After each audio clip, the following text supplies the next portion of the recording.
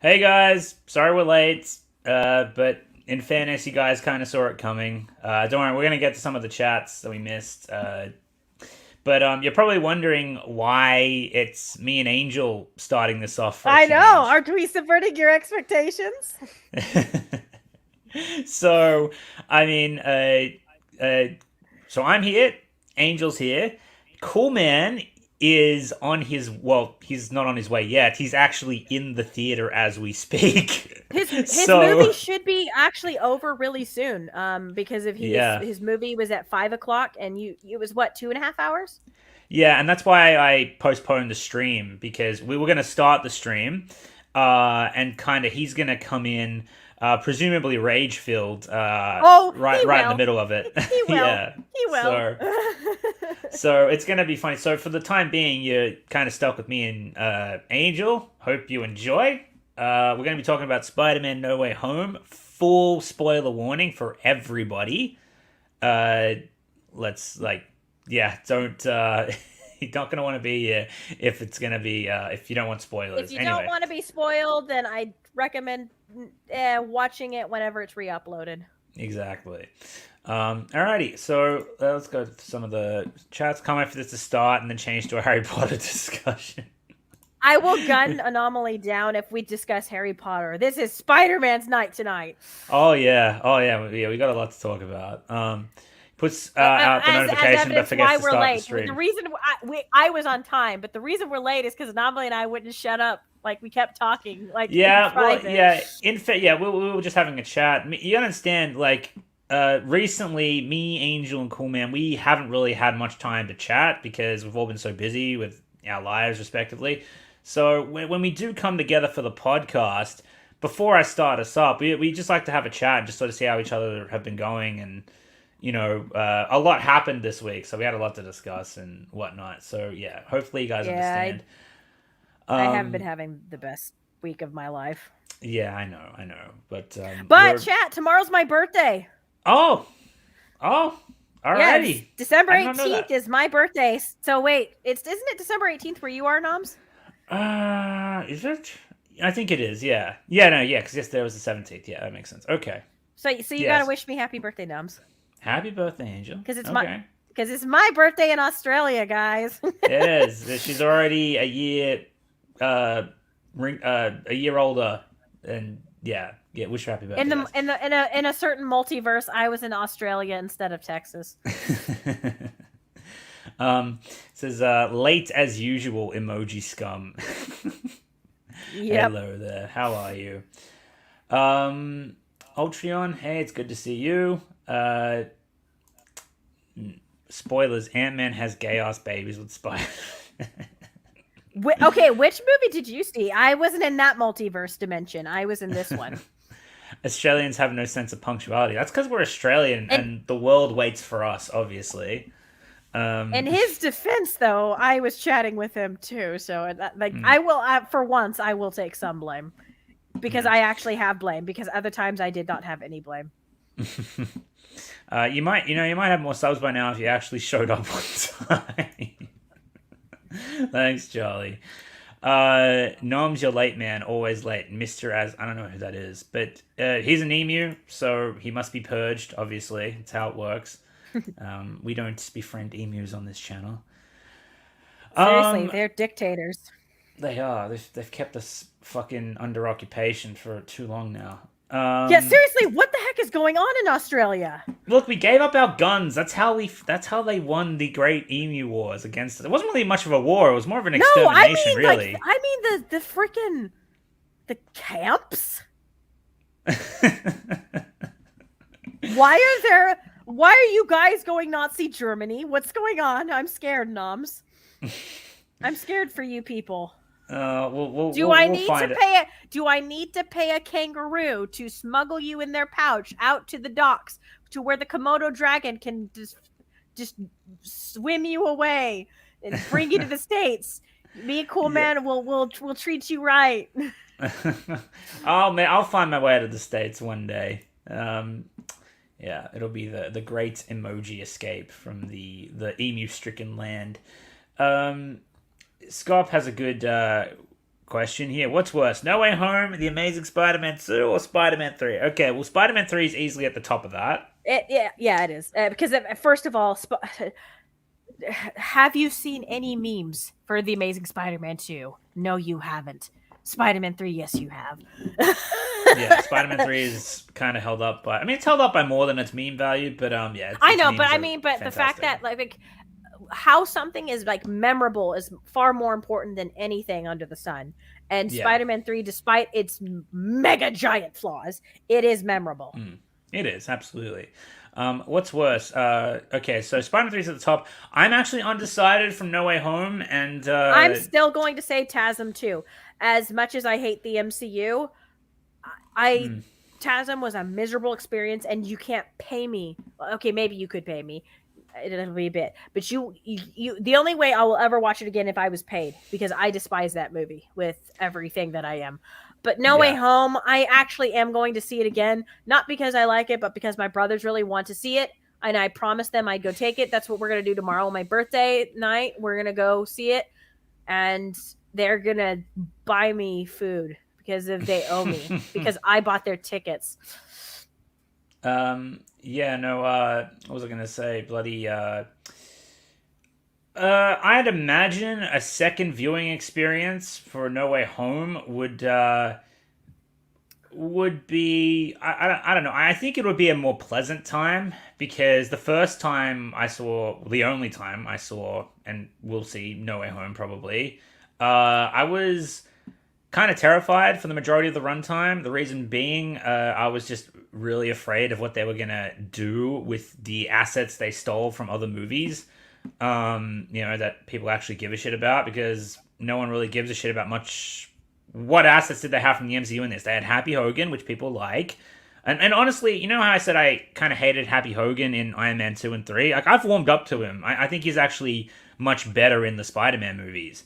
I think he's a much more pleasant character. So yeah, but you have Happy Hogan, you have Tom Holland's Peter Parker, and I was not a fan of how he was treated in No Way Home. Happy? He was kind of given the boot, wasn't he? He was very much a butt monkey constantly, and it really pissed me off, especially his first scene is May dumping him and just saying, "That was just a fling." I'm like, come on. Happy's been around since Iron Man 1. And plus he started the MCU. And it's Jon Favreau. Give the man some respect. Gosh dang it. Yeah. So there's that. But like beyond Happy Hogan and Tom Holland Spider-Man, what assets from the MCU were in this movie that people actually gave a shit about? The answer is zero. No one cares about Aunt May. Michelle is just Michelle. She's not... I know you guys don't like her. I think she's fine. I was disappointed she's nothing special, but she's fine. I was like, dang it, come on. Speaking of which, we all predicted how she would be saved, because they teased in the trailers with a very mirrored shot from a certain Andrew Garfield movie that she was going to die, and it cuts away just before the hand grabs her. It's like, who would be coming to save her, I might wonder. What? But you know what? I actually liked that scene, and I can't believe I'm going to say that. I mean, I kept joking to Cool Man, you should have dropped her, Andrew. But I actually, honestly, what kind of soured me on that scene was how they made Andrew almost cry afterwards, and I'm just no, I actually liked that, because it showed that.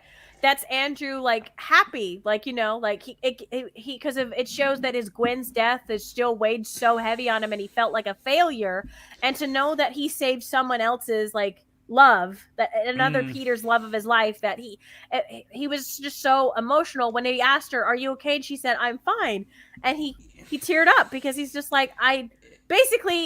it's because if he never had a Mary Jane or a Michelle in his universe, but to him that was Gwen. So to him it was saving Gwen, basically, and that's why he cried. And I was like, okay, I actually like that. I actually like that scene. I actually like that he got closure. I don't hate it by any means. It's just what soured me on it though was, one they had him almost tearing up, it was almost like Gwen's death happened 2 weeks ago or something. But the second reason is because I'm like, okay, he saved someone who he doesn't know for someone he's barely met. Admittedly, the Spider-Men, they form a bond, which is probably the best part of the movie, is their chemistry. But like, I'm like, hasn't he saved like 1,000 Michelle Joneses in the time that he's like No, okay, been but this, Spider-Man since no, Gwen no, died? no, I wouldn't say that because of this is different because of he met Peter Parker and this is a Peter Parker's girlfriend. He failed to save his girlfriend. He got to save another Peter Parker's girlfriend. And in the comic books, first Peter in the history of Peter Parker and Spider-Man history, his two biggest failures, the two biggest failures in his life that always weigh heavily on him and that define his character are Uncle Ben and Gwen Stacy. For crying out loud, it's called "I Let Gwen Stacy Die." It's a trope. Like it's a defining moment for Spider-Man is that the fact that it guts him. It guts Spider-Man that he could not save Gwen Stacy. So to him, this was saving Gwen Stacy. So it gave him closure because he has that, the big scene where they're all trying to console Tom Holland and basically talk about and he said that this has always weighed heavily on his mind, the guilt, and I can't pull my punches and I'm filled with bitterness and I don't want that for you. So to him, it's like, I did it. I'm saving him and by extension of saving her. And well, again, like I said, I don't hate the scene by any means. I just think they overindulged it, but that's me. It doesn't ruin it. It just kind of brought it down a little bit for me. I know what they were going for, and I get it, but did you get the Spider-Man 2 reference when Toby needed his back cracked? Oh yeah, obviously. I was like, he's like, yeah, my back's been bothering me. I was like, oh, I get where they're going with this. and I was like, are they really gonna have him crack his back like that? And I was like, okay, they're having a bit of a moment there, but that's what was so funny because of that was kind of almost Sam Raimi humor rather than MCU humor because it was goofy. It was more goofy rather than ugh. That's how I describe MCU humor now. MCU humor in a nutshell is just making fun of the absurdity of superheroes. You know what I mean? Like they point out, but it was a genuine, like, it was an awkward moment, but it was also sincere because Toby was being himself, Andrew was being himself. Because you saw how Andrew was all puffed up and like cocky. Soon after, Toby was like, "That feels better," and Andrew's like, "Yeah, right." Like I'm so good at cracking. And I was just like, "Oh, that was actually kind of cute." Like seeing them just be themselves. They're like they're dweebs. And I'm just like, I could watch it. Like Sony could make probably a really dumb movie, and I mean dumb. Like it could be really dumb, like terrible plot, but like a movie that's so bad it's good type of dumb movie. But it's just Andrew and Toby being Andrew and Toby Spider-Man. Like I would watch that. I would pay for that full price, like because I like them. They were really good in this movie. Yeah, they certainly were the best part of it. Yeah, they were definitely the best part of the movie, and I'm actually. In a lot of ways, I am surprised at how well they were handled. But again, I attribute that. I can't believe I'm saying this. I attribute that more to Sony, especially to Sony, because I think if it was left in dump on Andrew. Sorry. I was surprised they didn't just dump on Andrew. Like I was really expecting them to crap all over his character constantly because I didn't think they would dump on Toby too much because of Toby's kind of like, he's a sacred cow to the internet. You diss on Toby Maguire and the internet will shank you to death. Oh, I was terrified for Toby watching this for the first time. I was like, I was worried that they would like, like he would just be out of character. But I wasn't worried that they were going to make jokes at his expense because if Toby he's too sacred to do jokes at his expense. Now, Andrew, I was worried they were going to do jokes at his expense because of his movies were kind of the black sheep of like Spider-Man fans. And even though people like Andrew Garfield, I like his movies do get dumped on a lot, mostly because he only has one movie that people consider good. But I was worried, and I was surprised how they weren't. They were actually respectful to Andrew, and even when Andrew kind of makes a meta commentary how he feels lame in comparison to the other two because of all the other stuff that they've achieved, you have Toby, sacred king, Kino, goat Toby, like he's the Spider-Man god to the internet.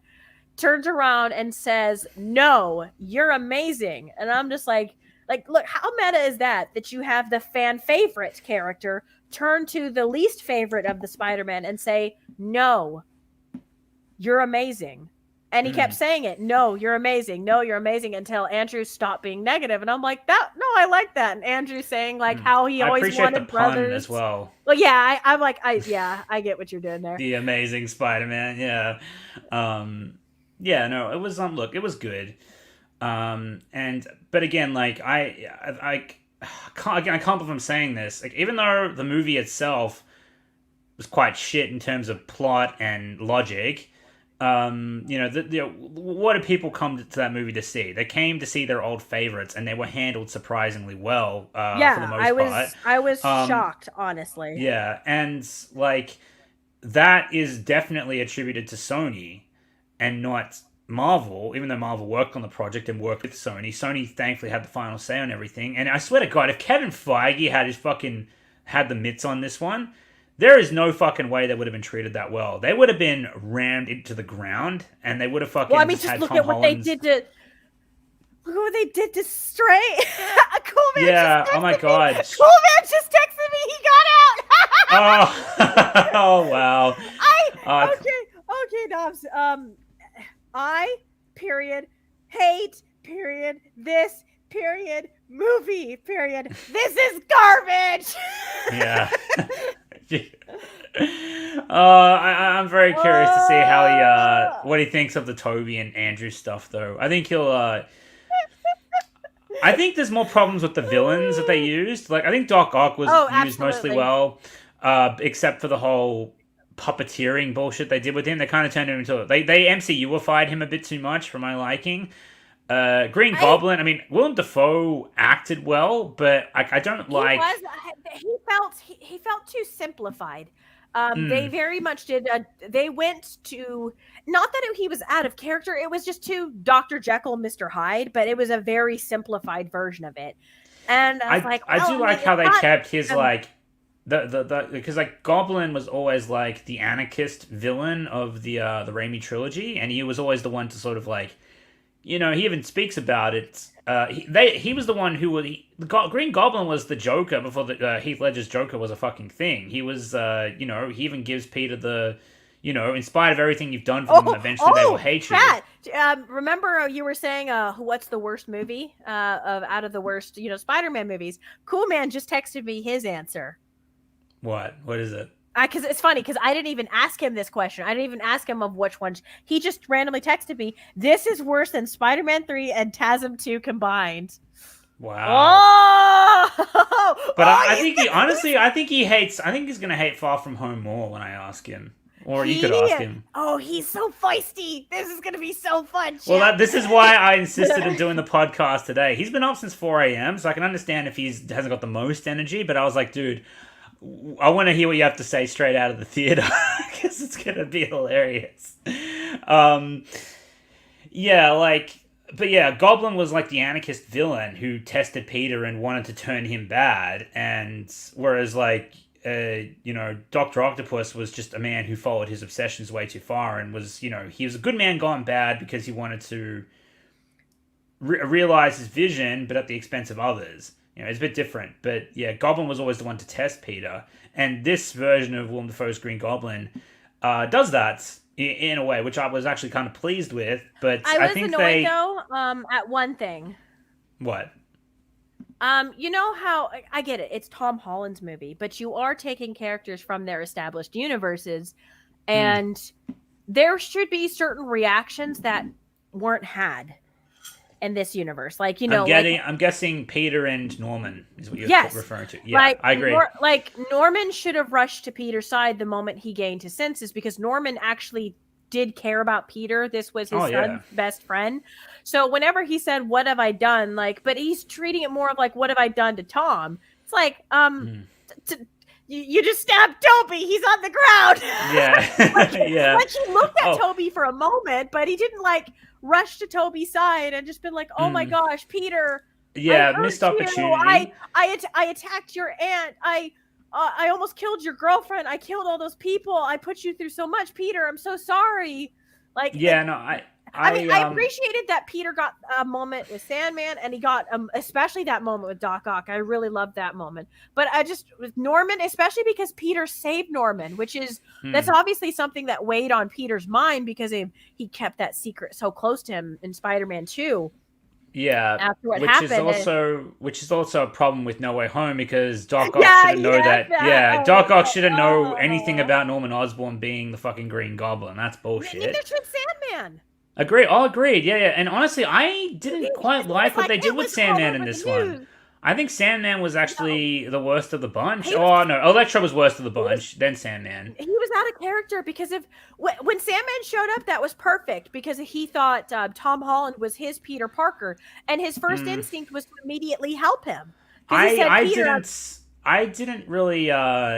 I imagine he came into that universe, Tom Holland's universe, after the events of Spider-Man 3. So that makes sense that he would want to help Peter. And when Peter explains things to him and he just wants to go home to see his daughter. He spoke like they were friends, though, which is kind of, I was like, you guys don't really know each other all that well. Okay, ignoring that. It would make sense that he would want to help Spider-Man if he sees Spider-Man in trouble. But... Yeah, I guess, okay. And then he just leaves when all the villains, go AWOL. Why is he helping the villains? Because when he first shows up, he thinks Tom Holland is his Peter Parker. His first instinct is to help this Peter Parker. So when he comes to help the villains, and his Peter Parker is here, he's trying to kill that Peter Parker. Why are you trying to kill your Peter Parker when you first came in this movie? You were trying to help him. Yeah. What the heck? Also, can we go back to Norman for a second? So, story time, and I think Phrase is in the chat. So, this is how my viewing experience went down. I was fine. Like, I've been off social media. Like, I don't know if you guys noticed. Like, we missed the podcast last week because I was off social media completely. I was avoiding all spoilers for Halo Infinite because I was binging Halo Infinite, and I had a great time with it. Actually, I really enjoyed Halo Infinite. That's a rabbit hole I don't really want to go down because it's talking about Spider-Man, obviously. But I was just very much off entirely, and again, I apologize if I was like, you weren't hearing anything from me or whatever. But it was to avoid spoilers, and then I come back online for about a day or so, and I say, "Hey, cool man, I'm alive, I'm back. I finished Halo Infinite. I don't have to worry about spoilers." But as quick as I came back, I had to go back offline because of Spider-Man No Way Home spoilers. Unfortunately, leading up to the midnight screening I went to, I didn't turn off my Discord. And just out of sheer reflex, I get a message from Phrase. Fucker, if he's in the chat. I get a message from Phrase as I'm about to go in the theater. Like, I'm at the fucking ticket line and everything, right? And I open it up, and he's like, dude, spoiler. Toby gets stabbed by Goblin, and then Tom Holland stabs Willem Dafoe. And I was like, dude, I'm fucking seconds away from watching it. Spoilers. I was immediately looking into spoilers because I don't freaking care.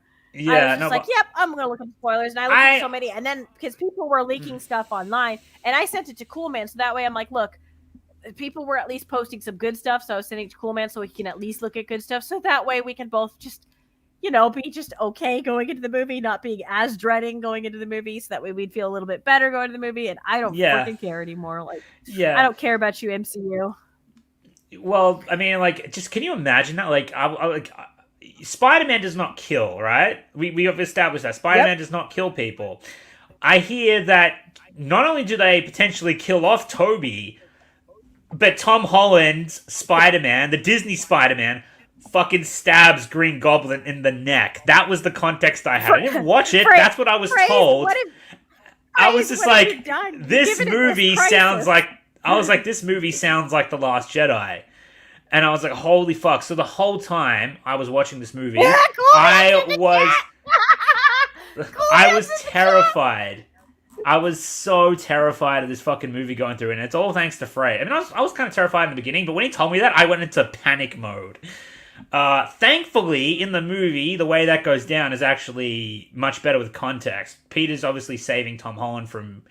And I could actually believe, because Aunt May was killed by Goblin, I could believe that Tom Holland might actually cross. I mean, I don't believe he'll do that because it's a Disney. It's it's the Disney Tom Holland, right? He's not going to actually kill Green Goblin. I mean, granted, when Phrase told me that spoiler, I was like, wait, is he going to do it? But yeah, like, you know what I mean? Like, with May's death, like, okay, now I see why he wants to kill Green Goblin. Now I know why Toby stops him, because he's Toby and he's like the good, he's a very experienced Spider-Man who knows what Tom Holland's going through, and wants him to prevent him from making a mistake, like he almost did with his uncle's killer, and like he almost did with Sandman, obviously. And then Goblin stabs Toby. Toby does not die, thankfully. And then Tom Holland stabs Willem Dafoe's Green Goblin to cure him, not to kill him, to cure him. Context, guys. After Toby falls to the ground, Andrew Garfield Spider-Man runs up with the cure that they created to cure Goblin, like the Goblin persona from him. Yeah, he tosses it to Tom Holland. It's like it's a syringe, and Tom Holland stabs it into Willem Dafoe. Yeah, well, again, I imagine, and then after Willem Dafoe is cured, Andrew Garfield rushes to to Tobey Maguire's side to pick him up and just to make sure he's okay. Yeah, and he's okay. He is okay. Thankfully, I was like, yeah. When Phrase sent me that comment, I was so scared of what they were gonna do. I was like, what are you talking about? That sounds like the dumbest shit ever. The movie actually makes more sense in the movie, and it actually isn't. I mean, like the way it plays, the way the moment plays out isn't complete garbage. But one thing that really pisses me off is how Peter Parker. Do you know what they did to him? They fucking OP'd his intelligence. He's now smart enough to make fucking cures for the Green Goblin insanity. He's now smart enough to fucking make a new inhibitor chip for Doc Ock. Like, fucking what? I understand technology's better, but fuck, that pissed me off. Anomaly. Sorry. First of all, it was not Tom Holland who created the cure for Green Goblin. Who was that? Was Tobey Maguire. It was Tobey Maguire's Peter Parker who created the cure. Oh, okay. Oh, I guess, okay, maybe my memories. Okay, and that's what they were doing in the lab, right? They were doing... Yes. All of them were making cures together. Toby said for years he's been thinking about if he could cure, Goblin, he would have. And he's been thinking for years how he could have done it. And this is like a 40-year-old Tobey Maguire, so it makes sense that he probably would have really, really, really thought about this. So it's been a long time. This is 20 years later, obviously, from his movie. Yeah. This takes a lot of time. And Andrew Garfield, it's like he's supposed to be it's the implication is not like it's been 10 years, but rather it's been more because he's in his early 20s. So it's supposed to be like maybe like 4 or 5 years, maybe 3 years since Spider-Man, Amazing Spider-Man 2. So it's basically obviously Toby's the most experienced, Andrew's a little bit more experienced than Tom, and then obviously Tom's the youngest of them. So what annoyed me is how Tom Holland is Peter 1. Yeah, that annoyed me too. Toby's Peter 2, and Garfield is Peter 3, as if Tom Holland was the original, is the original timeline Spider-Man. I hated that too. I thought that was a very subtle middle finger to the other Spider-Man. I was like, no. Peter 1 is Toby, because if he was the first live action Spider-Man, and he's also the oldest in terms of the characters' ages. And then Garfield is Peter 2 because he is the second live action and he should be the second oldest. You, Tom Holland, are Peter 3. I felt like there should have been a scene where Andrew and Toby been like, no, you're Peter 3. Yeah. Look, I still thought it was really... Because they did make a cure for... again, they made a new inhibitor chip for Doc Ock. They made Electro's electric device. That one didn't bother me nearly as much because it wasn't really obviously it was Tony's tech that's why just my problem with Tom Holland is it doesn't feel like he's as smart because of all of Tony's tech is always there to constantly help him. That's why I actually was surprised by the ending. I was like, okay, Now, Marvel, if you stick with this, you could actually like salvage Tom Holland's character. Like this is a good direction to take with him. But they probably won't. They'll probably backpedal. No, they'll backpedal. I want to get some more of these chats actually. Yeah, because you I got feel some like we're. super chats. You got a lot of Happy them. birthday, Angel. Hope you and I both have a better time soon. Okay, Yeah, that's thank you, nice. Charlie. My birthday's tomorrow, but thank you. Ultimate Agent. Hello, everyone. Hello. The Southern States are great. We're So talking about okay, enemies okay, here. and NOMZ, Cool Man's listening to us right now.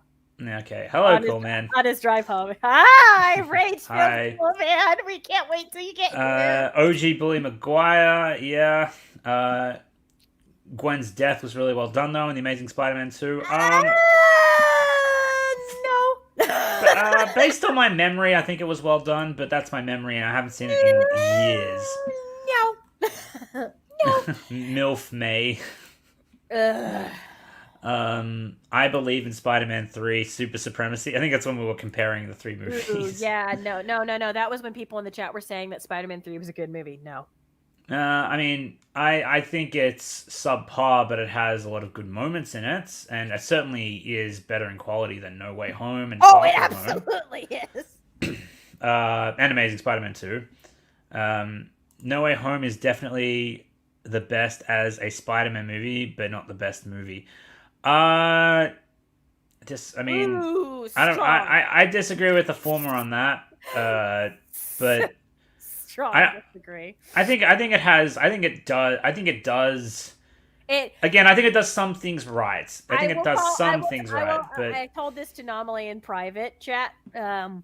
It is a giant steaming turd that has nuggets of gold inside it, but it is still a giant steaming turd. This was funny. Did anyone hear Dickovich say rent at the end? I didn't hear him say rent, but you see when Tom Holland is Peter Parker, like when people don't know who he is anymore and he goes off to New York to find a studio apartment and like kind of start his life as like Spider-Man going forward.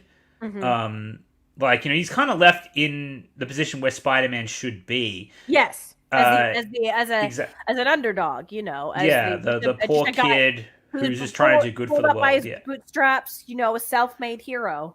Yeah, and when he goes into the apartment and the guy gives him the keys, and he says rent's due at the start of the month, or you know or at this time of the month. I was like, are they is that Dickovich? Are they going to have a Dickovich cameo? No, it wasn't Dickovich because it wasn't Dickovich because he would need a thick accent, and I'm like, come on, you couldn't give the guy a thick accent. Like, that's a cameo I wouldn't mind as well. Like, I'd be like, it's kind of stupid, but at least yes, it would have been a very how do you do fellow kids moment, but it would have got the audience being like, yeah, Dickovich. Speaking of audience reactions, like let's talk about our audiences. That went crazy. Because I figured we would go scene by scene once Cool Man gets here.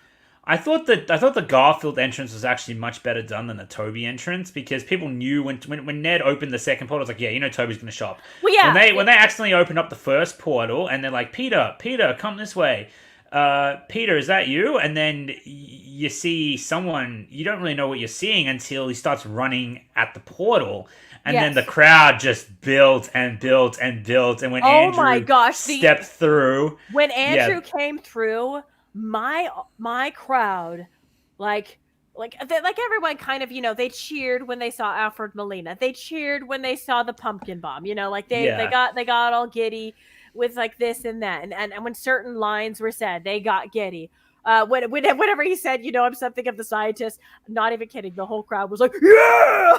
I actually really didn't like that. I was like, oh, that was so like, how do you do, fellow kids? But it's like, you know, the normies ate it up, sure, because they love memes. Yeah. But when Andrew stepped through, the crowd, like, I thought the room shook. People were jumping out of their seats, screaming soon as they saw Andrew Garfield. And that actually kind of was heartwarming. Andrew, you'll never see the stream, but you are loved. You are loved, Andrew. And you know what? It actually got even louder for me when he took his mask off and people actually saw him. It was like, oh my god! They were roaring, they were hooting and hollering. Honestly, and so when Ned was, and whenever it comes to Toby, then the crowd knew he was coming, but then the crowd was just like, And it was really funny, my crowd, because I heard so many of them be like, "Come on, show me, give me some." Yeah. So did I. Yeah. Like everyone was like, "Come on, Toby! Come on, Toby!" And then he stepped through it. People still cheered their lungs out, but it was a much better like wow moment when Andrew showed up. And Andrew, I think, got the best entrance for sure.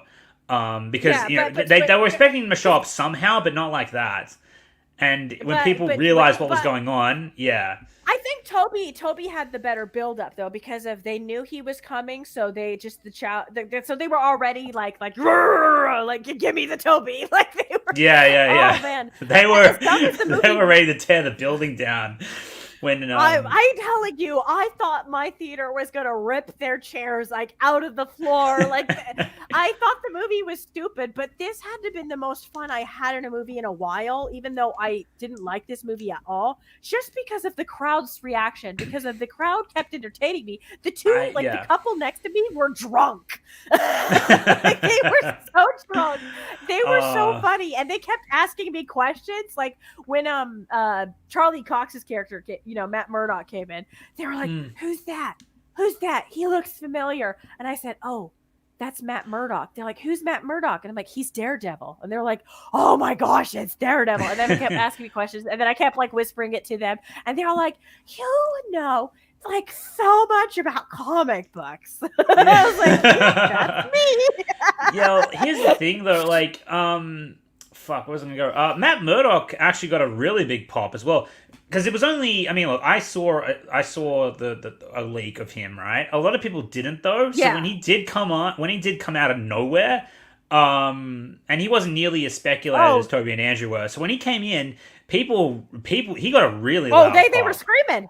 And he was actually a really good cameo. He was utilized extremely well, and he actually shows up in a manner that's actually consistent with kind of how he meets Spider-Man in the 90s animated show, which I am really a fan of. I love the 90s Spider-Man. Yeah, he was cool, and then he pieced out. I was like, good, get out of this movie while you still can.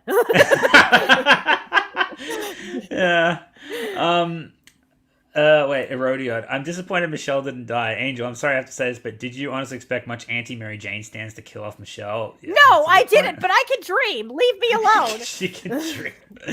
The gaming Fluttershy fan. What a name. I had fun with No Way Home, and as with Doctor Who Flux, with my mind being in dark places nowadays, I'm not going to let the flaws ruin it for me.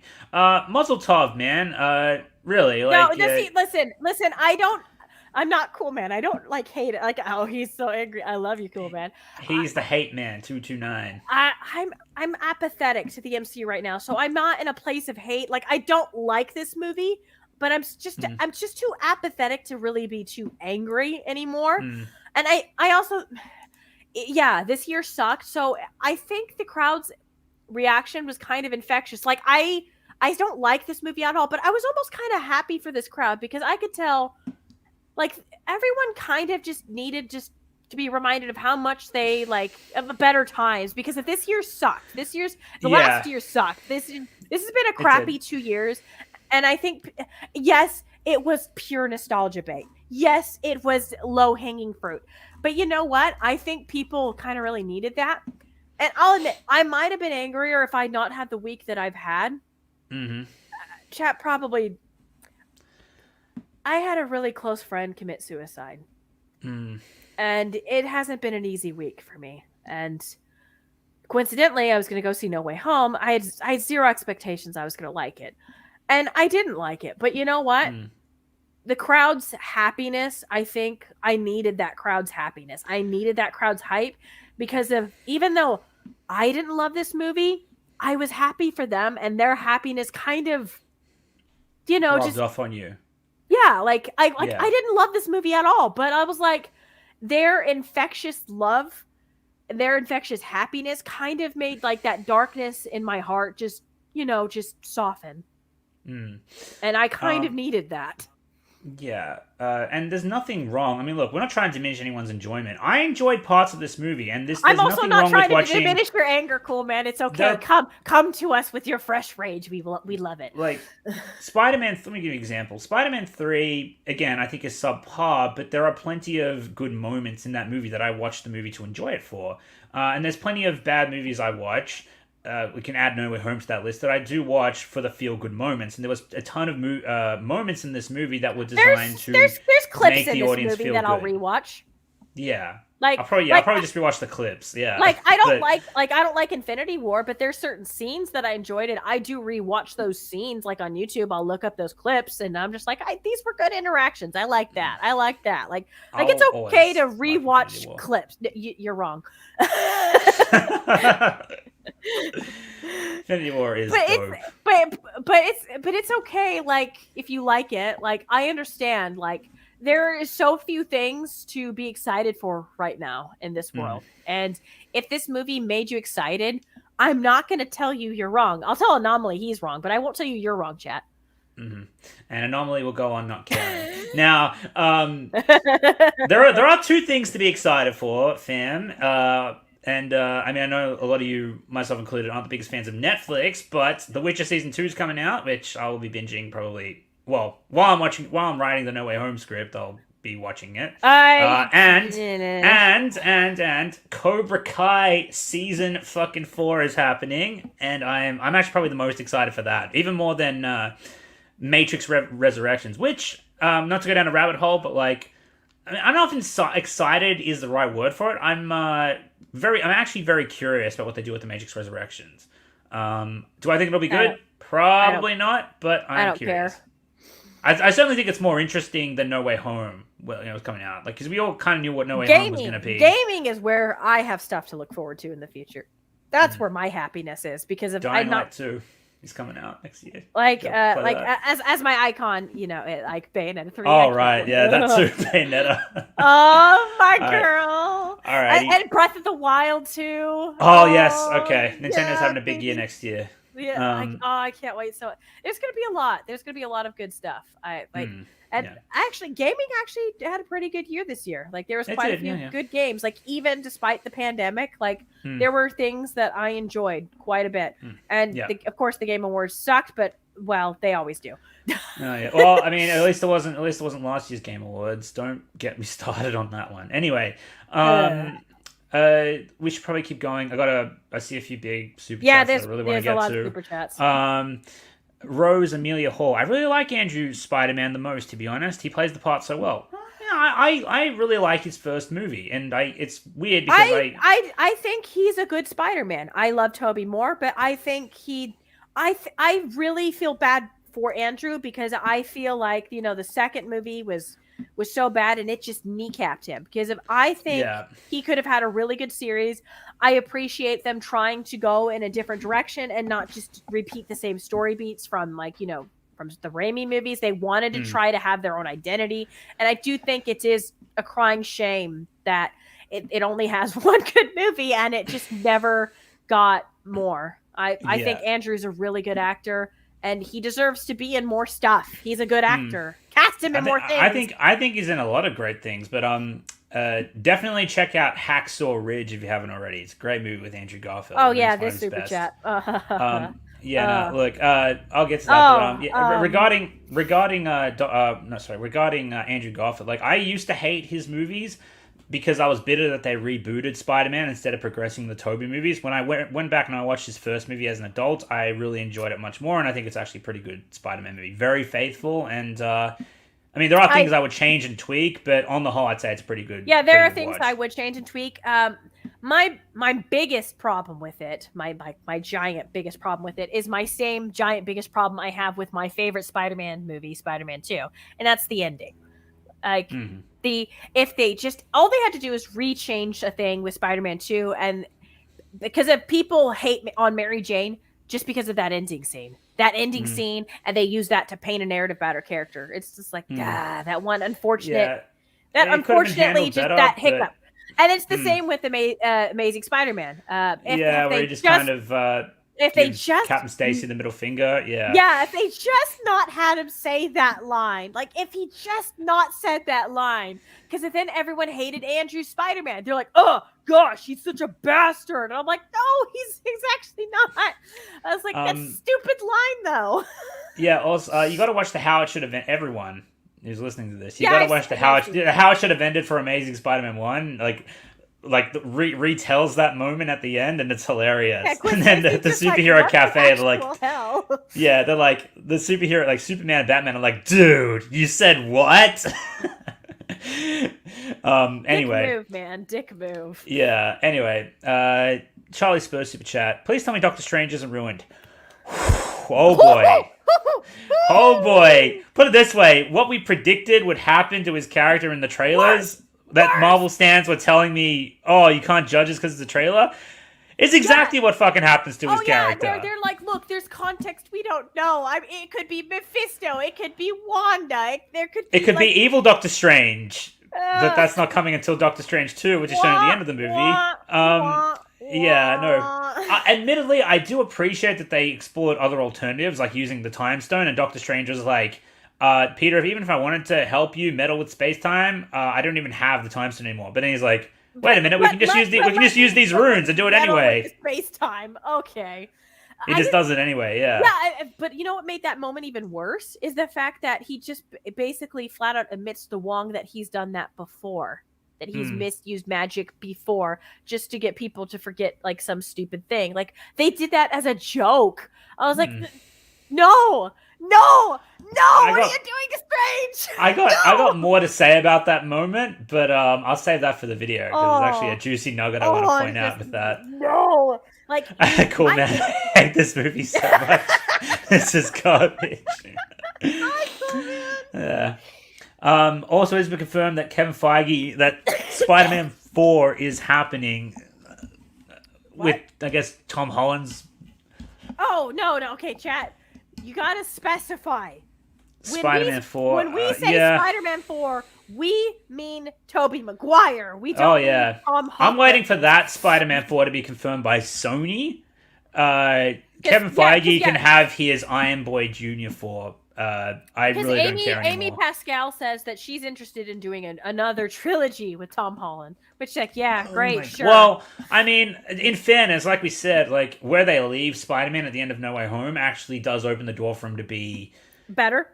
But they're likely going to backtrack, and it's the MCU in 2021, so no miracles are going to happen. I wonder if the ending is their attempt to do kind of like what the X-Men movies did, where because if X-Men 3 was really terrible and Wolverine Origins was really terrible, and then it was it wasn't Days of Future Past. That was the one before First Class. First Class was their soft reboot of the X-Men franchise, and everybody under the sun will be like, well, what's your favorite X-Men movie? Usually they will say either X-Men 2 or Days of Future Past. And Days of Future Past is a really good movie. I love it. I would say, like, I wonder if they're going to try to do what like X-Men did, and they wanted to try to do a soft reboot and try to, get things back on track and make Peter more like Peter, like how he's in the comics and in the old cartoons and stuff like that. I wonder if that's their attempt. If you do MCU, you might have okay movies. You might. If you don't get John Watts to direct them, I'm sorry, he's unfunny. He is painfully unfunny with how he writes jokes. Get somebody else to direct those movies. Like, I'll even take... actually, no, I won't take that direction. Like, get Sam Raimi to do it, or you could get Mark Webb to do it. Like, just anybody else. Like that's just give me a Sam Raimi Spider-Man 4 that isn't meddled with by Sony that can wrap up the Toby movies on a high, and I'll be happy. I would even take an Amazing Spider-Man 3. Me too. I mean, let's it's been a while. Let's see what we're on now. Give Andrew another shot. Give Andrew another shot. Well, he was never the problem, was he? No, he never was. He was never the problem. And you know what was the problem? Sony. Yep. Sony kept interfering. Again, Sony, take a hint. Things don't work out when you interfere. But you're Sony, so you're gonna keep fucking doing it anyway. Anyway, what was I gonna say though? One thing I really love about the Mark Webb films as opposed to the Raimi films, I think have the best swings for the most part. But one thing I will say, because I watched clips recently of the Amazing Spider-Man 2. Amazing Spider-Man 2's Spider-Man swing sequences are they're fire. They're really good swing sequences of Spider-Man. The first The Amazing Spider-Man, where he's first like webbing around and crawling around in the city, is actually really cool. I did actually really like it. Well, I mean, even the Amazing Spider-Man 2, like the swing sequences are good, but what I really love about the way Mark Webb chose to film and shoot the movie was they gave you Spider-Man first-person shots of him, latching on to buildings with his web, and it made you feel like you were Spider-Man in a way. It gave you that POV shot, and it was brilliant. It's something that for as good as the Raimi movies are, and how they portray Spider-Man, it was missing shots like that, and I really appreciate the Mark Webb films for it, or at least the first one. Charlie Spur, bro, Toby is like the son he never had. Who's he referring to? Oh, this is when we were talking about Goblin. Oh, right, yeah. You're right, absolutely. Yeah, but son he never had. Oh, come on, don't do that to Harry. Yeah, and like they purposely. First off, I love the Joey Wheeler display pic, and I love the name Dragon Fist, Mazel Tov. Me and my girl went to see the film yesterday on opening night. It was fantastic. Although my opinion on Spider-Man 2 is still the best, No Way Home is the best MCU Spider-Man movie. I mean, look, I'll disagree with that, but again, more power to you. I'm glad you had a good time. I will agree. It's the best of the MCU Spider-Man ones, but that's just because I hate the MCU currently. Oh, you reckon it's better than Homecoming? Okay. I hate Homecoming. What are you talking about? I still maintain Homecoming's the best. I hate Homecoming. Even though Cool Man, or should I say Hate Man 229 kind of soured me on Homecoming a bit, I still maintain it's the best of the MCU by a comfortable margin. Sorry guys, I'm catching up on. Why do you gotta be speaking of which, No Way Home is the worst MCU Spider-Man movie. That's a huge accomplishment given how bad Homecoming and Far From Home. Wow! I can't believe he actually. I expected him to hate Far From Home more than No Way Home. Wow! Okay. Now okay, I was not expecting that. Oh, this is. I was gonna ask him that. This is gonna be fun. I can't wait till he gets on. Dragon Fist. I was so scared they were going to kill Maguire off. You and me both, man. You and me both. The big phrase, you fucking prick, nearly spoiled the fucking movie for me. Actually, did spoil some of it. I'm so glad it, I made you shit your pants big night. Yeah, you did. Oh, Lord. Alrighty, Charlie Spur. My super chats are disappearing, dude. I tested positive for COVID. Woo! Oh, shit, man. I'm sorry to hear that. Luckily, my own symptom was a runny nose for a day and a half, and yet Tobey Maguire Spider-Man is smart enough to make a cure. Regarding Goblin, look, I can understand that would have been on his mind for a long time, but, like, he would have no knowledge about the performance enhancers with Goblin, because it happened off screen. He wasn't connected to that at all. The only experience he would have had with that is seeing, like, Harry's Goblin lair in Spider-Man 3. And I certainly don't think. Cow! I imagine. Super chat you got? Yes, I know. I'm trying to get there. Yeah, that's why I was trying to kind of speed things along so I can read it. Blemished Halo. I'm working my way there. I promise. And thank you if you're still there. I hope you are. Dang, that's generous, man. Yeah, I'll get to it, but yeah, just regarding Tobey Maguire making the Goblin cure, I still think that's bullshit. And I don't like how they went down that route of, like, curing the Raimi and Mark Webb villains as opposed to just sending them back, as if, like, they can't be cured like that. And part of the magic of... No. See, they're not retconning the Sony movies. Remember, the Loki TV series is unfortunately canon to the MCU. These are variants. Mm-hmm. No, the way they talk about their experiences, they're trying to treat the Raimi movies as if they are canon. No, they did happen. They are canon. But my point is, this is a variant of Doc Ock. This is a variant of, Green Goblin and Electro. These are all variants of them because they were pulled from their timelines. So when they get popped back, that's a whole new timeline that's created. So Toby and Andrew, when they go back, their timeline still happened as it happened, as their movies happened. These are now new timelines all created because they cured these guys. So these are not the same ones from our movies. These are ones technically from that movies, but a variant of them. which I is see. this is what I hate about the Loki TV series. They've made discussion such a headache. So when someone says this is stupid, they're like, "Oh, but it's a variant." I hate Yeah, the no, Loki I show still so much. look, no, I still think it's bullshit. Like, I mean, I get what you're saying. I'm not saying No, you're wrong. I just it's think dumb. that's I'm saying it is dumb, but I'm saying it's not retconning those movies. It's saying we're making a new timeline with those movies. Even though those other movies that you loved, those still happen as they happen. This is just a whole new alternate universe with those well. movies where these I'll characters modify. are cured. I'll modify my script to account for that, but I'll still make sure to say it's fucking dumb. No, it is Um, dumb. I agree. It's dumb. yeah. And it's one of the cheapest writing tactics they could have done to excuse what they're doing. Um, Oh, where was I my going with dog is that? whining at my But door. Hang on. I still think it's weird that, like, again, I still don't think that excuses Peter Parker knowing how to make a fucking cure for Green Goblin, and I don't like the whole let's cure the villains route they went with, because the magic of Spider-Man is that Spider-Man can find a way to help the villains help themselves. Like Peter helps Doc Ock, realize the error of his ways, and he, comes to grips with it, and he's able to cure himself essentially. What else? Like, it's like those other movies were far more powerful. exactly. Unfortunately, Peter wasn't able to save Goblin, but he was able to kind of like knock some sense into him for a little bit, and then his alter ego kind of took over and double crossed Peter. I don't see him as knocking sense into him at all. That I feel like that was Goblin just faking being Norman for a second. Yeah, I've just to lure him into a false sense of security.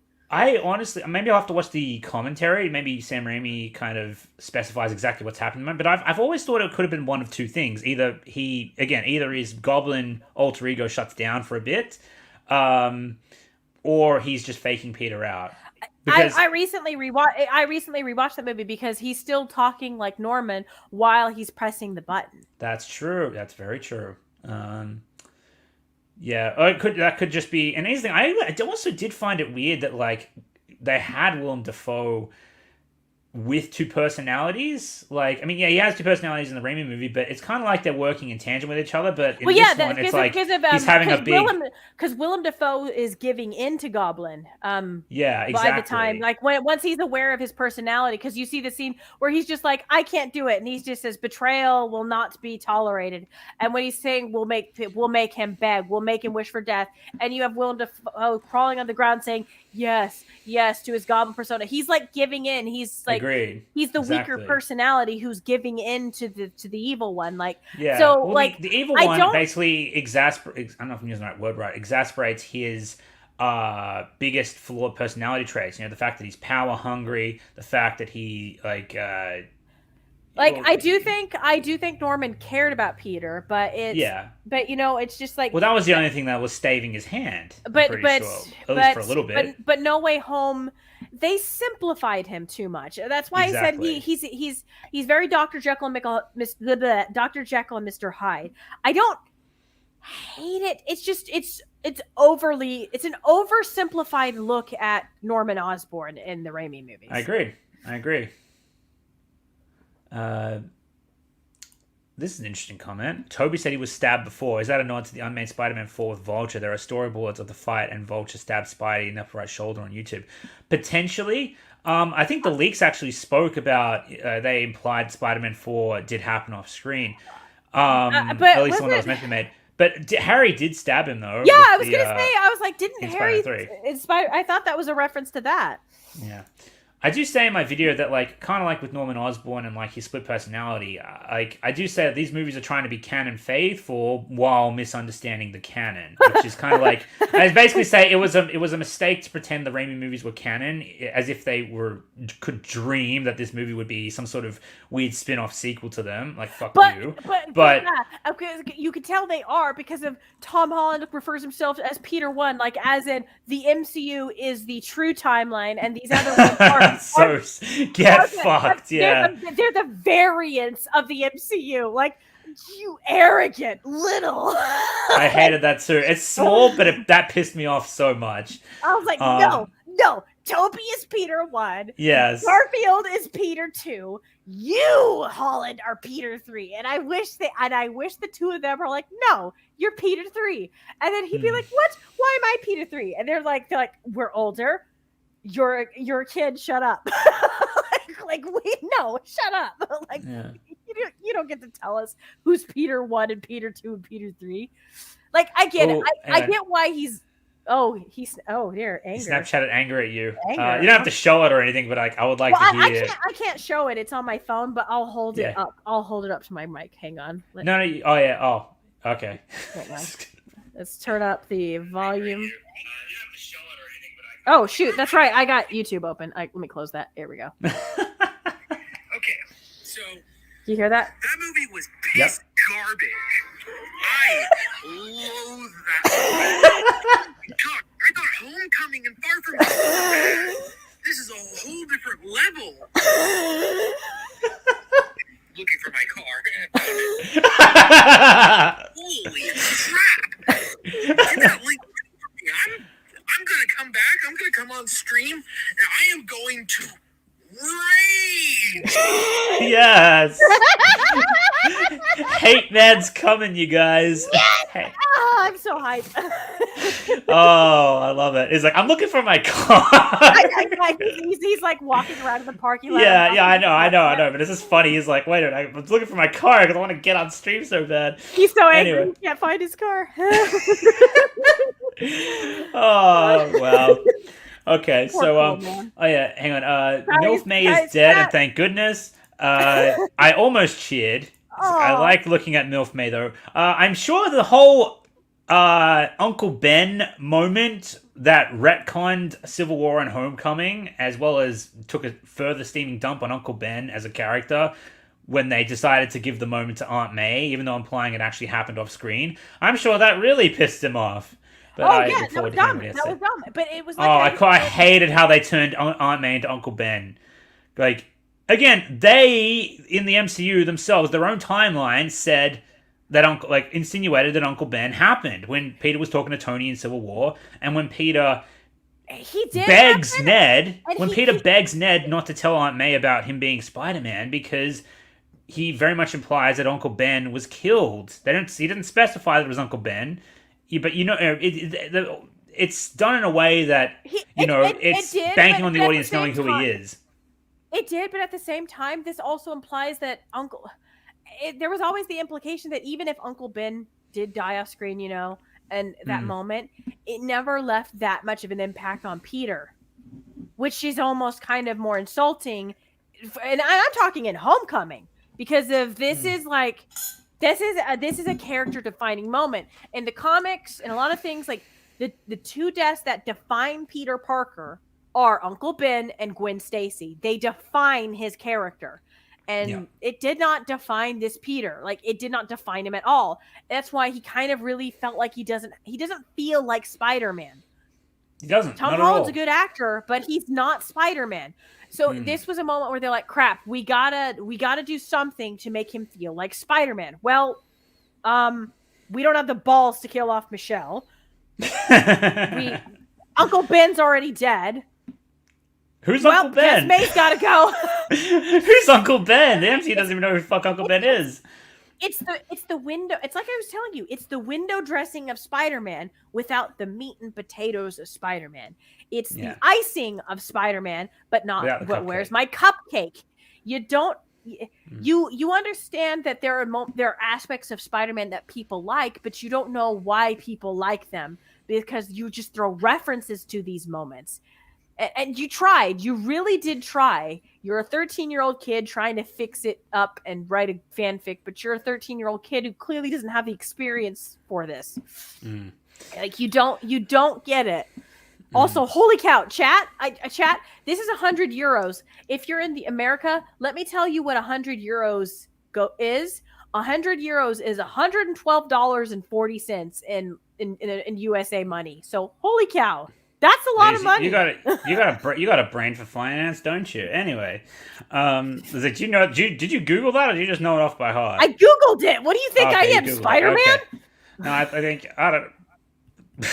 Anyway, Blemish Taylor, thank you. Very much appreciated. I spoil googled me. it. I googled appreciate it like a normal person, unlike Andrew Garfield. Like, he used Bing in Amazing Spider-Man when he was looking at stuff. Like, I remember that. Yeah. Bing. This is Bing. Nothing beats J.K. Simmons. JJJ laugh. All points go to the Raimi verse. I have not seen No Way Home, but feck it. I imagine he said fuck it. Oh, I think he said feck it because he can't like swear in super chats. Been a while since. Sucks. Been a while since I streamed, I think he meant. So I stick around. Besides, to me, spoilers can't ruin a movie. Because watching it is a different experience than hearing it from someone. I'd say that's mostly true. It would spoiling things would do kind of ruin things for me. I want to experience a lot of things fresh. This one I didn't care because I don't care about the MCU anymore. Well, I mean, spoilers tend to exclude context. Like, for example, the spoiler that Phrase sent me before I actually watched it, and thankfully it played out better on screen, but like with the additional context. But like, yeah, it did. It almost ruined it for me. Oh, that's hilarious. That's still hilarious. But yeah, look, Blemish Potato, you humble me. Thank you. It's very much appreciated. And I'm sorry it took so long to answer. We're trying to catch up.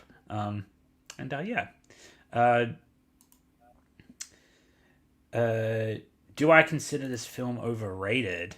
I mean, look, it's gonna get fucking 97% on Rotten Tomatoes when it does. It's gonna make $1 billion. Guaranteed. It's going to shatter $1 billion. I reckon it'll make 1.5 to 1.7 billion. This one. It's going to make so much money.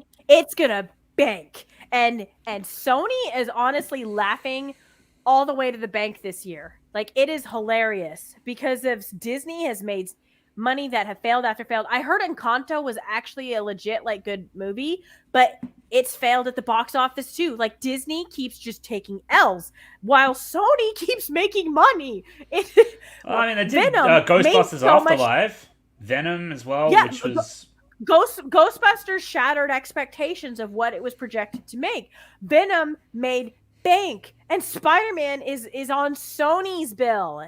So Sony's gonna reap the money.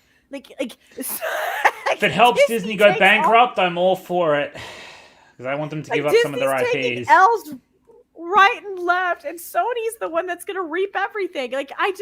It's a funny year. I didn't think it would take a pandemic and Sony of all things to make Disney look like a clown this year, but here we are. Mm-hmm. That doesn't mean this movie's good, but it will make money. It will. Mm-hmm. I guarantee it will make money. And yeah, it's overrated. But you know what? I'm not actually mad at the normies who love it, because if everyone's had a crappy year, what? I'll let them have it.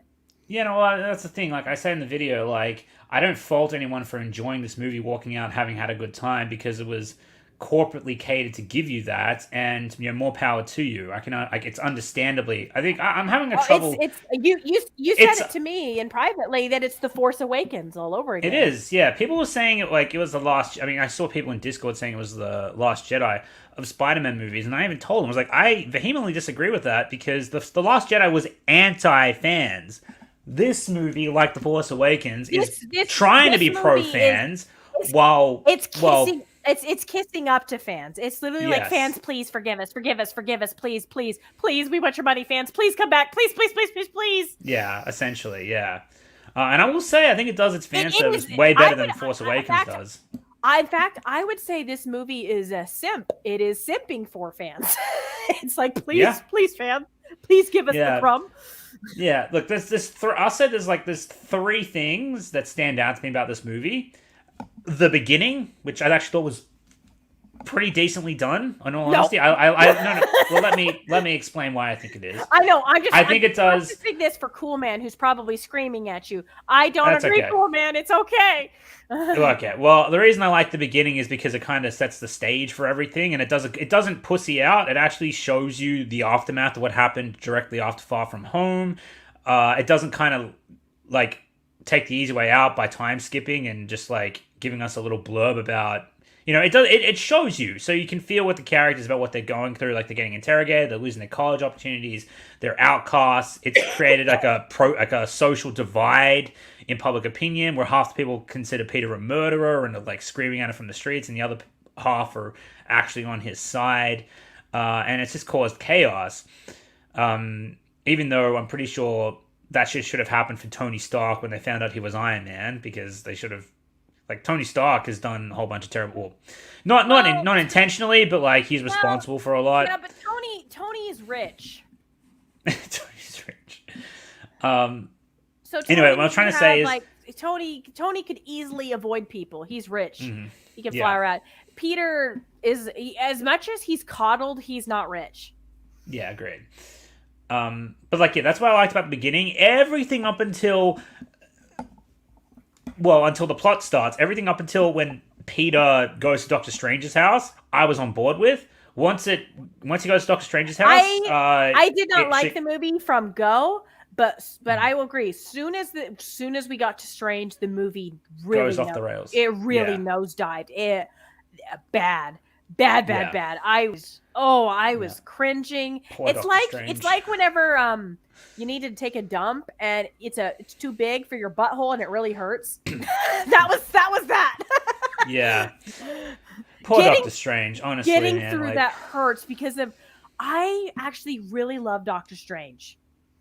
I think his movie is underrated, and he's the best parts of Infinity War, honestly. Like, I love his unironically, and I don't like Infinity War, but I unironically love his scenes in Infinity War. I think he's a really good character. I do not appreciate them full on.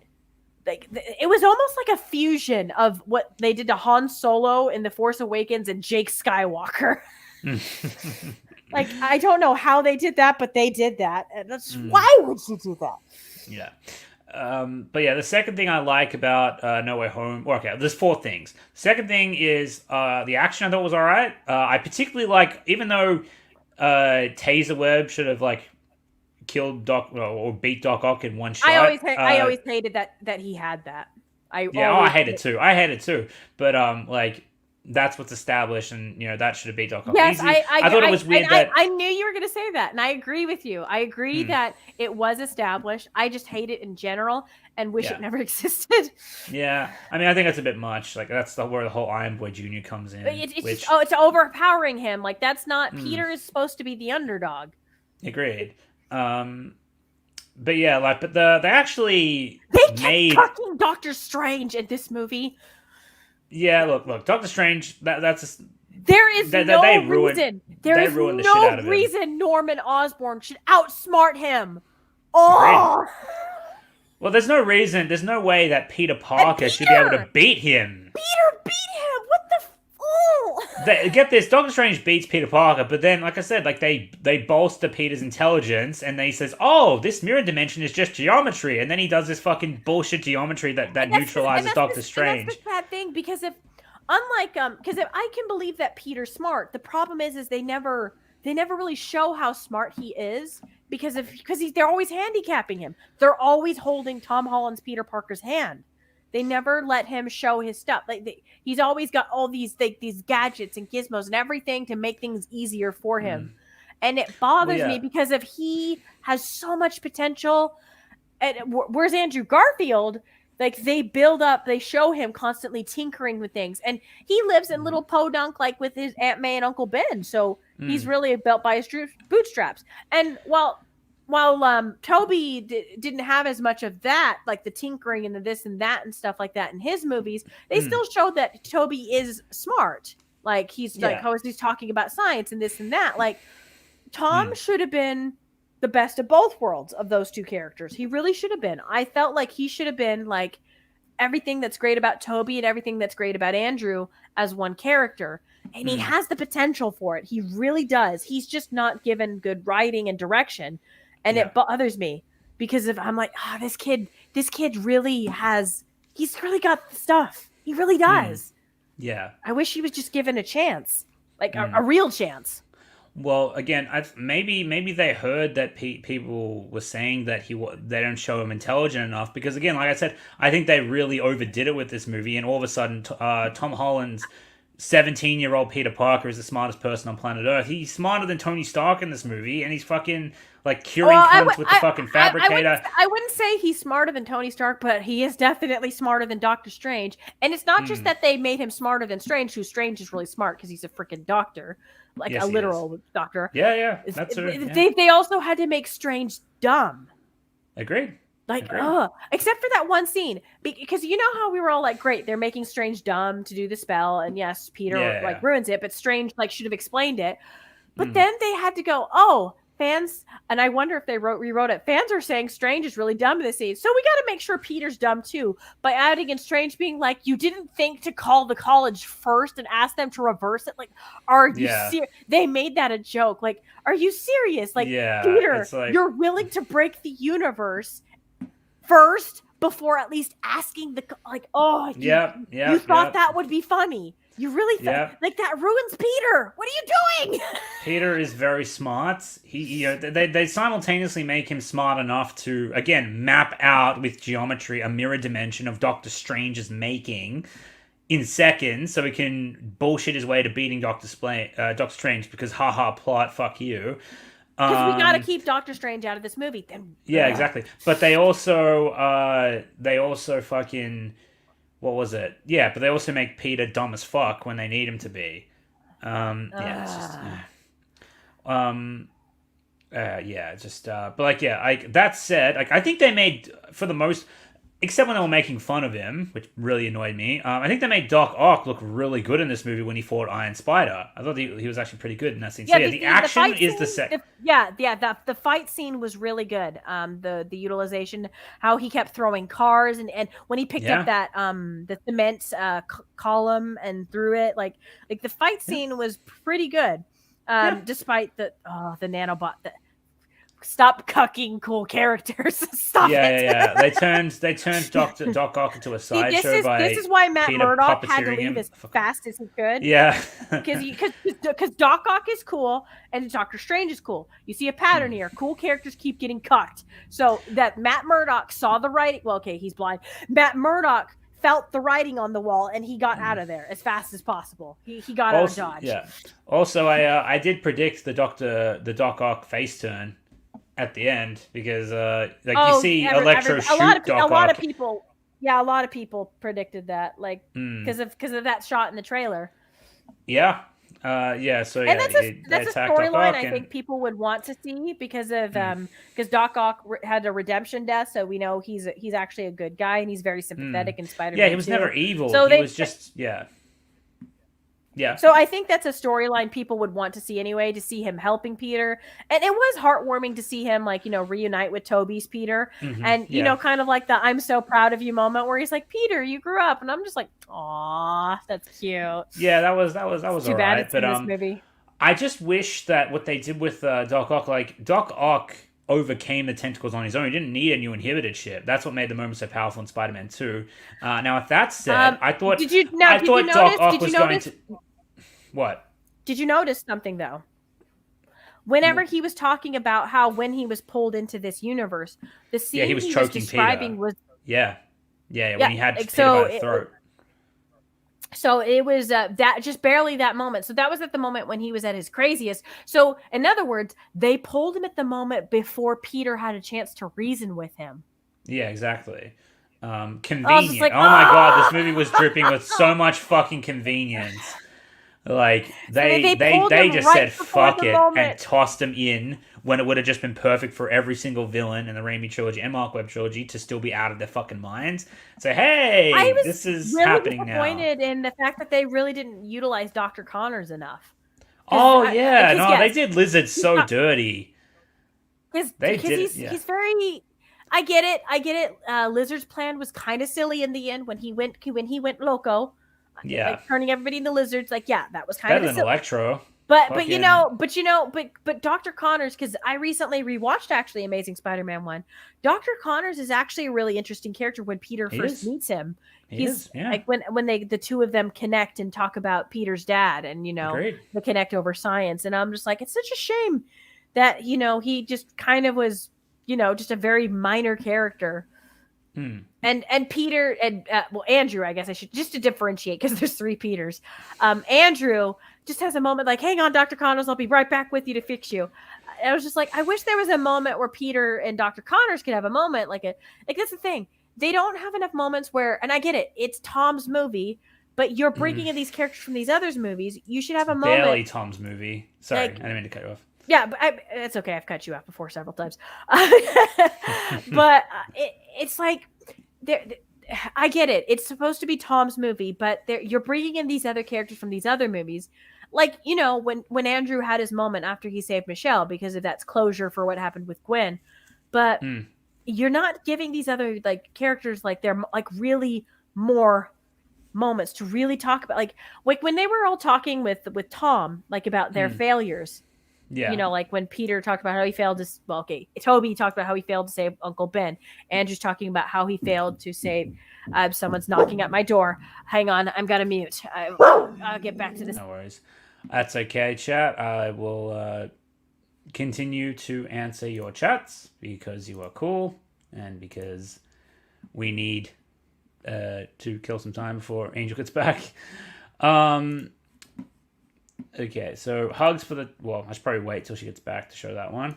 Yeah, I'm up to this part of the chat where you guys were telling Angel, giving her your condolences for what happened to a friend.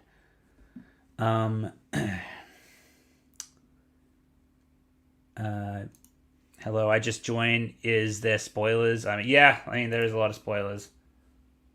Anyway. Wonder if Breath of the Wild 2 will beat Genshin Impact, or if Genshin Impact will just take their new features and improve on them again. I've heard I'll never play Genshin Impact because I saw too many ads for it, and I was just like, yeah, I'm turned off this product now. Never touching it. Skip ahead. Sup, Ace? How you doing? Odin's son. Doctor Strange is a retired fucking character in the MCU, and it kind of fucks with everything in the MCU. It all started with Thor Ragnarok. He has great chemistry with Tony, but that all ends. Yeah. Okay, I'm back. Sorry, my brother knocked on my door. My band is down. Okay, yeah. So the scene, so how they're all talking about their failures. Mm-hmm. And Toby has this great moment where he was talking about how he went after the guy. Granted, unfortunately, it has to talk about how Spider-Man 3 retconned Uncle Ben's death. Into being Sandman instead, because he talks about the moment instead where he goes after the man who he thought killed Uncle Ben. It was still a good scene despite this acknowledging the stupid retcon. It was still a good scene, but the thing is though, it's sad that he didn't get a moment to also tell Tom about Sandman, because he did also go after his Uncle Ben's actual killer and how he managed to forgive him. That's something that, because especially considering what happens at the end of the movie, where it's just like and then I found that my uncle's real killer. I go after him, and in the end, I chose not to, and I got closure. Yeah, that's a good point. Actually, you should have mentioned how he forgave Sandman, because that would have helped him out a lot. That really would have helped him out a lot. To really. Agreed. Come through, there's a lot of missed opportunities of things they could have, and that's the thing though. It's the window dressing without the meat and the potatoes. You have these things that are great, but you're there's not a great moment where oh, cool man's home, cool, send him the link. I will. I just wanted to. There was actually a few chats I wanted to go through with you because they're addressed. Still send him the link while you're addressing the chats. Okay, well, because he just barely pulled in. That doesn't mean that he's going to be jumping on. Yeah. Okay. I'll send him the link. It says, "Hey Angel, I kind of like Bayonetta as a character, and I've been trying to get into the games. Any recommendations for what I should start with?" Well, Bayonetta only has 2 games right now. Just start with her first game. Literally, start with her first game, then play her second game, and then from her second game, you can go back and play the first game and her second game in an infinite loop because the games are so tied to each other because the second game ends with tying into like a thing that happens in the first game. So that way it wants you to go back and play the first game. Yeah. And then once you end the first game, it makes you want to play the second game. It's kind of funny how that works. Yeah. This movie really only made me wish we lived in a timeline when the Raimi movies kept going. Me too. Yeah. That made me be like, okay. It also made me wish that, cool. Tasm got a second chance. I really, Andrew was really good in this movie, and it made me like, man, that poor kid really got kneecapped. Like, he deserved a third movie. And if Sony likes money, they'll do both. They would. If they liked money, if they were smart, they would do that. Even if I hate TASM 2, even if I hate Spider-Man 3, if they were like, I'm not talking about my feelings because I'm just like, yeah, but those movies like Spider-Man 3 and TASM 2 are dead to me. So I wouldn't want a movie that would continue those storylines. But if they were smart, they would do it. They would do it. And they would make so much money. They would make so much money. They would bank the fuck and I out would of still that. and I would still go to them. I would even go to them in the theater because I would be curious to see what they do, to see if they try to fix things from previous movies. Kind of hard to do, but I'd be like curious if what they could do. If they were smart, they would do it. But Hollywood's not smart, so. But I think Sony is trying to pull Spider-Man further and further away from Disney, and I think this is just, I'm probably wrong, chat. I just have a theory. This is Sony really testing the waters to see if there would be an interest in bringing back Toby Maguire and Andrew Garfield, like their universes, because they're trying to do everything else, like with like Venom and now Morbius. Like they want to do more like Spider-Man characters. So, like, it's obvious Sony really Sony wants to push that button so bad. Like, Cool Man says, "Let me in." Not just yet. Not just yet. I just want to go through a few more. I just want to go through a few more chats that were. No, why are you treating him like you treat me? Because it's his time to be treated that way. Anyway, Cool Man, I'll have you Andrew, know I'm not supporting him doing this to you. Yeah, I know. Andrew says, I personally thought it was a mixed bag, some good, some bad. I can respect that take. Hugs for the token female, Charlie. Charlie. Yeah, you know what that's in regards to. Yeah. What was I looking for? I hate No Way Home and Homecoming. But you like Far From Home then? Okay. Yeah. That's usually the one that people don't pick as like the better of the two. No. So Hate Man 229 is saying Iron Man 3. Did he really say that? Because I will have no. This movie is not worse than Iron Man 3. I can say that much.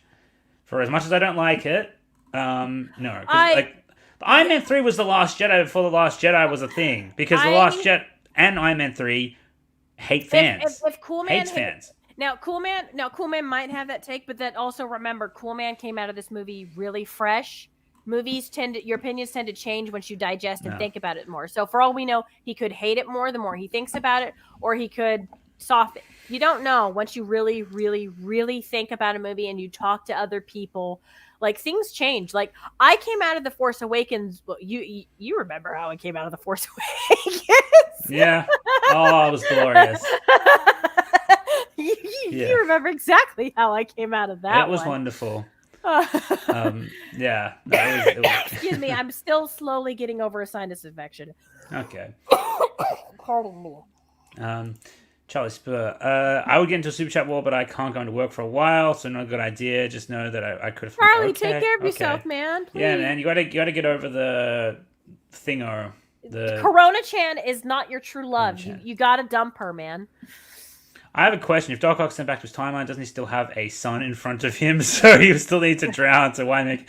Why? I'll back for the movie and say that. But this is also one of the reasons I hate the whole let's cure them plot line, because they don't have the context of what's happening in those universes. So it's like they're just told, "Hey, you die fighting Spider-Man. Hey, you die fighting Spider-Man." If they were smarter, they would have pulled Doc Ock from like when he, like maybe after his first fight with Spider-Man.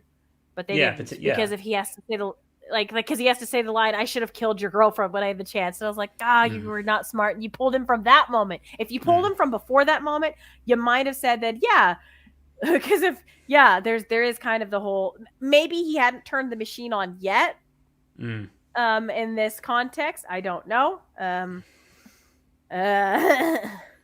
Yeah, but look, I think it was like they don't know that he has a son in front of him when they send him back, but at the same time they don't know how he dies specifically, which is and they don't even try to investigate like the circumstances of where they came from before deciding to cure them, because Peter's like, we're going to cure these guys, and Doctor Strange is like, no, and they don't talk about it, and Peter just turns against Doctor Strange, and Doctor Strange has to fight Peter, and Peter wins because of the bullshit plot, and now we have a plot extension for a paper-thin plot that is dumb. It's a really small plot, it's paper-thin, and they drag it out for 2.5 hours. And I think Angel put it very nicely to me when we were talking in private, that the first part of the movie is like all go, go, go, go, go, but when it gets to Aunt May's death, then it finally slows down and explores the characters. It takes its time.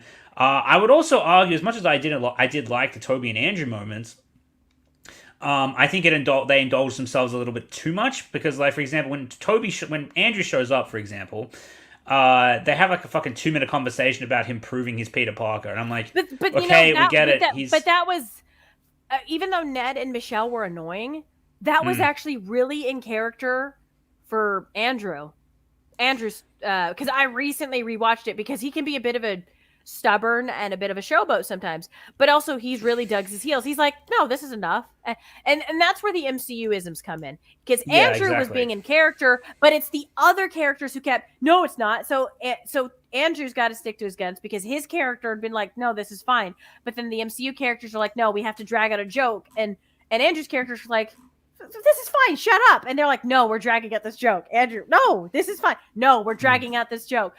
Like, you can, it almost is like Andrew's universe is like, stop dragging out this joke. This is fine. Let the joke end. Like, no, we will keep dragging out the joke until we make you crawl across the web. You will clean that cobweb. Okay. Pull Cool Man in. I mean, he's gonna have he's gonna blow. All right, ready? 3, 2, 1. I hate this movie. I hate this movie. It is complete garbage. I loathe it. I've been waiting for the last hour ever since I came out of it. And I had to sit through those credits and watch that stupid Tom Hardy scene, because they didn't even include Venom in the movie. He's literally just a glorified cameo at the end, but then they have to leave a little bit of the symbiote behind so we can do the Venom storyline in the MCU. I love the icon so much. Yeah, it's Peter raging, but it's like he gets caught between frames. Oh, Phoenix. Hi, Phoenix, my dog. Oh my god. Jordan, shut the door. Spoilers. Protect yourself. I hate this movie. Yeah, shut the door. So much.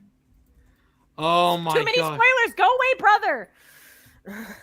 Leave or I'll start screaming spoilers right now.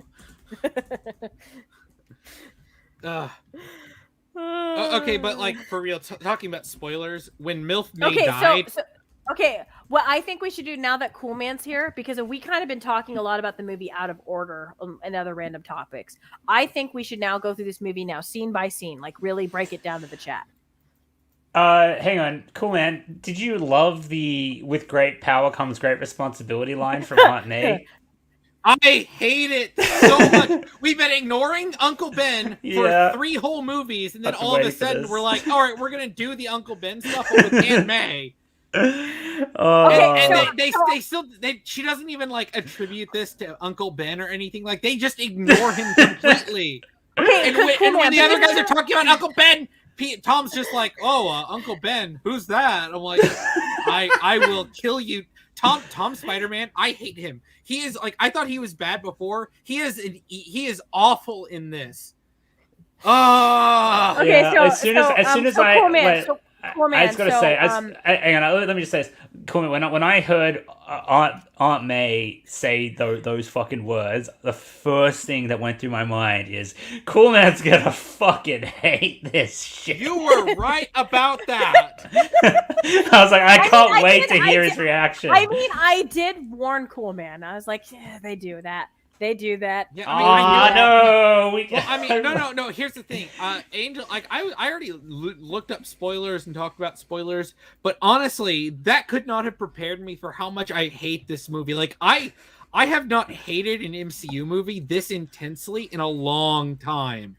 That's because you haven't hit the acceptance stage of grief, honey. Well, I thought I had accepted. I thought I had accepted this before, but like this. I especially because I've only watched the MCU Spider-Man movies for the first time very recently. Like, I watched Homecoming and Far From Home this year because Anomaly wanted my thoughts on them, and funny but to watch. you haven't truly hit the acceptance stage. You keep bouncing back between anger and denial. Well, no, and I think what also made it worse was the idiots in my theater cheering at every little thing. Just, it reminded me just how much the normies are just idiots who will clap at anything.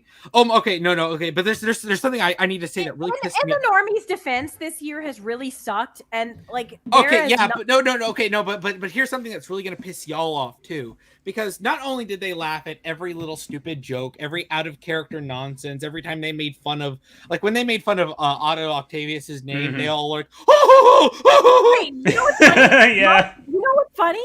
My theater barely chuckled at that joke.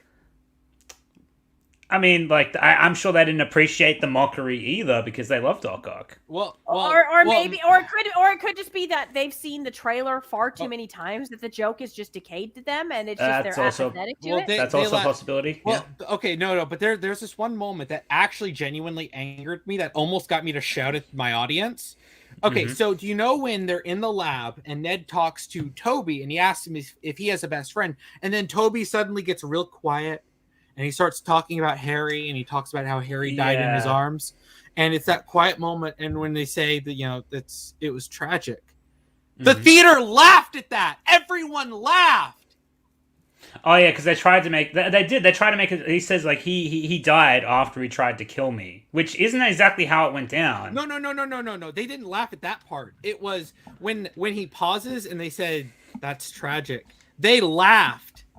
They laughed at that part. Well, okay, cool, man. Because of the MCU has really damaged, I think, general audience's perception of humor. That's what it is. Because they think everything has to be constant humor. Like, everything has to be quip. So when a moment isn't an actual quip, or a moment is just supposed to be awkward, they're like, "Oh, that must be a joke." Cue laugh. No, guys.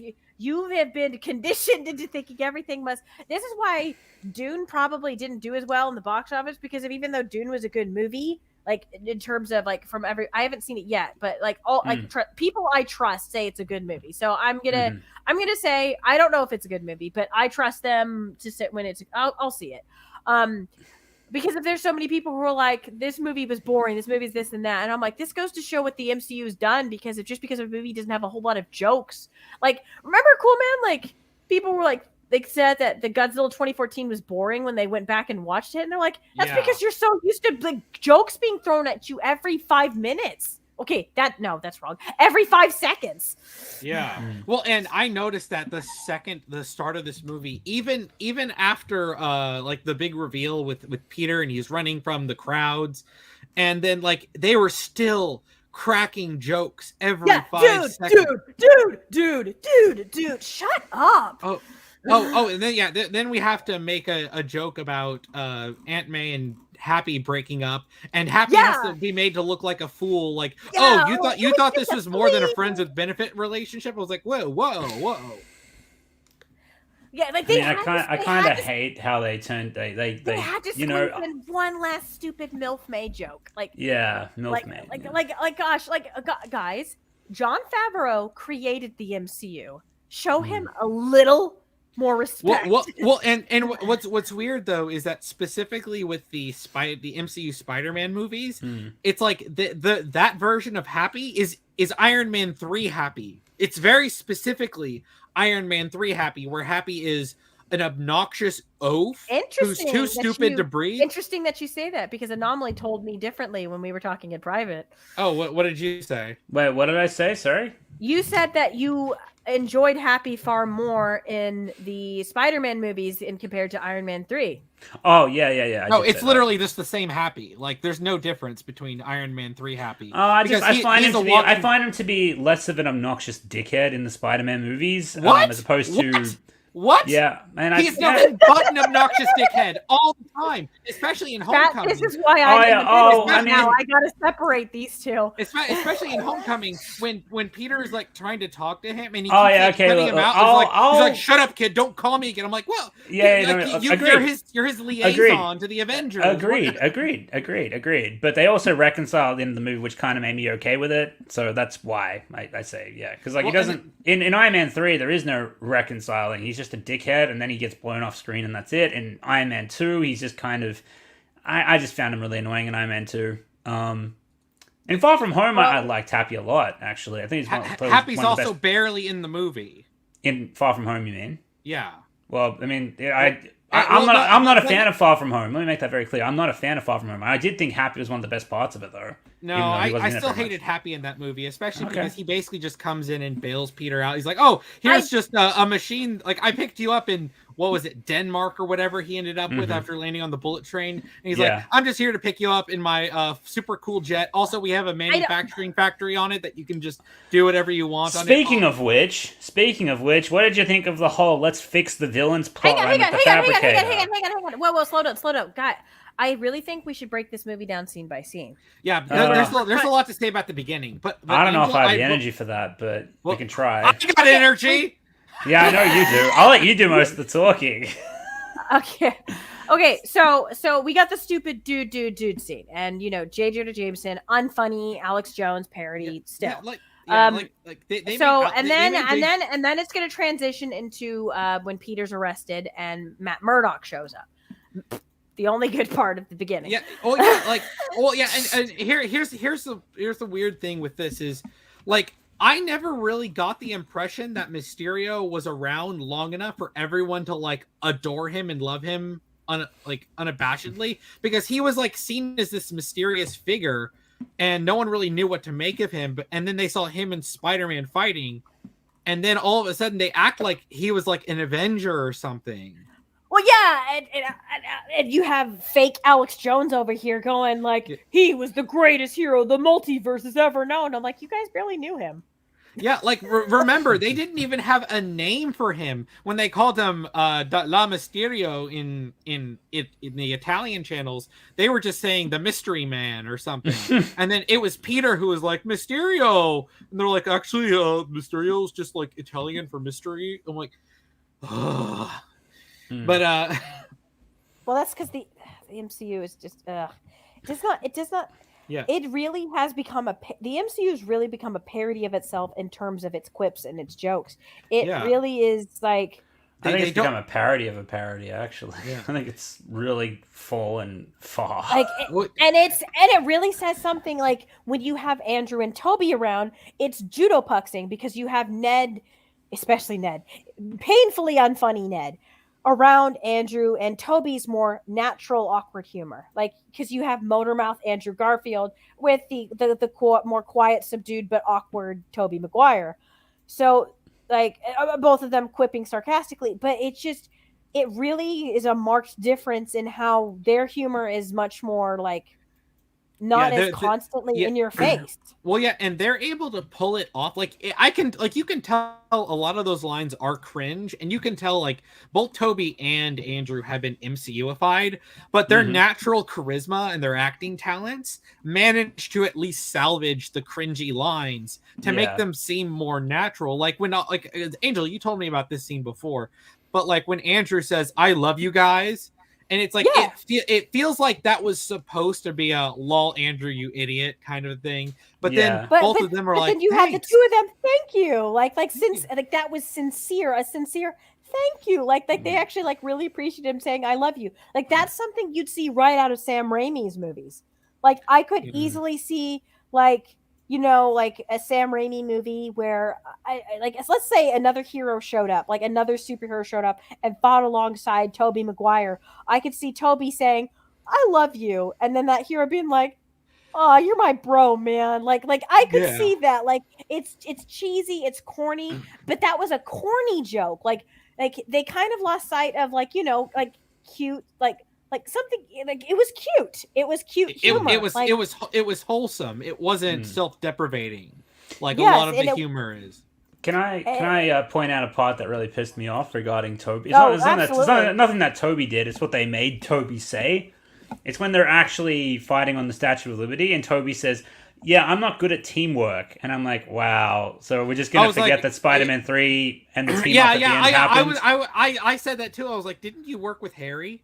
Yeah. Wasn't that all Toby had to say is, "I've never been like in a big team before." No, you know what I think they did that for? They could have said like I worked with like my friend once, like my friend who was like a villain turned hero, but he's like had different skill sets. I've never worked with like other me's, and I've never been really on a big team. Or he could have just said he hasn't worked in a team for a long time. He hasn't been in a team for a long time. That would have worked as well. I haven't worked, like I haven't fought with another like side by side with somebody else in like 20 years. And what also really annoys me is after Tom is like, just like trust yourselves or whatever, and then they're immediately in sync after that. I was like, really? Like he's the one guiding them. Like whenever he says like trust your tingle, like that line, yeah, sure, like my spider senses are tingling, but I think it should have been all three of them in tandem together making good suggestions. Like they were like in the lab scene. The lab scene was actually good, where they're all working together, like mostly talking and mostly. Well, I mean, you still had Ned around being painfully unfunny, but it's like, but they were all bouncing off each other fine. But it's like that scene, like, and before that scene too, like before that. Where Tom is Spider-Man 1.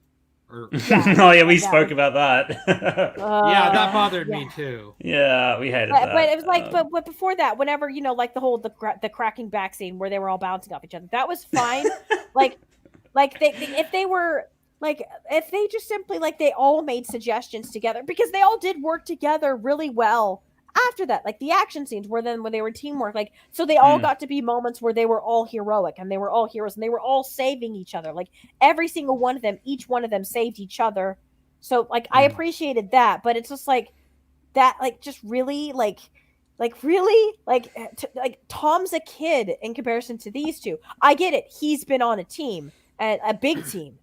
Like, all he had to say, but all Peter, like all he had to do is Toby had been like, look, I'm the oldest, I'm really experienced, I've fought like several villains, and then Andrew can been like okay, like two of these villains here are my villains. I know Electro, I know Lizard, I know how they work. And then Tom can chime in. Okay, I've been on big team ups before. Like I've been on a team. The three of us, we can do this. Like all three of them should have had moments like, this is what I have to bring to the table. This is what I have to bring to the table. And I get it. It's Tom's movie, but you are still bringing in these characters. So I don't know. But talking about the team, the one joke I did like was when Tom was like, look, I just want, I don't mean to brag, but I was on the Avengers, and then Toby's like, amazing, that's great. What are the Avengers? What is that? Like, what is that? And then Tom is that like a band? Yeah, he's like, is that a band?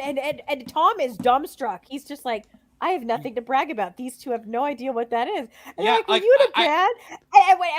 And when Tom's trying to explain more, because he's trying to be all MCU-isms, he's trying to drag out a joke. And what does Toby do? Immediately shut it down and basically say, shut up, this is not helping. And I'm like, yes!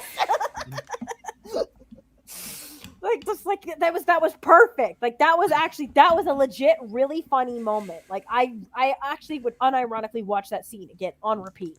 They all bounced off each other really well in that moment. They finally granted a little wish list moment for you too, Angel, when they found out Toby had organic webs. and they had to build their own webs. It's like, yes, that was. Did that just come actually out of you? It's like, yeah, and it's like we had to build ours, and it's like, Yeah, He's they're like, like, I'm glad we finally got that. I was like, tick okay, tick. cool man. Did you love how fascinated Andrew was with it? Like scientist levels of fascination. Yeah, so like, how is that produced in your body? And he's like, I really don't like to talk about that. Okay, but before that, when he first revealed the organic web shooters, and you hear Andrew whisper really quietly as he's inching in closer to Toby to look at his arms, and he's just like, "How does that even?" Like, I was just like, I was laughing so much, and I was like, "Oh, that was perfect. That was like straight out of Amazing Spider-Man 1." Like, whenever he's like really getting motor mouth excited about something, I was just like, "Oh, that was cute." And Toby was being all awkward. And after that, like whenever they brought it up again, and they're just like, "No, we're not making fun of you. We're just really curious." Well, part of Toby's charm is that he's lovably awkward. He's lovably yes, dweebish. he is. It's the phrase I like to call it is adorkable. Adorkable. That works. Yeah. While we got a second here, the fighting expert. I don't know what are those apostrophes? What is that? Anyway, Angry Han Solo point. Angry Han Solo. No, but those little like punctuation marks he put. Whatever. Angry Han Solo point. You missed something from me that you should probably look at. Was it a super chat or was it like just a chat? I'm pretty sure I went through all the super chats. Okay, whatever your comment was, just instead of super chat it, just type it out again right now, and I'll keep an eye on the chat. Yeah. So if you want to like start at the beginning to talk about, because there's stuff to talk about at the beginning. Yeah, absolutely. Do you want to talk about how they ruined Strange? Like honestly, like I'll let you guys take the reins with that one. No. But when you grunted, it fits so perfectly with your icon right now. well, and it's like because the second that Peter walked in and there was snow everywhere, I was just like, sinus infection, guys. Yeah. So when Peter so he sees like the wizard like head things on the decorations in the shop, and then he's just like, Doctor Strange can help, and then I was just like, wow, really? That's what it took? That's what it took to remind you. Then he goes in there, and when I saw the snow, I was like, oh no! Like because people are like, well, maybe the shot from the trailer with the snow is all just like stuff they filmed just for the trailer, and it's gonna be something different. And I was just like, no, it's literally just that scene. But then they actually made it worse because Wong doesn't even tell him not to do it. He's basically like, I'm gonna do it anyway, and then he's just like, whatever, leave me out of this. I'm like, wait, what? You're not even. Especially because they were like, technically he's the Sorcerer Supreme because Strange got blipped out. And I'm like, okay, but doesn't that mean you technically have the authority to tell him not to do that? But then he just kind of waddles away and then disappears for the rest of the movie. I'm like, wow, okay. And then like immediately Strange goes in there and Strange assumes that Peter will know all of the specifics, and what's even dumber is he actually can specifically pick out certain people who will still remember him, but he doesn't. Hard is it? Like, how hard is it? All you have to say is, so Peter, this spell, it will erase everyone's mind, and then Peter could be like, whoa, like even you, and he'd be like, yep, even me, and he'd be like, well, I don't want that. I want the Avengers who I fought alongside to remember who I am. The people in Stark Industries, like Happy. I want him to still remember who I am. My Aunt May, my girlfriend, my best friend Ned. Then he'd be like, okay, can you please write down all the people that you want? And that's funny. This movie would literally never happen. And then Peter would just write down a list, and then he would look at the list and he'd be like, all right, so done. Well, yeah, and that's what angers me, because it's like, okay, if the spell only had one mode, if it was everyone forgets or everyone remembers, then like, okay, that would make some sense. But like, no, they established that this can, but Strange was too stupid to not tell Peter about the details of this. But did you like how they answered that by saying, we shouldn't fix Strange being stupid by also making Peter be stupid? Because then after he's just like, you didn't think to talk to the college first before coming to me to literally brainwash the entire world? Yeah, they make that a joke and then they move on. Like it feels like something that was added like in reshoots or something. Yeah, because some people complain. I'm pretty sure, like, the trailers, everyone, myself included, were just like, what the fuck, Doctor Strange? So if they did And so that, they're like, instead of fixing Doctor Strange, they're like, let's make Peter stupid too. well, I mean, That here's the fixes reason why they had to everything. add that in. Here's the reason why they had to, assuming they did, is because their entire plot hinges, this whole multiverse bullshit hinges on Doctor Strange, super smart doctor and former Sorcerer Supreme, not having a fucking 10-minute conversation with Peter, asking him what he wants the specifics of the spell to be before he fucking meddles with space and time. Also, as you said, Peter is at his smartest in this movie. And I get it, because even Strange highlights before he yells at Peter again when he realized Peter didn't contact the college, that he's just like, sometimes I forget that you're still a kid. And I'm just like, okay, yeah. So Peter's smart, but yeah, okay. He's a kid. He's reckless. But then that means he's immature and naive. It doesn't mean he's stupid. Yeah, that's the thing. There's a difference between reckless and naive and brain dead. Well, yeah, like he ping pongs between being like Mary Sue levels of intelligence. Being brain dead. Like when he's fighting Strange in the mirror dimension. Yes, they have to be such a way for him to win, and he's like, "This is just geometry." I'm like, "I'm sorry, but no, these are random shapes, and you can't just say I know what geometry is, and then you instantly beat Strange." He wins via geometry. Yeah, like literally. Yeah, OP mental breaks the fucking Mirrorverse and subdues Doctor Strange. I was just like, I didn't react as part of my reaction in my initial watch through, my only watch through most likely, was because I was so fucking worried that this movie was going to do something, damage the characters that I love, not the characters that I'm apathetic about. And Doctor Strange was one of those characters, and this was one of those moments. But I think my reactions were kind of off in the moment because of how worried I was. When I saw Peter break the Mirrorverse that Doctor Strange made and just beat him, I was in shock. I was like open mouthed and just like, no. Because I was expecting Doctor Strange to beat him. I was like, there's no fucking way Peter's gonna win this fight. No chance. That's what I was thinking, and they definitely nerfed Strange in this movie. Yeah. Like he should like, and I love how the fact that Peter's able to overpower the astral projection, like launching him out of his body. He's like, I have spider sense, so I can just overpower this. I'm like, what the hell? I didn't like how he was able to like swim back to his body. I think that was bullshit, but I actually did like it as like a tiny gag that like Strange couldn't I thought he was going to be like, all he had to do was just wrap Peter's body around so he couldn't move, right? Yeah, but instead he tries to keep reaching for it. I'm okay with Peter dodging and like with like his body just like the spider instincts kicking in. Ultra instinct. Sure. To protect him from danger, because the spider sense is a thing. And we've seen it in previous movies too, like with Andrew and Toby, like when they're spider sense and seeing how them like, okay, fine, sure. Kind of making a spider sense joke is fine. What bothers it makes me sense, is as you said, like where he swims back, like that was stupid. And whenever he kept dodging punches and stuff like that, Strange should have just been like, F this, and just wrap Peter up in his cloak so his body can't move. Yeah. Well, that's what we had to do. Or just not be a Todd, and I would have been fine with it. He doesn't have to do exactly that. Or he has a portal that he puts below Peter's feet, and then he puts one right above Peter's head, and then he just pushes Peter down, and then Peter's like body infinitely falls through a portal. And what's astral Peter's spirit gonna do? Because his body's constantly falling. The fact that Peter just tries to fucking turns against Doctor Strange so quickly to save these people from different universes that he doesn't fucking know.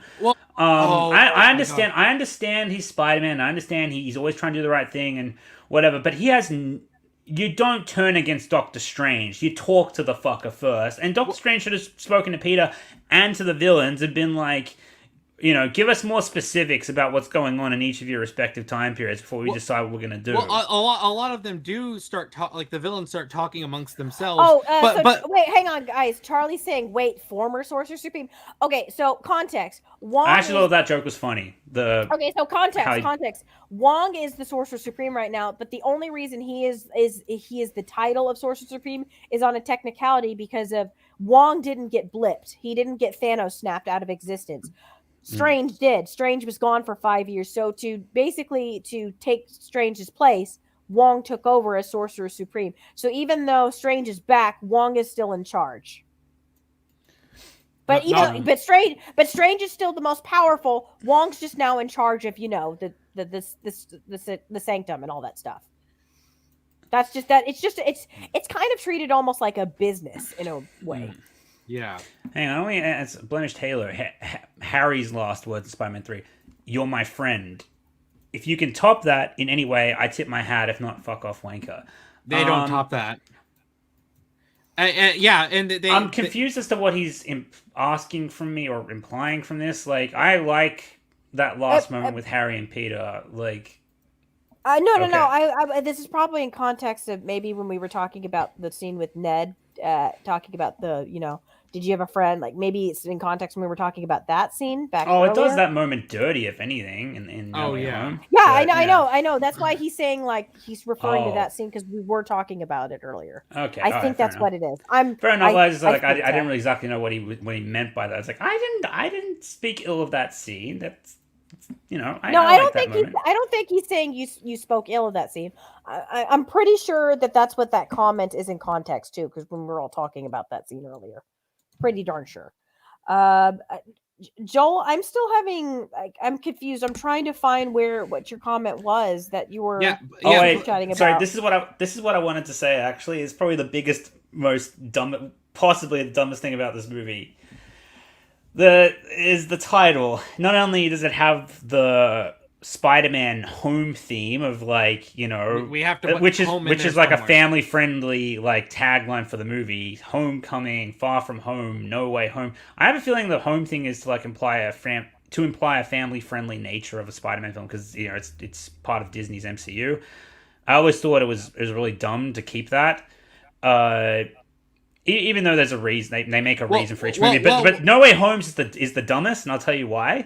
Because it's called Spider-Man No Way Home, but there is a way home. And in fact, the way you send the villains home is Doctor Strange has to push a button, and the only reason they don't go home is because they don't let Doctor Strange push the fucking button. Peter betrays him. But I hate the title of this movie so much. It's edgy, but it's like it's dumb when you watch the movie. It's like they have a way home. Cool man. So cool man. Would you feel like after you came out of this movie, a better title would be Spider-Man: No More Hope? Yes. Abandon hope, all ye who enter. I was thinking of calling if they killed Toby off. I was going to call my video Spider-Man: The Last Toby or something. They didn't kill him off though, or The Last of Toby. But people would. Now I'm thinking of calling it The Toby Awakens or some shit. I don't know. I see people praise this movie and they're like, it's not The Last Jedi. I'm like, guys, please. Cool man. Take a breath for a second. Okay, remember, I want you to go back in time. Remember when The Force Awakens came out? Yes. This is just The Force Awakens all over again. I have a feeling a lot of the people who I've been seeing praise it, who are normally pretty critical, are going to wake up in at least a month or two, and they're going to look back and they're like, oh, wow, that wasn't a 10 out of 10. That was like a 1 out of 10 at best. I'm willing to give... I think No Way Home I think people will look back and they'll probably say it'll say like it's a 5 out of 10. Like I think people will still be charitable, but they will look back on it and they'll be like, "Huh, that was a whole lot of just fluff." I give. It's hard for me to really compare because this is way worse than Spider-Man 3. But I usually give Spider-Man 3 a toss up of a 3 or a 4 out of 10. I fluctuate. It's hard for me to really gauge it. I think it's a terrible movie, but I don't hate this movie. But like I said, I'm apathetic. I've already like hit my bargaining and acceptance stages of grief. Yeah. I'm not like there are moments that annoy me. Sure, they still annoy me. Like they tickle the rage slightly. But yeah. I'm kind of like I'm over being angry. I'm just like, I don't care anymore. Just F off. Spider-Man Funeral Home. Oh no, that's good. Oh, the Home Strikes Back. I knew. Okay. Anomaly. No, yes. no, Anomaly. Spider-Man: A Funeral Home would be an excellent title for your video. Ooh, I'll consider it. I thought the the Toby Awakens sounds better. No, I think Funeral Home. But May dies in this one, so like Yeah, you could literally have the May's grave, and then you could just have like the movie poster for No Way Home. Okay. I like Quiddy Bob. With Toby's face Spider-Man, your friendly neighborhood menace. No. You put the No Way Home poster on the grave, but you instead Photoshop like Toby's face, like his crying face, and then Andrew Garfield's crying face, like over like Tom and Happy, like they're mourning Spider-Man. Oh, we'll see. I don't know. Man, I'm really struggling to figure out what to call this video and what to put in the thumbnail. That's actually my biggest... Okay. But if Cool Man somehow could make that as a title card, would you consider it? Yeah, so Cool Man actually... he didn't have too much to do with it, but he kind of helped me out with my Halo Infinite. He showed a little bit to do with it. I literally made the thumbnail. You're the one who came up with the idea of it. I'm the one who made it. He may have helped a little. Anomaly, you're never tiny gonna bit. Anomaly, you are never going to get me to believe that he helps a little. This guy does so much photoshopping edits for me. No, he does. Like, I'm kidding. I was joking. I was joking. No, I'm not even kidding. Like, I will make a passing joke in a DM, in a group DM with friends. And then 2 hours later, he responds to like my passing joke with a meme that he created out of it. And it's like this high quality like edit. And I'm just like, what the? That's where you've been for the past 2 hours? He's good. He is very good. And yes, he's helped with my that was a great thumbnail. He made it. Yeah, he made the I was kind of like, he was like the Rick McCallum and I was like the George Lucas, and I was telling him what I wanted and he kind of like made it happen. Yeah. He was really good at it. He always does. Like, and he makes like so many good emotes for like all like my little personal. He made like the entire emote library for my Discord. He's he's fucking did it all. He's like, this is why he's got the Toby Maguire, because he's the mad lad over here. Yeah, I'm the greatest of all time. The Hate Man 229. Don't make me laugh too hard. Gosh damn. Ow. You all right? I'm okay. Maybe mute and get some water, Angel. No. I'm fine. Does Stranger's Cape work in astral projection time? It's a separate entity, so it might have... No. Wrap his physical body. Yeah, we weren't talking about his astral projection spirit. We were talking his physical body. So even if Peter went back into his body, he had been like wrapped up. What's he going to do? Yeah, no, I hated how they made Strange lose. They cocked him to heck and back. And can we talk about how the only reason that Peter betrays Strange is because May was like going all bleeding heart, and she's like, "Oh, but look, this Norman guy is like really nice. You should help all the villains. You should just like not send them back." Shut up. I was just to her, I was like, "You're not a character. You're a pretty face who's on the sidelines. Shut up." Listen. I get it. She wants to establish, because Peter says like, "It's not my problem," and she's just like, "Oh, well, okay." And because technically, and I get what they were going for. Their whole point was, well, no, technically it is his problem because it is partially his fault that they're all here. So he should do something to fix the problem. And like, send him back. Problem solved. I know.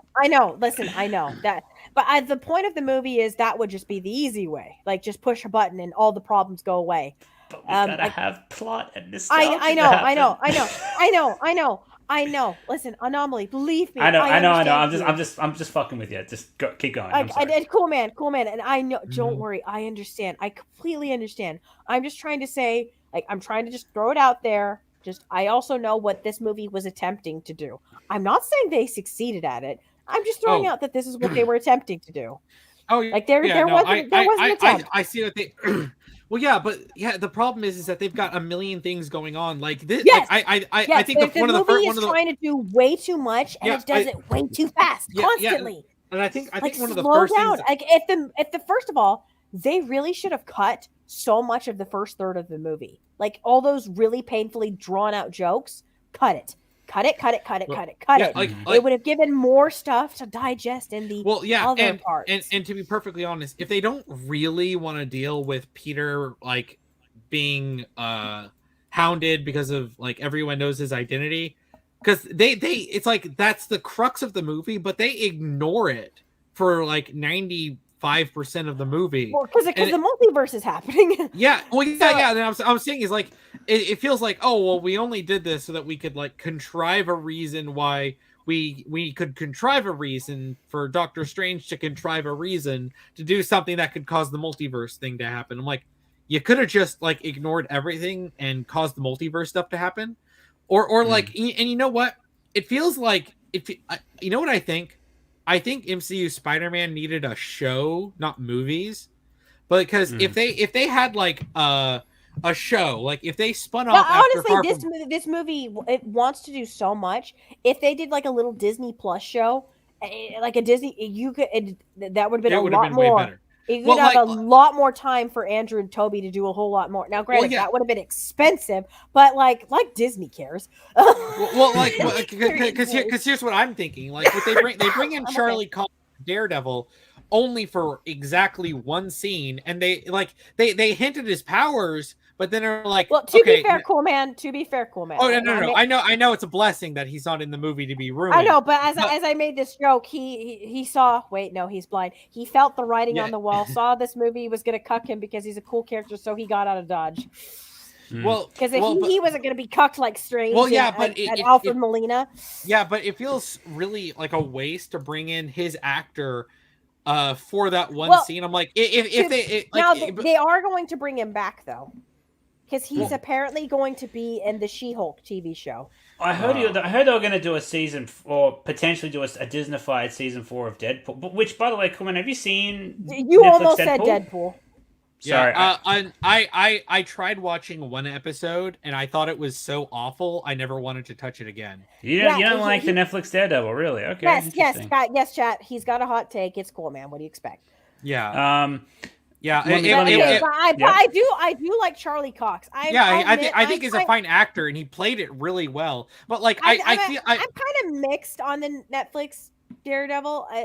I like aspects of it, but I'm just kind of like. I feel like it's really like whenever I watched a bit, like someone showed me an episode and they were like, "This will really like get you into it," and it was like several minutes of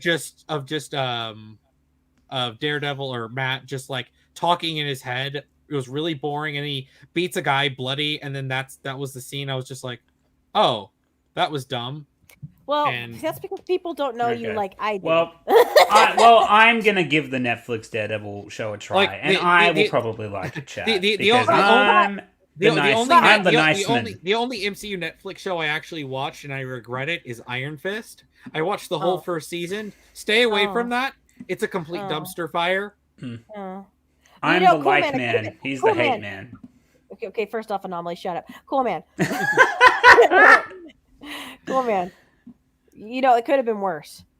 The Netflix show you could have watched could have been Jessica Jones. You should catch yeah, you should have count your blessings where you can. Let me just answer Joel's super chat. Also, to manipulate the mirror dimension, you have to have the power of dark dimension as established in Doctor Strange. Is that so? Yep. Yeah. Yep. In fact, it's a major plot point that the former Sorcerer Supreme lady was using the powers of darkness to do that stuff. So yeah, that never comes up here. They just don't bring it up. Yeah, it's just Peter just does it. But Peter knows geometry. Yeah, it's geometry. Geometry trumps. Okay, all right. Dark dimensionism. You know what this reminds me of? It's like rock paper scissors. Darkness trumps mirror dimension. Geometry trumps darkness.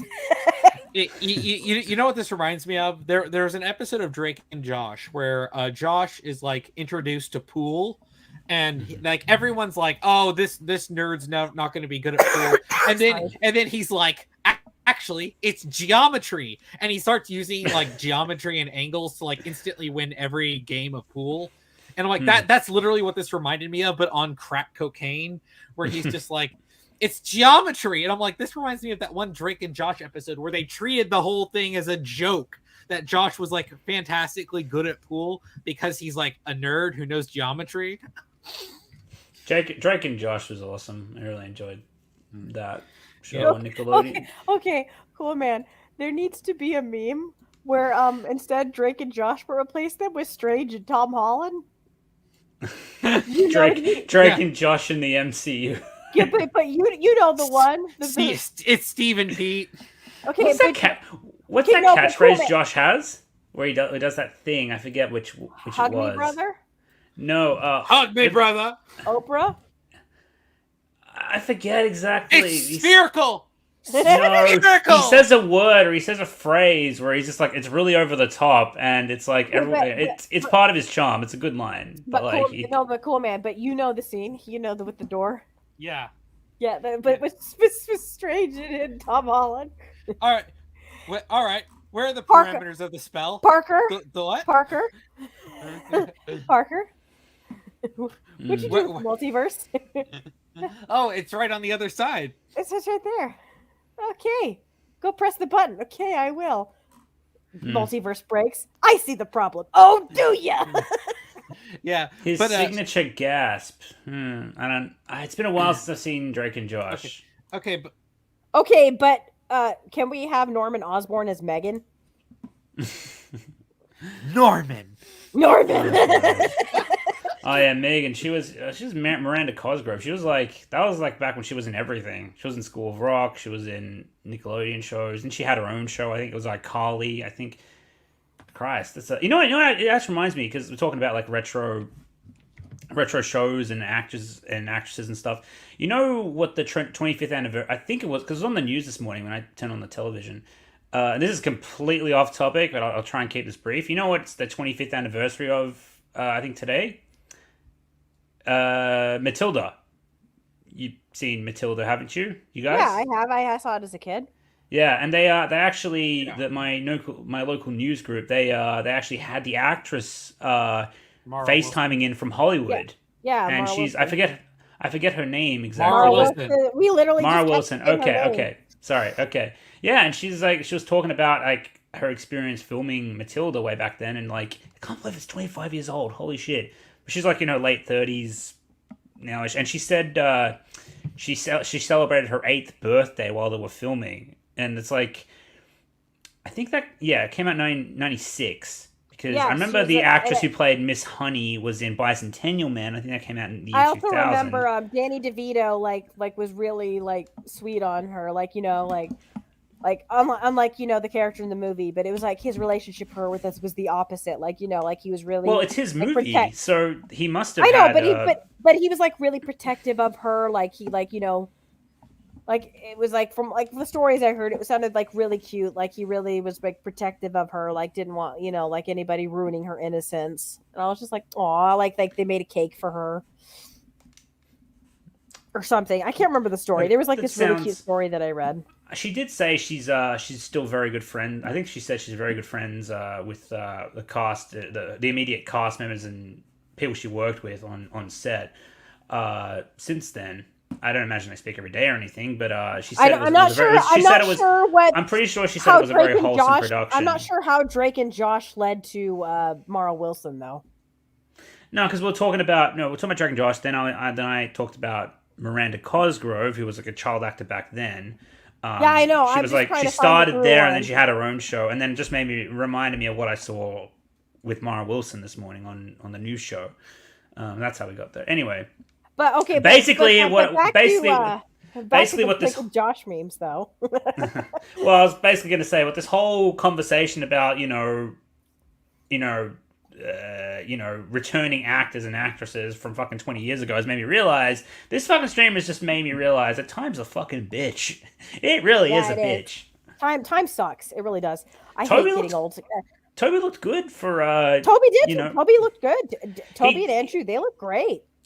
I think Andrew looked a bit better, more in his Spider-Man physique. Yeah, Toby kind of looked like he was dragged off the street. But it's funny because that's literally how Toby comes in, looking like I sent the clip to Cool Man like 2 days ago Mm. where I said, "Oh my gosh, they full on do Toby in the MCU where he just like walks in like awkward." Yeah. Like, it reminded me of the Toby in the Yeah, MCU. yeah, where yeah, he yeah, walks- yeah. It reminded me of that one where he walks in with the Infinity Gauntlet and he's like, "I had to beat an I old had to lady beat with an a old lady stick." with a stick. Yeah, that was the one. original Oh. Toby in the MCU meme, I think. That was the first one he did. I know, I'm and pretty sure. it reminded me so much of that one. And I'm like, Toby in the MCU and the Bully Maguire guy, the guys who make those memes where they constantly have Toby popping in through portals, those two are probably sitting there laughing their heads off that they influenced a mega corporation like Sony and Disney to reference their meme.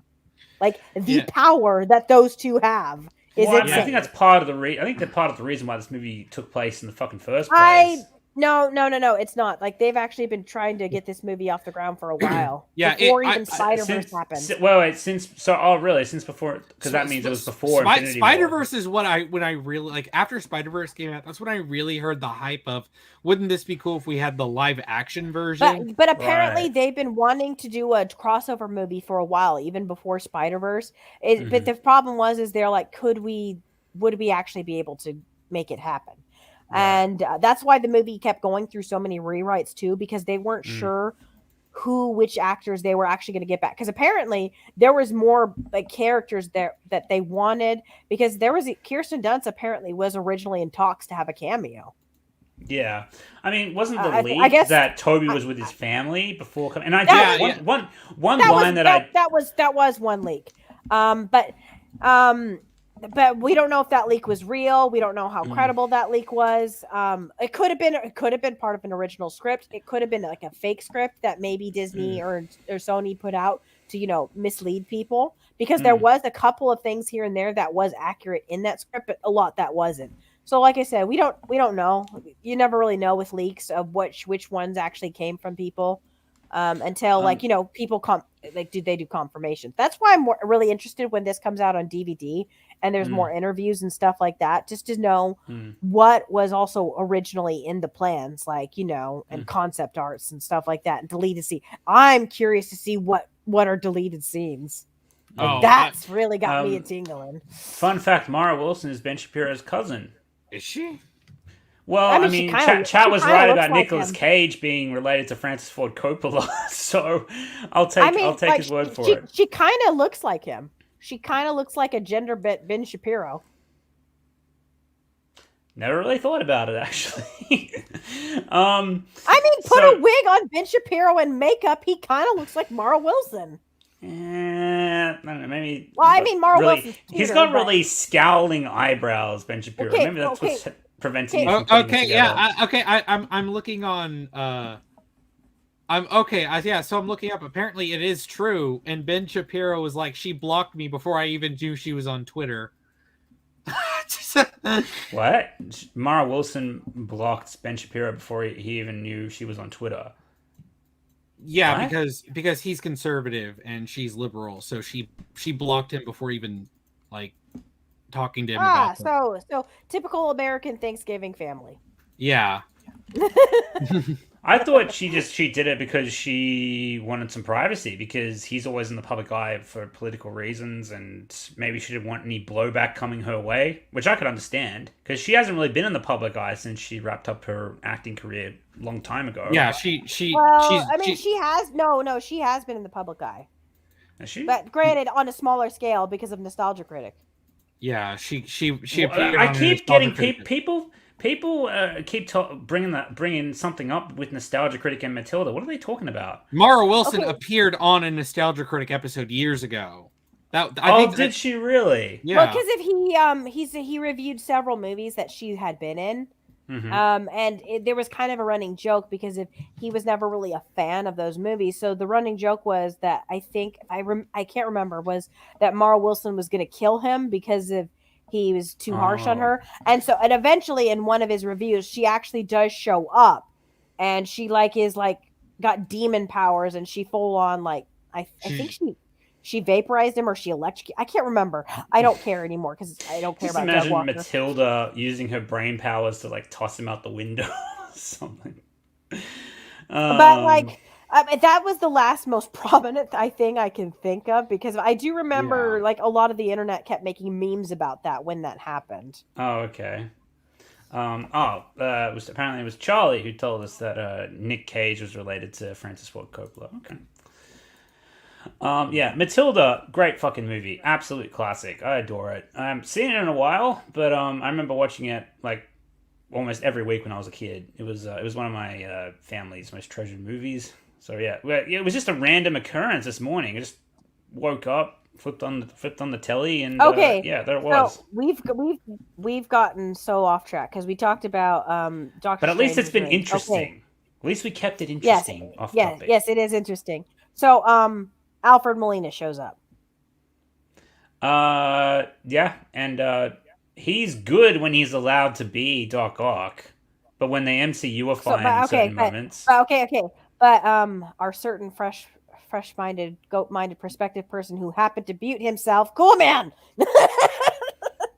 Cool Man, what did you think of Doc Ock? Get back here. When he first shows up. When he first shows up, it doesn't seem that bad, but it was when Peter just BS controls him with the nanotech. Yeah. And then they turn him into a complete joke. Yes. Like that was like dumb. Like the whole fight scene was actually really well done. Yeah. Like it was a pretty good fight scene. Like when he like threw all like so many cars, and Peter was like jumping around, saving random people and telling them like run, like that was all good. Like it kind of harkened back to Spider-Man 2 in a way, where like Peter was trying to save the woman, like Peter was trying to save Aunt May, but Doc Ock was insistent on fighting him. So I mean, I appreciated that a little bit. Like he's constantly trying to save pedestrians, and I also appreciated when he saved the woman.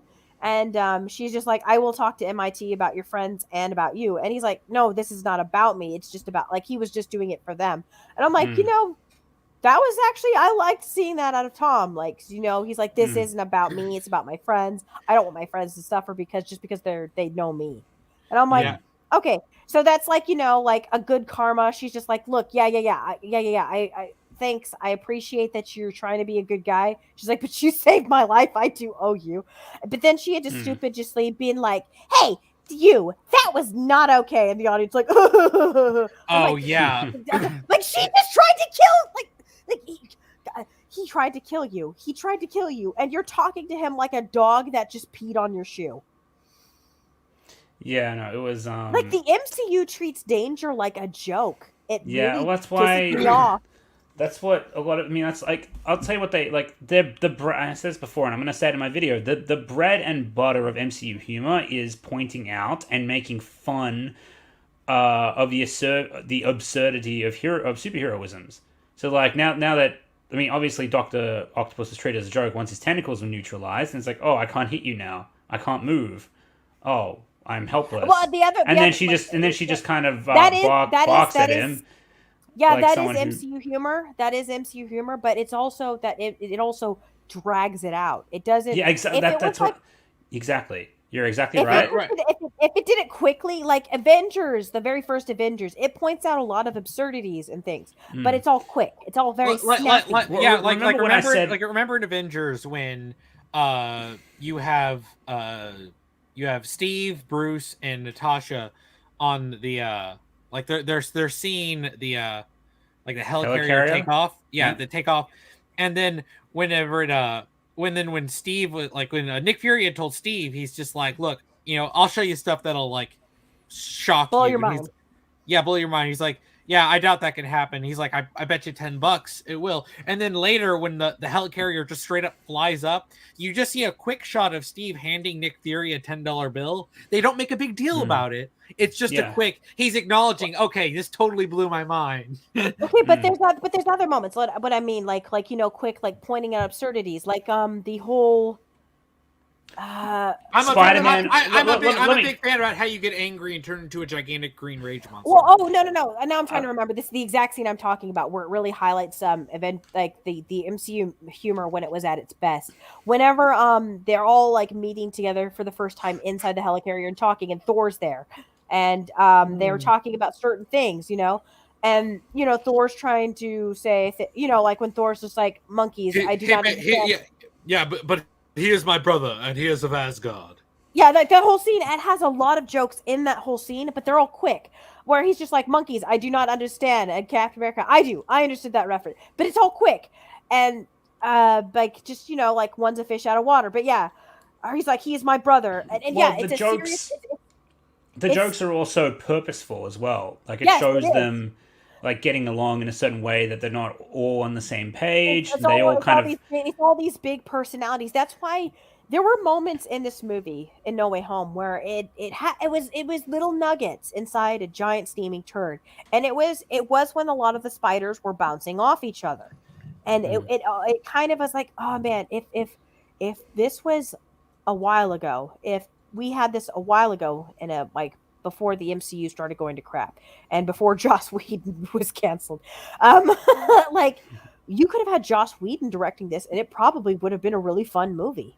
Yeah, if Joss Whedon wrote and directed this, I think this might have actually worked.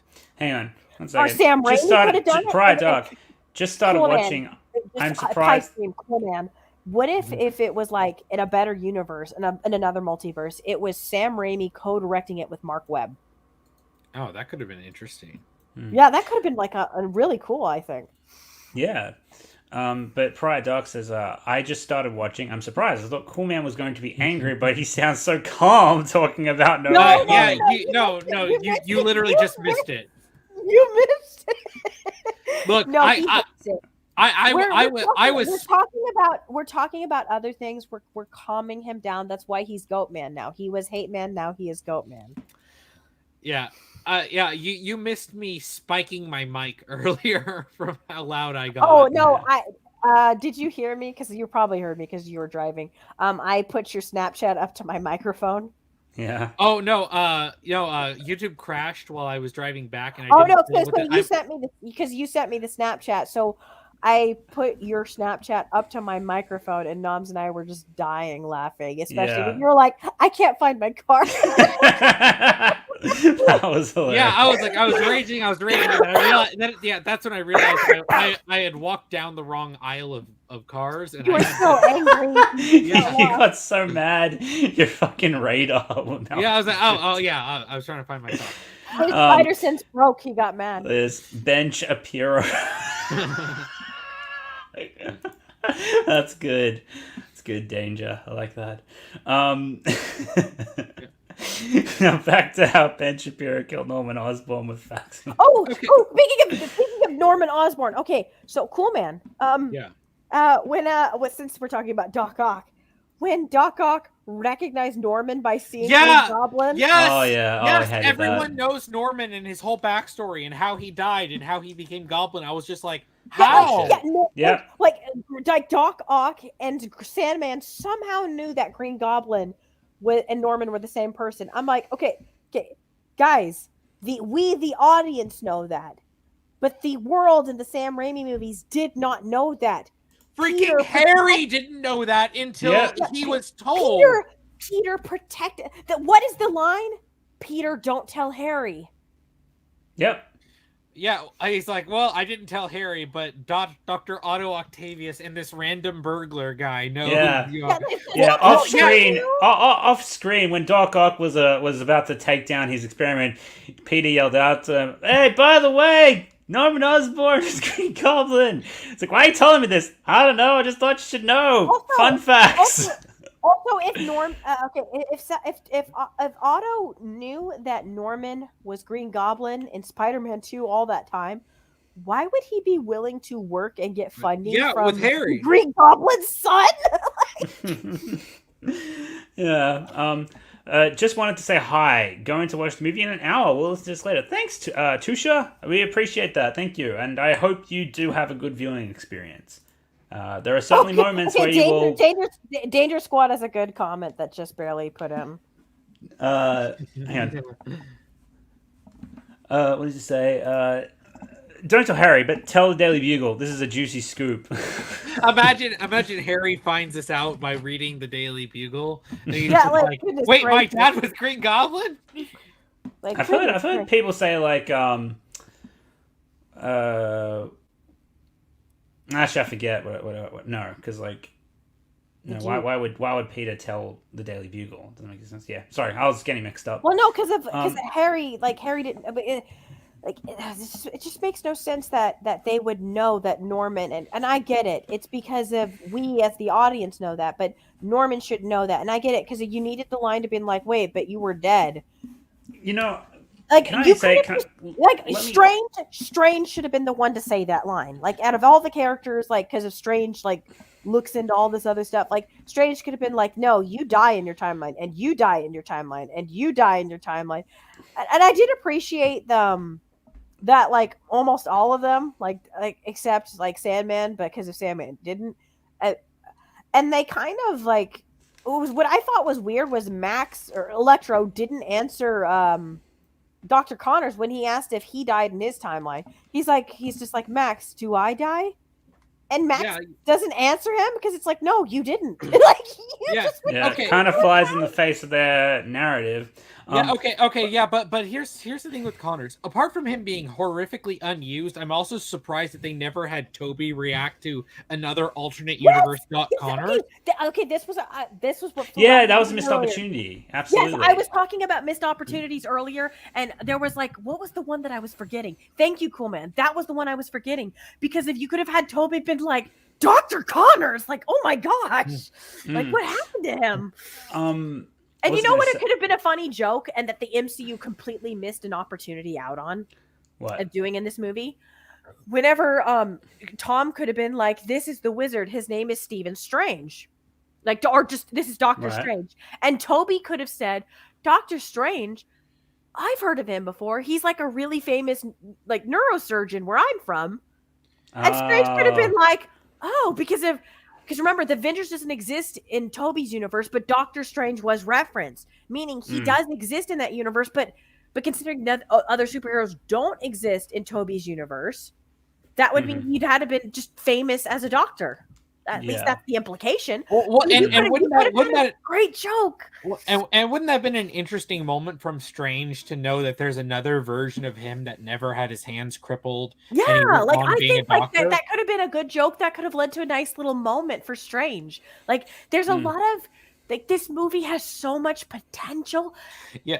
Well, yeah, and that's the weird thing is that there's so many things you can do, but there's so many characters and hardly any of them get any screen time or development that it's like, but you gotta have Ned keep making unfunny jokes. Yeah, like they should have honestly cut out Ned and like they. Oh my gosh! Okay, no. This is one of the earliest things they show in the movie. They reveal that MJ's real last name is Watson.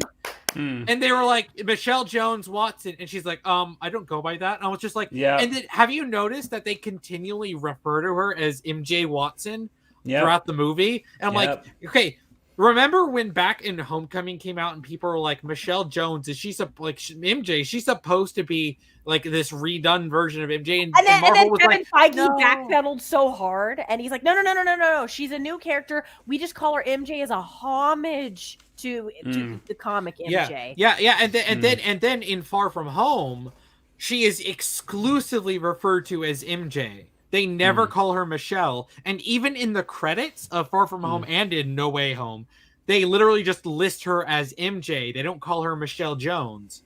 Which is weird because everyone else has their full names listed. I mean, I did like Norman's reaction to meeting her because when they call her MJ and he's like, Mary Jane? She's just like, no, my name's Michelle. And he's just like, huh, interesting. Yeah. Like, he's just like, that's okay. Huh. I have there's actually a couple things I wanted to address here. Okay, firstly is Joel Super Chat. Sorry to call it early. Intense arthritis pain won't let me focus. Night all. Stay safe and God bless. Hope you feel better, man. Thanks for the Super Chat. And thank you.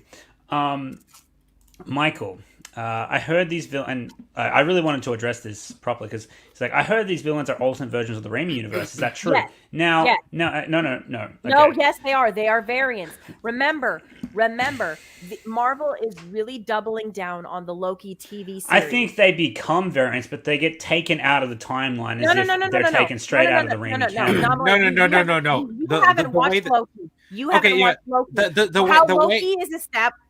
Cool, man. You and I are like on the same wavelength so much. Yeah. So the way Loki establishes what variants are, cool, man. Obviously, like both of us are like, it's the moment somebody is taken out of a timeline, that's a variant because that's no longer the timeline is no longer progressed as it was. The moment so they pulled out- become variants, but they're taken Yes. and treated like they got ripped straight out of So- the canon, which is what I said. that was the original Doc Ock, but the moment he was pulled out, he became a variant. He was no Okay. longer he was original. Now he's no longer Yep, original. that's fine. That was That's the original fine. Norman, no longer the original Okay. Norman. They're variants. Okay. So the moment they pop them back in, because that's why Strange wanted to immediately send them back, because if he immediately sent them back, then they would no longer be variants. But Right.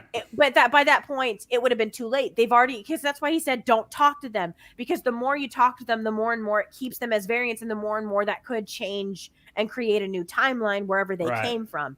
He was trying to prevent that, but it doesn't Okay. matter. The moment they step foot in that universe, they were automatically a variant. Even if you sent them back, that would have a butterfly effect and still create a new timeline. That's Right. what the whole, like, the craziness is. Loki is a stupid show, but weirdly enough, No Way Home actually tried to be consistent with that. And I'm just like, how did No Way Home is a mess, and it somehow tried to be more consistent than Loki. Right. Yeah, it's more These- consistent with the Loki show than the Loki show is with itself. Right, but that wasn't his question. His question is, are these alternate versions of the Raimi universe? The answer is no. They are ripped straight out of the Raimi universe as if the canon still applies. They become variants, that's fine, whatever. But like what I was trying to say, what I was trying to address... That's wrong. Anomaly. It's very yes and no. The answer to his question is yes and no. Yes, they are alternate versions. Yeah. Yes, the Raimi universe's versions are canon, but also no at the same time, because of they're no longer they've become new versions. They're going to get sent back in time, so new versions of their timeline are created. Okay, when look, Toby and Andrew go back, their timeline still, like, their movies still happen exactly as they were. Nothing changed in their movies. Okay, be that as it may, what I was trying to get to is when Doc Ock, for instance, found out that when it was made clear that Doc Ock knew who the fuck Green Goblin was and shit. Remember how we had these conversations? You being stupid. No, I know. Let me finish. When I was watching the movie, remember we had these conversations when we were speculating how these assets were going to be treated in the movie, if they were going to be treated as like they were canon, or if they were going to be treated as if they were ripped from like an alternate Raimi verse, where like, that's what I thought was actually happening. I actually got a little bit excited. I was like, oh, Doc Ock knows that Norman Osborn is Green Goblin.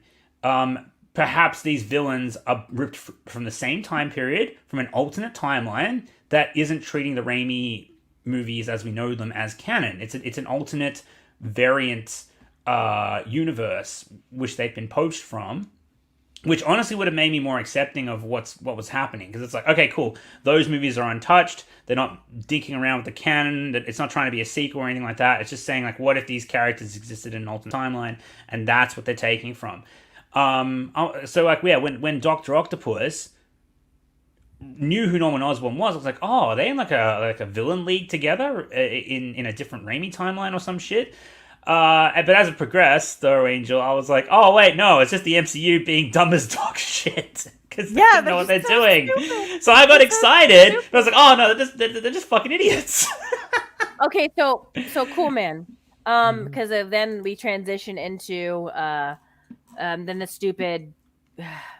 Okay, so when Electro comes in, how did you feel about Electro? Because I didn't hate him as much as I hated him in TASM 2. I mean, he was still annoying, but I felt like I tolerated him more here than I did in TASM 2. I feel like he was playing the, like, you know that stereotypical character that Jamie Foxx played in the mid-2000s in every role he was in? It felt like they turned him into that instead of the character he was in TASM 2. Yeah, TASM 2. But I think that's because he was just so hated. Nobody liked his character. Where are we up to? We're up to Electro when he emerges. Yeah, when Electro and Sandman show up. Also, I'll say this, like, even though, because it makes sense, and it should have ended the movie, but obviously plot contrivance, character assassination keeps it going. Doctor Strange's plan. Peter, here's a little bit of magic. Zap the cunts, transport them back here. I'll send them back home. Simple, easy to understand. Great, do that. He does that, and then, well, and then Peter finds out that some of them die. But okay, I did think also a missed opportunity that to see like Strange like run into Connors and then just be like, bah! And then zap him in. Like that could have been like at least a funny jump scare, like for Strange. That had just been just like that he'd been like, ugh. Okay. The something weird about Sandman in this movie. He doesn't look like Flint Marko at all until the very end when they cure him of his sandness. Yeah, if you look very closely, I'll explain why. The reason why they didn't show him, if you look very closely, I'm pretty sure they reuse a shot from Spider-Man 3 when he actually does show his face when he gets cured. Because it's only brief, and the reason why they don't show him for the rest of the movie is because they didn't actually have the actor for this. He wasn't signed on. At least that's I think, because why wouldn't they? He's credited. He's credited. Okay. The actor's credited. But okay. Maybe he lent his voice, but they didn't want to de-age him or some shit. I don't know. But then why would they not de-age him? That's what I'm saying. I think when he gets cured, that could have been like Sony ran out of money at the budget when making the movie, and then Disney's like, "Nah, we ain't footing the bill," and Sony's like, "All right, fine, stock footage." But no, what Cool Man's talking about is when he's as Sandman.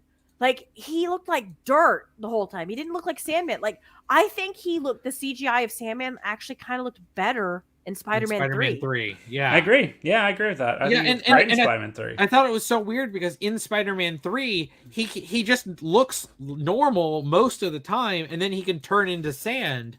But then in here, it's like it's treated here that he's just trapped in Sandman form the whole time, even though it's treating those movies as canon. Actually, I'll actually bat for No Way Home here and say No. Sandman. Let me finish. They actually do plug up a tiny little nitpick I had with Spider-Man 3 because one of the reasons Sandman, I think, also doesn't. I mean, other than the fact they just didn't want to use the actor, like predominantly, Sandman, when he's in sand mode, should be naked, but like when he. In Spider-Man 3, when he wants to turn back... They did that for Jamie Foxx because Jamie Foxx was pure electricity. And as soon as he's like, gets his body back, he's like, are you people really going to keep talking to me while I'm butt naked? They're like, no, but I mean, like, in Spider-Man 3, Flint Marko is able to regenerate his clothes, too, when he wants to turn back to normal. Which doesn't... I mean, granted, look, that's superhero logic. I can look over it. It's a fucking nitpick. Who gives a shit, right? But I'm like, but No Way Home kind of addresses that by not letting him turn back and just keeping him as sand. So it does solve that at least. I don't care about Spider-Man 3, but it just bothered me that Sandman just looked like that. He looked like Dirt Man. He just didn't look like Sandman. And I was just like, okay, but I think I ranted about this to you earlier, Cool Man, in the Snapchat. Yeah, but like when Sandman shows up, when he sees Peter, and it makes sense because of because when he sees Tom Holland's in a black suit. So the fact that that's his suit, but just like turned inside out, that was weird. That annoys me so much. He doesn't want to be identified as Spider-Man doing this stuff because in enough trouble. Like, I'm pretty sure people are still going to know he's Spider-Man. No, that's not why. No, that's not why. Remember, it was dirty. He got paint thrown on him, and he couldn't get the paint out. It was a whole bunch of green paint was thrown on the suit. He immediately had to rush to leave. He couldn't get the green paint out of his suit, so he just turned it inside out because he was looking at it inside out, and he's like, "Oh, that kind of looks cool." And then he taped the phone on, and then he just started webbing out. Ooh, okay. I don't remember that. How does the suit function inside out? How does the mask work inside out? Like they just did it because they wanted to reference Spider-Man 3 because if you'll notice the inside out design looks very close, not to the comics black suit, but it looks closer to Sam Raimi's black suit. Well, but what's weird to me is they advertise and I know why they did it this way too. The reason also why they did it is because they wanted Flint Marko, because if it was his other Spider-Man costume, it looks different from Sam Raimi's costume, but the black costume that he had inside out looks closer to Toby Maguire's black costume. So that's why they needed Flint to recognize Tom Holland. That's why they did that. The whole reason they did that is just so Flint Marko can recognize Tom Holland and think it's his Peter Parker. So he tries to help him. But it's weird that they advertise this as a unique suit. Like, did they call it like the black magic suit or something? It was something like that, or the sorcerer suit. It's also to sell toys. Let's be real. It's to sell toys. Well, yeah. But I mean, like, why couldn't you just have had Strange magic him up a black suit with the magical abilities built into it? I mean, if it was simply like he's just like, my suit's dirty, and Strange just like, and he puts the gauntlet on, and then suddenly it changes the suit's color, and Peter's just like, what the? He's like, what the? He's like, I don't have time to color up your design with magic. He's like, just go already, and then he sends him out, like sure, whatever. And then Peter could, like, after he shuts the door, Peter's like, you could have just magicked out the paint, a-hole. And then he just goes on, like you could have had a little funny scene like that. And then Peter goes on his little merry way. And then he runs, and it still would have happened the same. Flint Marko recognizes him in a black suit. This is a nitpick. It's not a big deal. But Flint Marko recognizes him in the black suit, and Flint Marko helps him.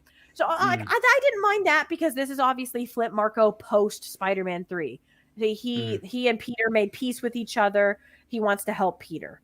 That doesn't bother me. He decides to help Peter. They calm down Electro and talk him down. And I actually kind of liked that, to see how, even though, he wants to be all power, rah, rah, rah, rah, they were still able to, like, calm him down enough to, like, where he, like, wants to leave with them. Well, okay, maybe not quite want to leave with them, but he did say, he's like, huh, I knew you guys would turn on me, but they did calm him down to get him to stop firing electricity at him. Okay, yeah, but what really annoys me is that when he zaps Electro in, and then Sandman freaks out and he's like, what did you do? Did you kill him? Are you gonna kill me? And then Tom is just sitting there like going, and then he's like, no. He's like, no. He's like, I'm not trying to do any of it. Like, okay, like. That's whatever. What bothers me is when Sandman and I ranted about this earlier to Nominally. When Sandman shows up, he shows up seeing Peter, or who he thinks is his Peter, and his first instinct is, I'm going to help him. He's in trouble. He realizes later, this is not his Peter. This is not his home. He just wants to go home. Okay, he just wants to go home. So that's why he, like, eventually he's working with the villains, because he's like, I don't care who wins. I just he's not really working with the villains. It's he does. He just kind of shows up and wants to go home. He wants them to press the button. He wants the button to be pressed. He wants to just go home.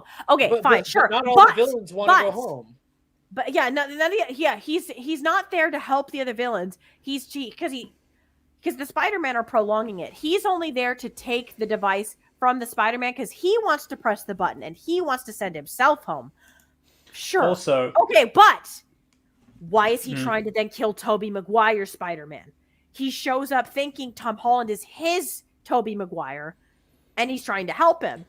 Now he's trying to kill Toby because that is his Spider-Man. He would recognize him. Like, why are you trying to suffocate him to death?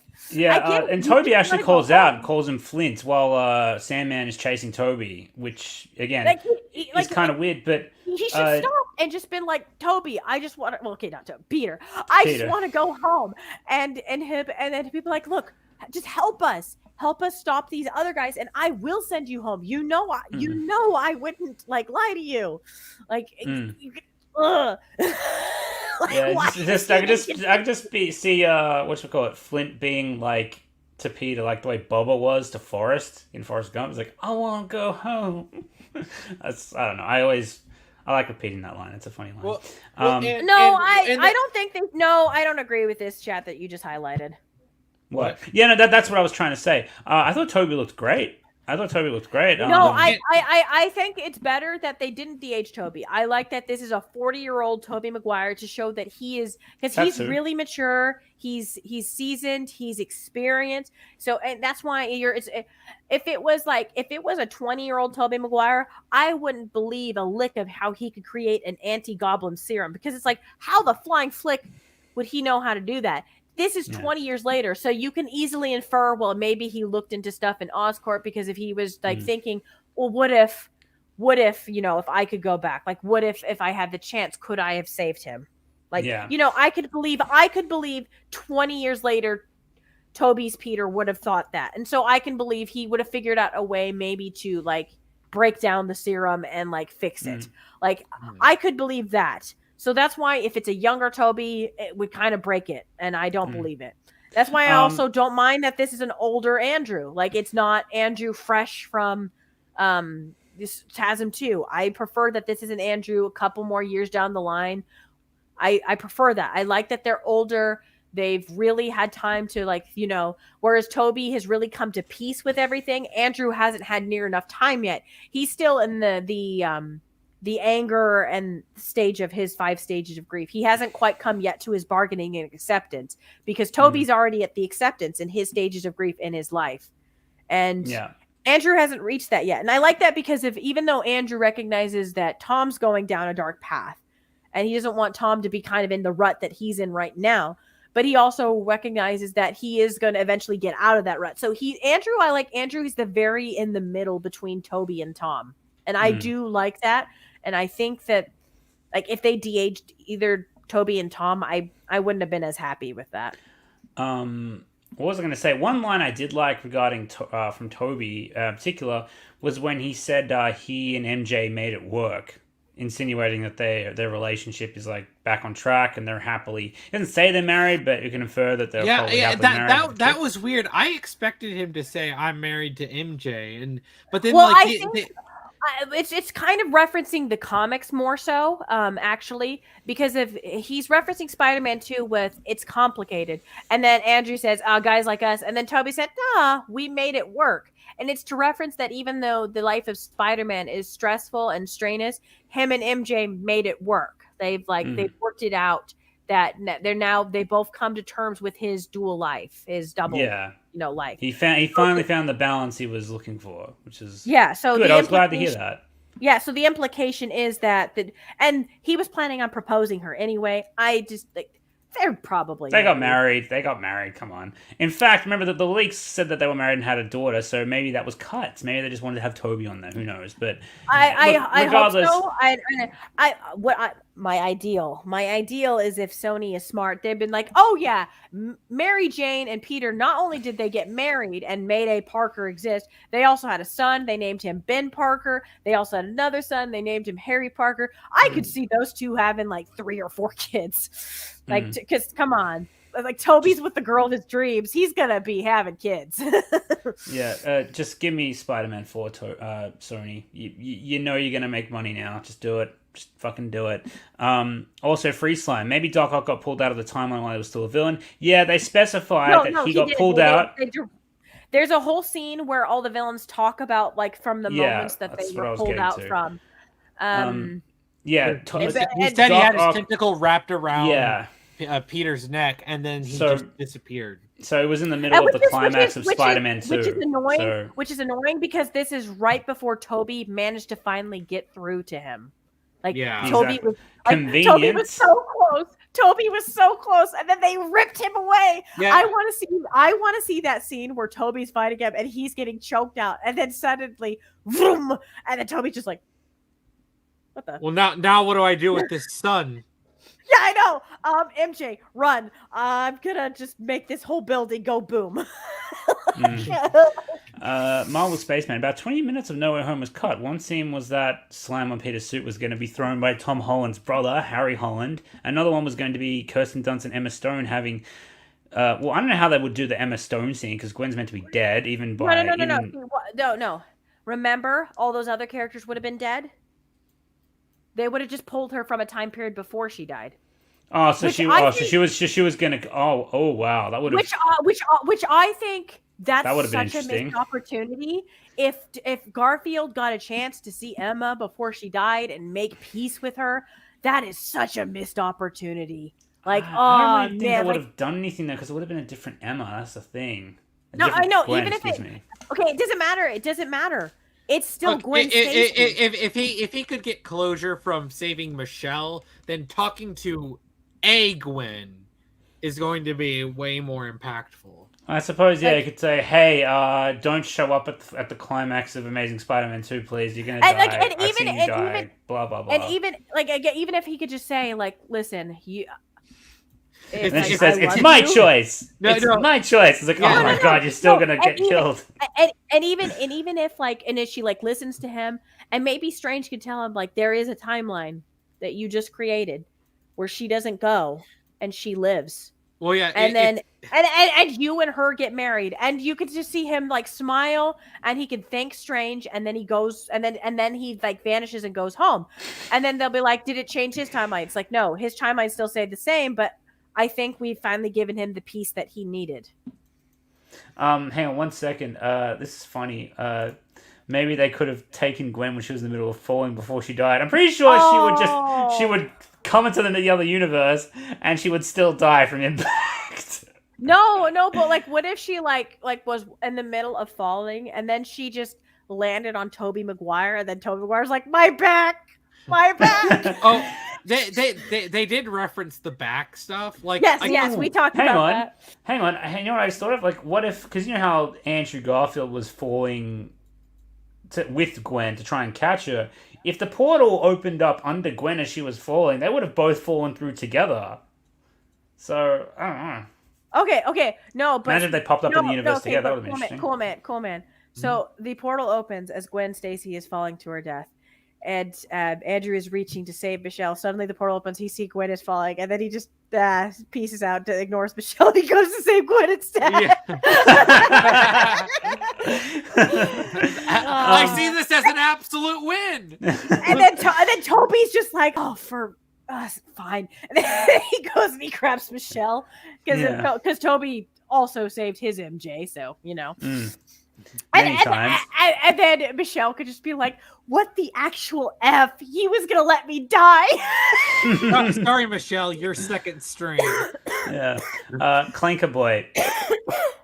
Boy. I finally caught you live. Hi, NOMZ. Hi. It's not hard. It's usually this time of week, every week. I can also imagine, because we've had a couple of people stop by and kind of leave because they're like, "Hey, sorry to miss the stream, but I haven't seen the movie yet.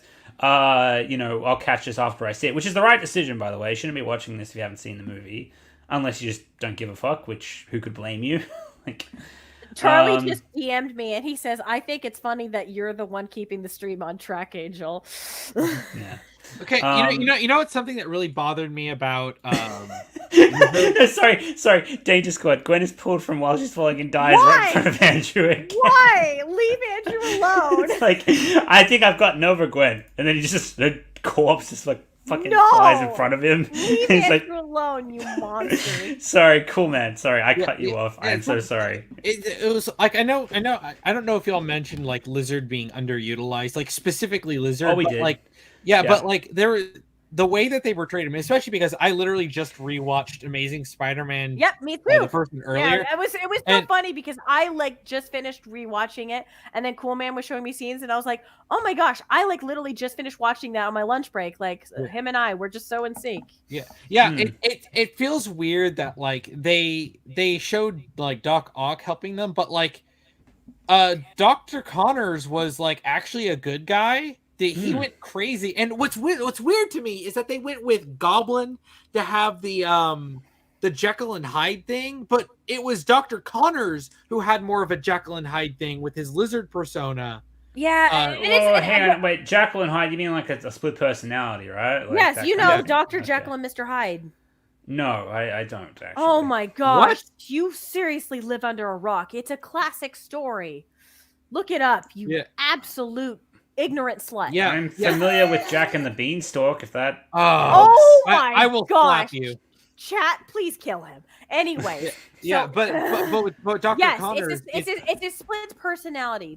The story of Dr. Jekyll and Mr. Hyde is very much, like good guy scientist. He makes experiments. He drinks this vial, and it creates this evil personality inside him called Mr. Hyde. Mr. Hyde is a serial killer. So and he blacks out and he becomes Mr. Hyde, and it's a whole mystery of who Mr. Hyde is, and eventually and then that's when they find out Dr. Jekyll actually is Mr. Hyde when he transforms into Mr. Hyde. There you go, boom, done. Anyways, I was talking about that too with Anomaly. It's weird how they've really simplified Norman's split personality. I don't hate it, but it is a very oversimplification of how his split Agreed. personality works. Yeah, but it's like it wasn't that there were two. It wasn't like say Gollum and Smeagol, where it was very there is two personalities, but Norman was losing to the Goblin personality. The Goblin personality was starting to influence the Norman personality and slowly poison it to the point where suddenly the two of them started to become one personality. Then suddenly like Norman was starting to disappear and not be anymore. Well, yeah, but but throughout Spider-Man 1, like they don't. I just watched it, like Spider-Man. There's one scene where they show that where he's in the room alone and he looks at the mirror and he's like talking to himself. But like other than that, it's basically just crazy. He's crazy the whole time. And then they really wanted to be like, all right, we pulled him out of nowhere, and also he's like really good now. Like this is inexplicably. Which is weird because if it was like, I'd believe it if this was Norman pulled near the beginning, like when he just found out that he killed all those people, like, you know, at the lab and stuff like that, when he was first talking to the Goblin personality and he was clearly really terrified of this other persona. Like if they pulled him straight from that moment, I'd believe it, but I can't remember exactly when they talk about do you remember when they talked about when Norman was pulled from? That's I don't remember. I think I'm pretty sure it's towards the end of the movie. Because now that you really mention it, I don't recall them ever specifically. I don't think they ever specified when he was pulled. If they've seen it, can fill that because blank. if he was pulled, like near the very beginning of Spider-Man 1, then I would kind of believe this oversimplification of Norman. But if it's near the end, then that's really off base. But I mean, maybe if he's pulled from like when he was attacking the parade, it still might work because of that's before he really goes off his wheel. And he was still kind of attached to Peter then too. So I don't know. Maybe if he was pulled from the parade, then maybe. Cool, man. What did you think of them? Trying to be closer to the Goblin costume from the comics and abandoning the Raimi costume. I didn't like that. I really wanted to say I get why he smashed the mask, kind of, but I honestly thought that was just I get it too because if it's the symbolism. Because remember, every time when he was talking to the Goblin mask, it was always Norman like looking at the mask, and it was almost like he's like seeing like as if it's the mask talking to him. Like I get that it's him trying to destroy the Goblin personality, but he never can. I get the symbolism of it, and mind you, I told Cool Man this earlier too. I'm a huge comic fan. You all know me as a huge comic fan. I love the comics. I get what they were doing because back in the day when Spider-Man 1 came out, comic fans did kind of nitpick and say, well, it's not like the comic. But I kind of was okay with that, it not being just like the comic, because I understood what they were going for, because if it was a military suit that he created, but the mask was something that knew that he added to the military costume, like this military armor, because it was armor essentially. Yeah. I get it because of then he's like finding stuff off the streets to make a costume, then it's closer to the Green Goblin persona. I respect it because it is trying to respect the fans of the comics. It's effort, but I also do like the design of the Raimi Goblin costume. I think it's imposing. No, because they wanted to poach and they tried to sell the movie on, that asset from the Raimi movies, and they showed off the costume, and it's only in like one shot before he kills the mask, and then you never see it again. No, I really hated that they did that. Felt like a big bait and switch. I get it because they're like, look, comic fans, we're finally getting closer, because they did it with Electro too, because they're like, yeah, okay, all of you hated how Electro looked in Spider-Man 2. Look, we're giving it closer to the comics, but his comic costume is really silly. It always is, but we do like how it's stupid. Us comic fans are like, we don't care. We love how it's stupid. And they did reference it because every time he kept powering up, like the lightning across his face would make the outline of what his silly little mask looked like in the comic. Yeah. And I did appreciate that. Like, there was clearly somebody in the department who did clearly respect comic fans, because they were trying. They were. My voice cracked there. Very fitting. They really were trying. Yeah. Bless their little hearts. But it still wasn't good. By the way, Danger Squad finally clears up my confusion with Jekyll and Hyde. He says they were part of Führer Eisenhower's cabinet. Oh, good. Finally, someone explains it to me in words I can understand. Thank you, Danger Squad. I appreciate it. Anomaly. I really do not understand your education system. You know so little, so many things. I am Australian. Now, well, your government is literally crazy. That is true. Yeah. Fuck. What was I gonna? I don't mind the Goblin. Slick Emu. Speaking of Australians, don't mind Goblin wear a hood, but I would have like the Goblin mask with the hood. Yeah, that would have been better. If he kept at least the mask, like the little Goblin mask, like even if he got an outfit that was closer to the comics, but he kept the Raimi Goblin mask, I think that would have looked better with like the hood and stuff like that, because the mask is still a Goblin mask. Like, it's a nitpick. I'm both a Raimi movie fan as well as a comic fan, so I'm like at war with myself when it comes to it. There's something else I forgot to bring up about Dr. Connors. Like, there's so much to talk about with Lizard in this movie, because something else that they seem to ignore is that he had to keep taking the Lizard formula to stay in Lizard form. Like, I'll partially disagree with you there, because like they did that for a while. I suppose it depends where they ripped him out of the Mark Webb timeline. Okay, but... let me say that if he is pulled from the final battle after he gave himself a heavier dose, to make it last longer, like, he would still eventually transform back. Also, they got the color of the cure wrong. They made it green. It's supposed to be blue. Green is the transform people into lizard serum. They got that wrong. Well, I like how we're going by color code. No, literally in the movie. Yeah, I know, but like this is how we're distinguishing them. But it's just color. This is clearly the director and the writers of the MCU. They were watching the clip note versions of the Raimi and the Webb movies.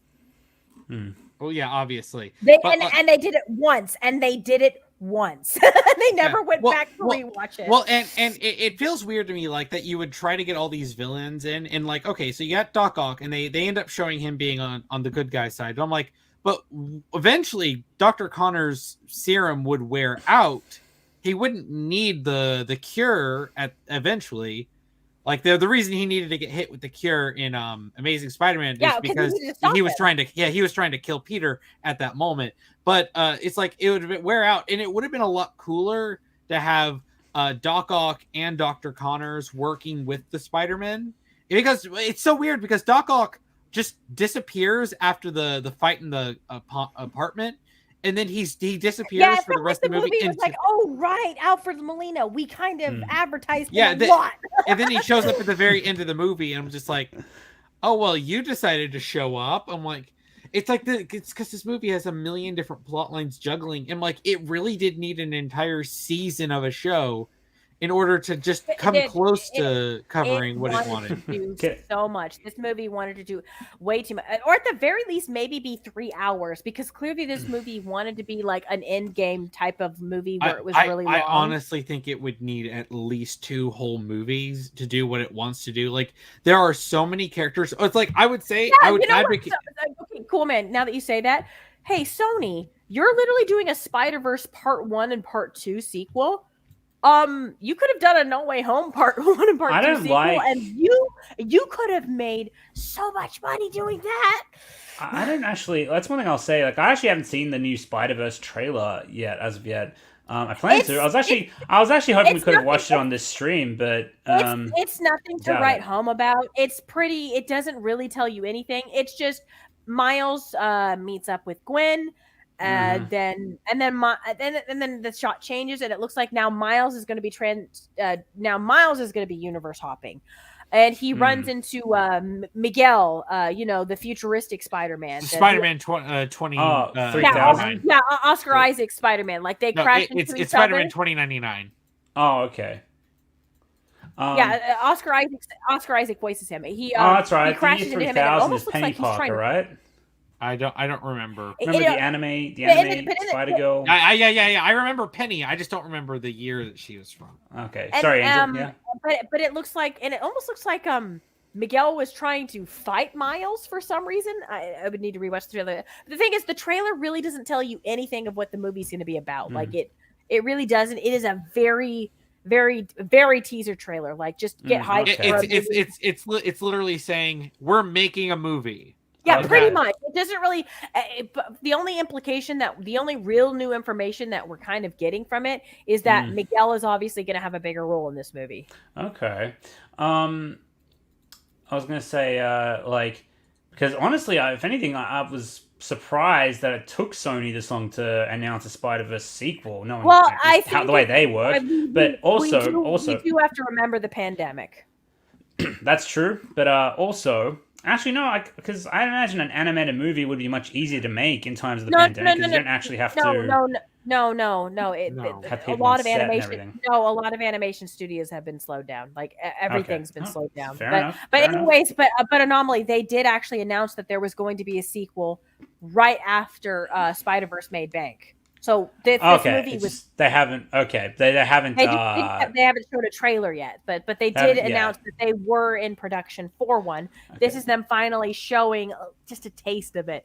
Okay, but the one thing that actually bugged me about the announcement, the one thing that bugged me about this announcement, even though I haven't seen the trailer, is I don't like that they're already doing like a part 1 of 2, maybe potentially 3. Like I was hoping. I imagine they're gonna make money. I know, but you shouldn't really announce that ahead of time because, like, now I'm just gonna be going into it like, okay, and this is gonna lead to the 3rd movie. Whereas, I have my criticisms of Spider-Verse. Don't get me wrong, but like, at least I went into that movie knowing it was going to be like this self-contained. I actually disagree. I think some stories. Oh, what a shocker! I'm kidding. Okay, go. I think with some stories, to actually take this into a complete different tangent, because you don't play these games, but Cool Man and I do play this series, Ace Attorney. There's this prequel series called The Great Ace Attorney. It's a 2-parter game. It's about the ancestor of Phoenix Wright. They made a first game and in Japan for the 3DS, and it took 2 years until the next game came out. But the second game, even though a lot of fans agreed that the second game is the better of the two, like people are like, yeah, we like both games, but the second game is like really, really, really, really good. But it flopped. It flopped, and it's because, again, Capcom floundered because they didn't announce when they were going to be making the second game, and they had a whole lot of dangling plot threads that just left fans just, kind of like, okay, whatever. And then they kind of forgot about it. And so then the second game didn't make as much money. So they didn't advertise it well. So they're immediately like, if they immediately advertised, this is part 1, you're going to get a part 2, it would have done better.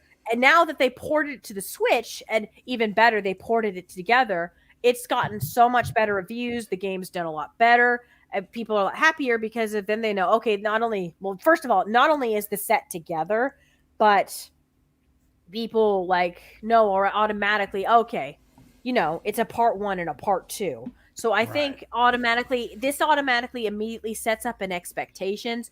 Don't immediately expect everything to be answered in this movie. The following movie is going to do that. Listen, yes, it is blowing their load a little bit, because what if this movie fails spectacularly, like TASM 2 did? But yeah.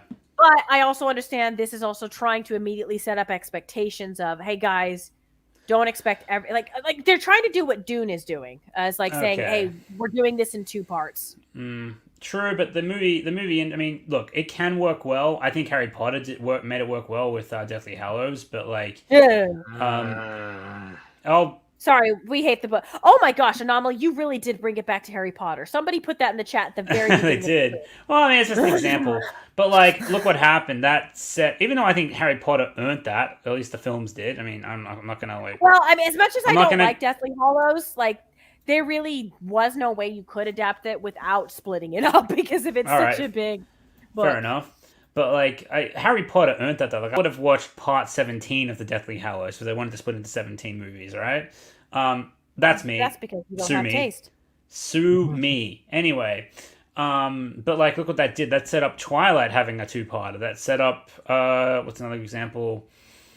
Fucking, there was this whole string of like book series getting their sequels and splitting themselves into parts to bait out money. It started the trend and it went on for a couple of years. Hunger Games, yeah. And it ended when the Divergent series absolutely shat its pants by doing a third movie that apparently, one, it wasn't very faithful, and two, it basically just... It was a shitty movie, and it barely gave us any of what was really going on. Squad. I did not bring up Harry Potter. Anomaly did that. That's on him. Don't you dare drag me into this. Well, yeah, but that disappointed me because I actually wanted to see. I was invested in the Divergent series, at least the films, and I wanted to see how it would end. But we never really got an ending because nobody showed up for the third film. Because one, it was apparently the second movie wasn't as good as the first one by a long shot, and the third movie was pretty freaking bad by comparison. Yeah, and again, it left way too much of the book material out, and it tried to set up a fourth and final movie that the studio didn't want to make because and thankfully that saved us from getting 50 Shades of Grey's final movie split into two parts. So the Divergent series died for our sins and essentially prevented another horrible 50 Shades of Grey movie, which I'm happy with. But now it looks like... Anomaly. You do realize, even if you like Deathly Hallows Part 2, it's Deathly Hallows' fault that Twilight said, hey, we're going to do the last book in 2 parts. That's my point. I said that. Harry Potter set the trend. I know. Now it looks like they might be bringing the trend. I lay the sins of I see. Of Twilight at your feet, J.K. Rowling.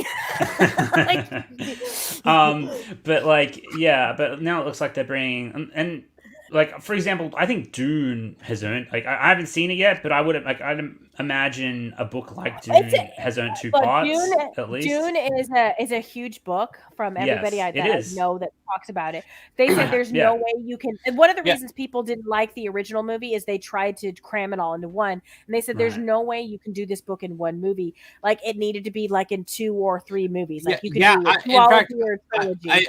I've heard from a lot of fans of the book that saying that they're actually pissed it's only 2 movies because even doing 2 movies, they're still cutting out massive swaths of important content. Yeah, so I heard that the first movie cut out a lot despite itself being the first part. That's what I think that's what Anna said on her drunken review when she was drunk on stream and she was asked to review it, and she talked about how there were certain things that were like super duper important to the plot that were completely cut out. Mm-hmm. So unless you've read the books, you won't know what the hell is going on. At the same time, a lot of Dune book fans that I've talked to that I trust seem to really like the movie. Granted, they said it's not perfect, but they said this is definitely a step in the right direction, especially compared to the last Dune movie, which I'm like, well, that's good. Like, good on you, WB, for making them happy. I can't wait to watch it. Like, No Way Home was actually my first cinema experience since, I think it might be my first experience for the whole year. Sorry? Oh, Ghostbusters. Well, that too. Yeah. Okay. I went to Ghostbusters and oh man, I had so much fun. That's right. Anomaly. I was going to talk about how I got everybody like free tickets, kind of, and essentially, basically. Okay. So fun story. Because I actually bought Cool Man's ticket. Technically, So when I went to go see Ghostbusters, I think it was about a month ago, actually. Mm-hmm. So when I pre-bought the tickets for opening night for me and my parents and a couple others. And it's a place called Studio Movie Grill. And I described to you what Studio Movie Grill is already, Anomaly. This movie company that's basically a restaurant combined with a movie theater. Okay. So I bought us all tickets. Now, Studio Movie Grill, apparently, when we showed up to go to our showing of Ghostbusters, they scanned my QR code that was in my email. They had this glitch, and it's an extremely rare glitch in their system where somebody will buy a ticket and like we're talking like 1 in 2,000, 3,000 people type of glitch that this happens. Like it's not a common glitch. and I just happen to be the lucky one, where it'll say that you actually bought the tickets, even if you select, like, no, I'm selecting it my city and my state and this exact location, and you will look at it, and your receipt in your email will say, yes, you bought it for, pretend it's Dallas, Texas, for instance. I don't live in Dallas, but yeah, like they'd say, or Houston, and it will say, yes, you bought your ticket for this exact theater and this exact location in Houston, Texas. It will say that on your receipt in your email. They scan your QR code, and they say, actually, it says that you bought it for freaking Los Angeles, California location. And I'll be like, what? Like, it's a common thing. Anybody across the state, like, randomly, it'll go to, like, their theaters in California. For some reason, it's this rare glitch that happens in their system. There's nothing they can do about it. It's like they haven't figured out why it happens. It just happens. They tell me, just call the 1-800 number and see if you can get a refund. The problem is we went to a night showing for Ghostbusters. So by the time we got out of Ghostbusters, because my mom then luckily there were still some seats left, so she just grabbed those seats, and then we just went in and saw it. So we just saw Ghostbusters, and by the time I got out, though, you call that 1-800 number, the office is closed. It's well closed past 5:00. Like, everybody would have gone home. The other problem was it was on the weekend. It was on a Friday, so the office isn't open up till Monday. Well, by the time I call on Monday, their policy is like, well, the tickets already, like, we can't refund them. It's been 3 days. You can't. So what Studio Movie Grill did instead is, because I asked for because I emailed them, since I couldn't get in contact with them. I emailed them on my email. So they then messaged me back saying, sorry, we can't refund you the money, but we will give you basically the equivalent of store credit. So they gave me a gift card, which was store credit. So, and store credit is not really money. It's really just saying, the studio saying, here, you basically use this to just get a free movie ticket. So I used that to buy my No Way Home ticket for last night. I bought it for me and my brothers for Saturday, and I had just enough left over for one more movie ticket. And Cool Man's like, I don't want to go. I don't want to go. I don't want to do this. Cool Man. I was like, Cool Man, calm down. And I was like, I can fix you up. I was literally I was beaming her, and I was like, NOMZ wants me to see the movie for the podcast, but I don't want to see it. She's like, oh no, I got you, fam. And I was like, oh, I literally was just like, I was like, no. You're like, no, I don't want. I was like, no, I got you, fam. I love how you just assumed I could afford to pay for my movie tickets because I wasn't considered for. I'm kidding. Relax. I'm just messing with you guys. Oh yeah, okay. So I'm more surprised that the government allowed you to leave your home to go to the movie theater. Why? Because what? Because of all the insane lockdowns? Oh no, but lockdown's been lifted for a while. And the Gestapo coming around to different people to make sure they're vaccinated. Gestapo, they're going to tell you to go home. No, not really. I haven't seen any of that. But speaking of Australia, anomaly, blink twice if the emus are holding a gun to your head. Anyway, speaking of Australia, I like comment. This is in regards to my Jekyll and Hyde. Is that what it's called? Yeah, my Jekyll and Hyde remark. Connor Yardumian is like, normally, here's the thing. I'm kind of Australian, and that's Alex Jones. I'm something of an Australian myself. Yeah, I was gonna get to that. Pariah Dark, he says, Angel, at least have Cool Man watch a good movie. There's not really one right now. And for the record, at least Cool Man got it for free. He didn't have to pay for it at all. Yep, I didn't give Disney and Sony any money. He didn't have to pay for it. All he had to pay for was his food. He had delicious food because the Studio Movie Grill has really good food. How was that mocktail, Cool Man? It was actually really good. They had a thing called a Spider's Bite mocktail. It was actually really good. Speaking of food, we should probably let's try and get through the whole movie before the hour's up because I'm starving. But just wanted to answer. I gotta put my dog to bed because he is shedding all over my bed and asleep. Oh wow. The NOMZ Cinematic Universe got some new lore. And just want to say Charlie's super chat real quick. Toby, it's time to save the city. Yeah, what the hell? How do I shoot web? Oh my god, it's Alpha Molina, Dr. Octanopus. Blah. Oh. Gotta say the meme All right. right. So Cool Man. Super Did you- Geekdom, best movie Cool ever. Man, I'm glad you you had a good time. Yeah, go. Cool Man, did you cringe? Did you cringe when they had Willem Dafoe do his "Hello, how do you do, fellow kids"? Something of a sign to myself. Well, and you know what's really funny? No one in my theater reacted to that.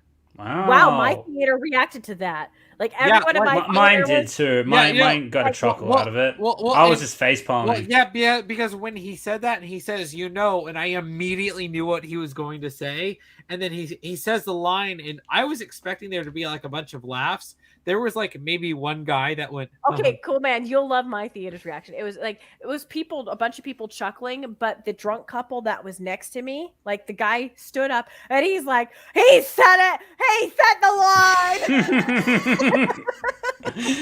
Oh, precious. Man, that drunk precious. couple, they were so funny. Oh, Cool Man, they were drunk and the normiest of normies. They were like, I was saying like, yeah, I didn't like really much any movies this year. And I was like, I saw Ghostbusters. I really loved that though. And like that was a breath of fresh air this year. And you know what this drunk couple told me I should go see if I want to have a good time? What? They said I should go see the new Resident Evil movie. Oh no. I was like, Wow. Okay, I'll consider it. I'll be fair to them. They were probably drunk the entire time it was on, which is about the only way you can watch that and not want to die. I was dying inside. I wished you were there with me because I was like, oh my gosh. Both of us would have like immediately cringed into non-existence because of that. I was polite. I just smiled and nodded. And they were so funny. They kept asking me questions constantly, and they're like every time, and I kept answering it to them. And they're just at the drunk guy next to me. He's like, "You're like so cool. You're like a comic book encyclopedia." I was like, "Yep, that's me."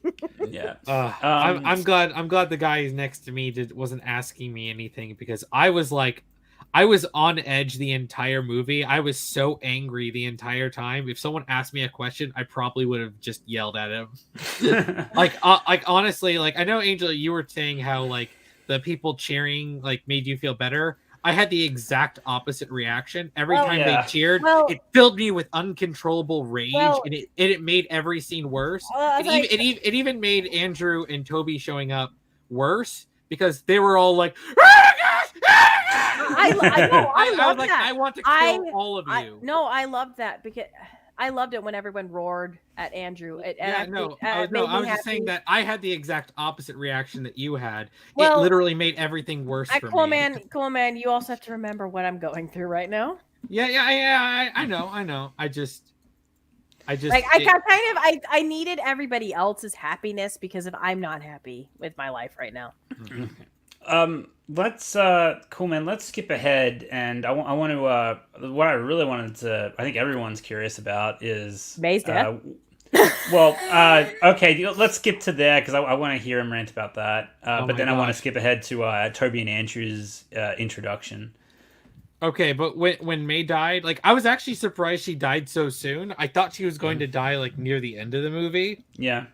And when she got like blasted by the glider, I was like, oh, I almost did. I held it back, but I really I almost said good riddance. I knew that I probably would have had the guy behind me because the guy behind me was like a massive like normie Spider-Man MCU fanboy. He probably would have started beating me for saying that. But I was like good riddance to MILF May. Like I was so sick of I almost cheered when she died. But that whole I was disappointed because I was like, dang it.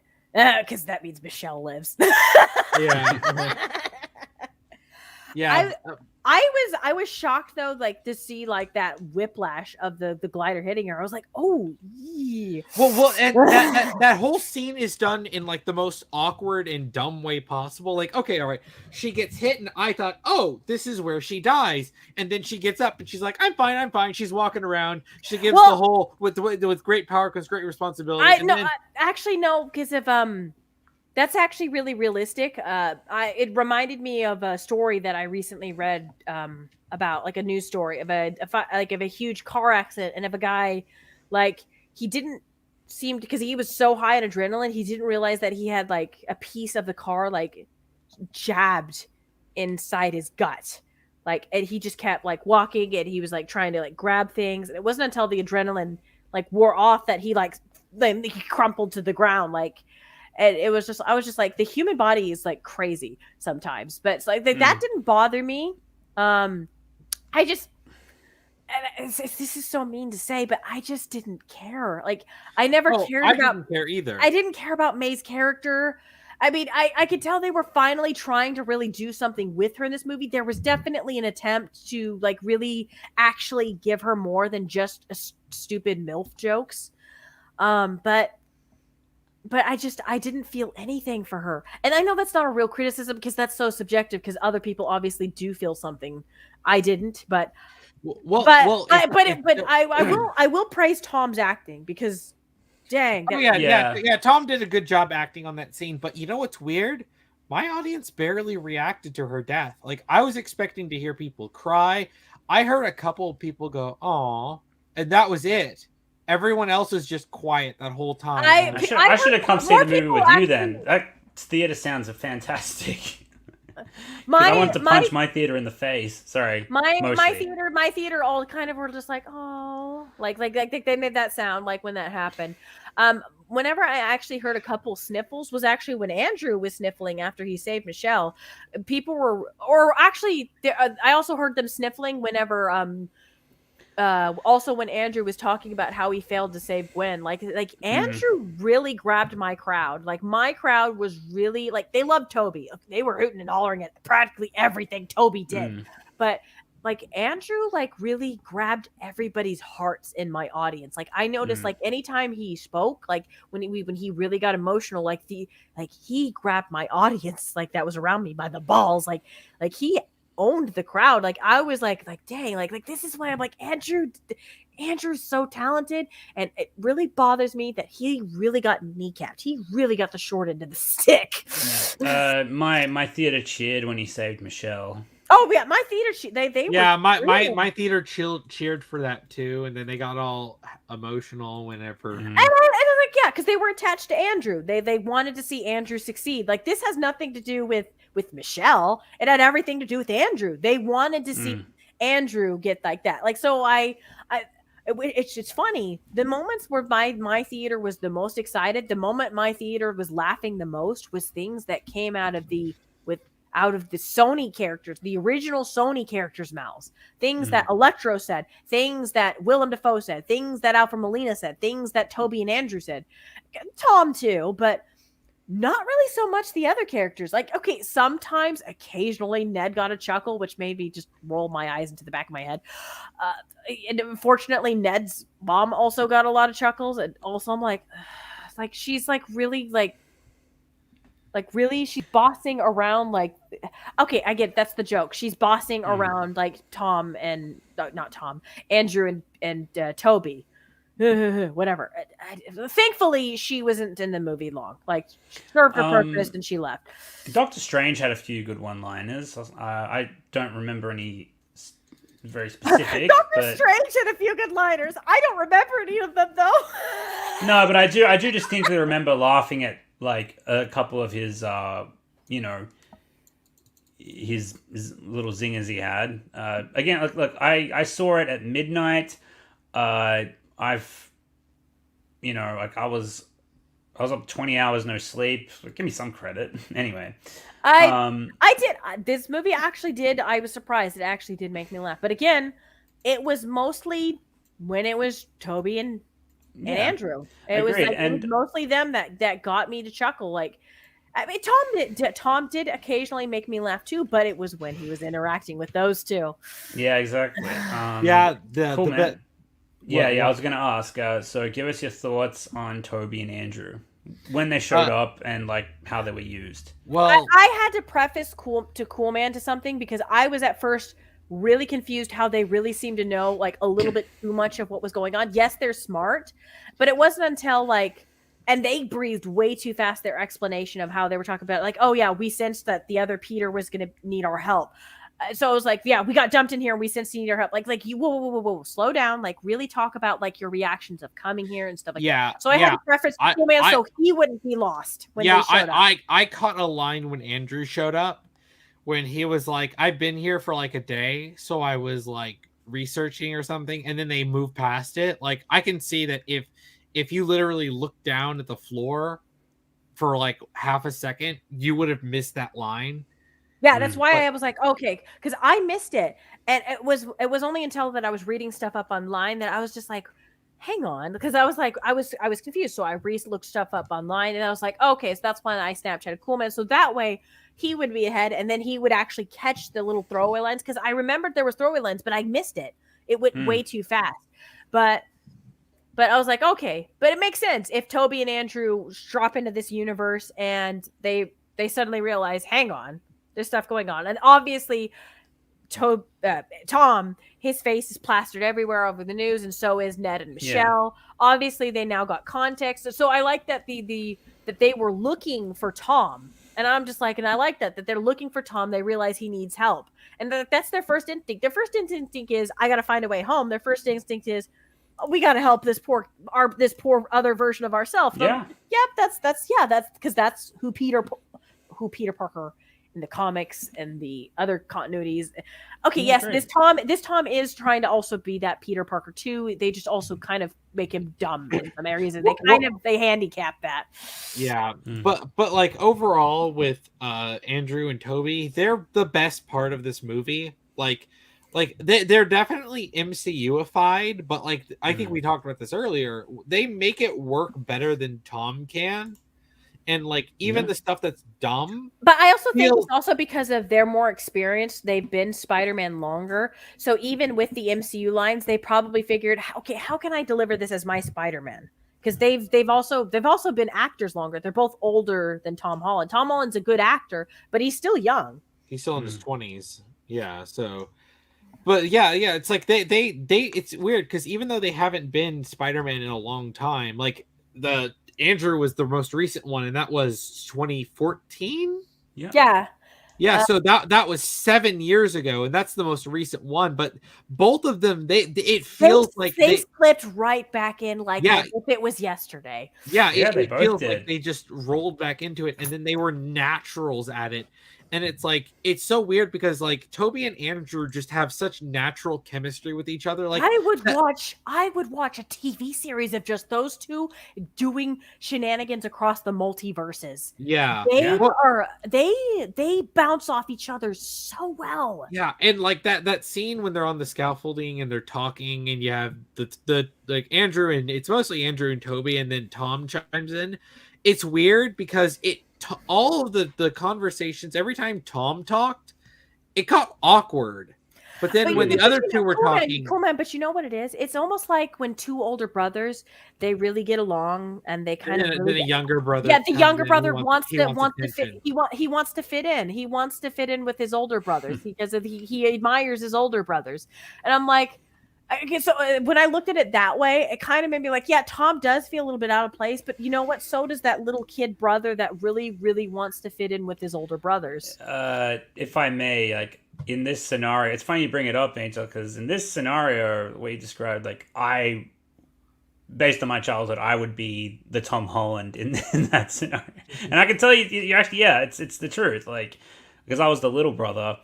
Like whenever they talk about like, because they're a bit older, they're in their teens and stuff. They talk about like their like girls and stuff, and I'd be like, "Hey guys, what's going on?" And then they'd be like, kind of like, "Oh, he's here," you know, like.